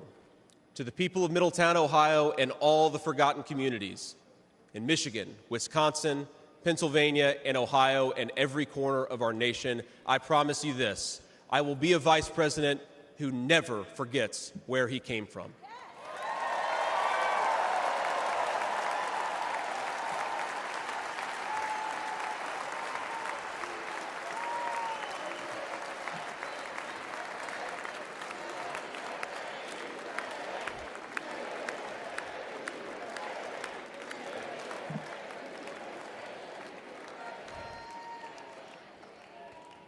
And every single day for the next 4 years, when I walk into that White House to help President Trump, I will be doing it for you, for your family, for your future, and for this great country. Thank you. God bless all of you, and God bless our great country.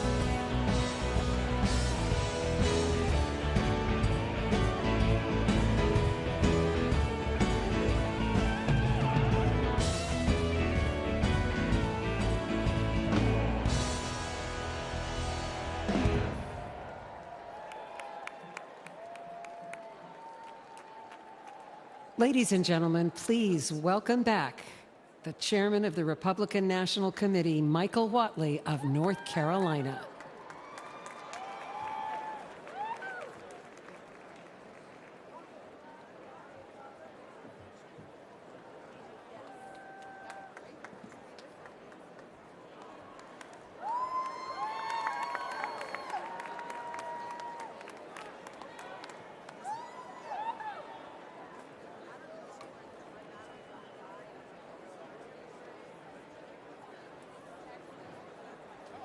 Delegates and alternates,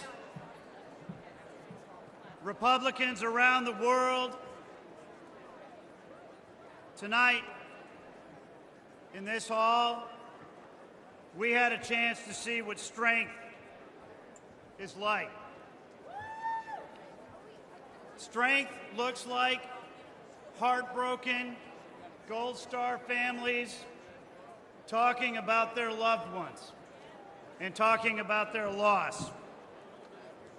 Strength looks like fraternity brothers facing down a hostile crowd to save the American flag. Strength looks like thousands of law enforcement officers from all across the country here to protect us tonight. Strength tonight looks like all of the soldiers and the sailors and the airmen and the Marines around the world keeping America safe home and abroad. Strength looks like a teenage daughter standing on this stage and talking to America about the love that she has for her grandfather.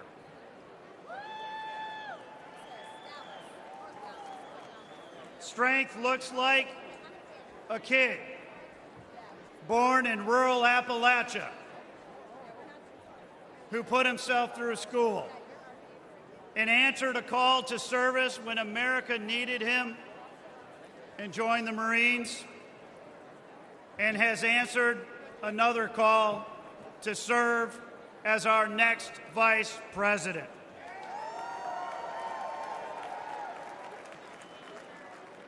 And strength looks like a man who gave up a successful business career and a comfortable life to fight every single day for the American people, who has suffered hoax after hoax after hoax, who has endured politically motivated prosecutions and lawsuits all across the country,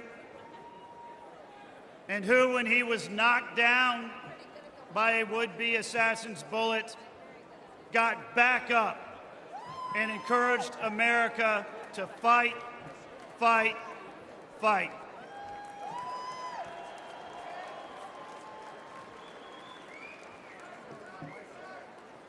Ladies and gentlemen, we know what strength looks like, and we know that America is a nation of inherent strength.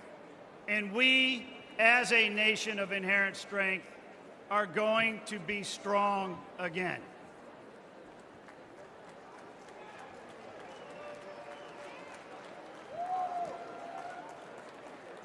For tonight's benediction, please welcome the lead pastor at Bayou Blue Assembly in Houma, Louisiana, Pastor Packy Thompson.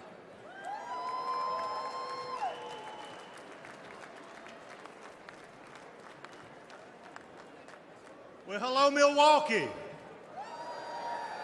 I bring you greetings from the great state of Louisiana, from my church, Bayou Blue Assembly of God in Houma, Louisiana, and from the small town I grew up in Jena, Louisiana. I am proud to be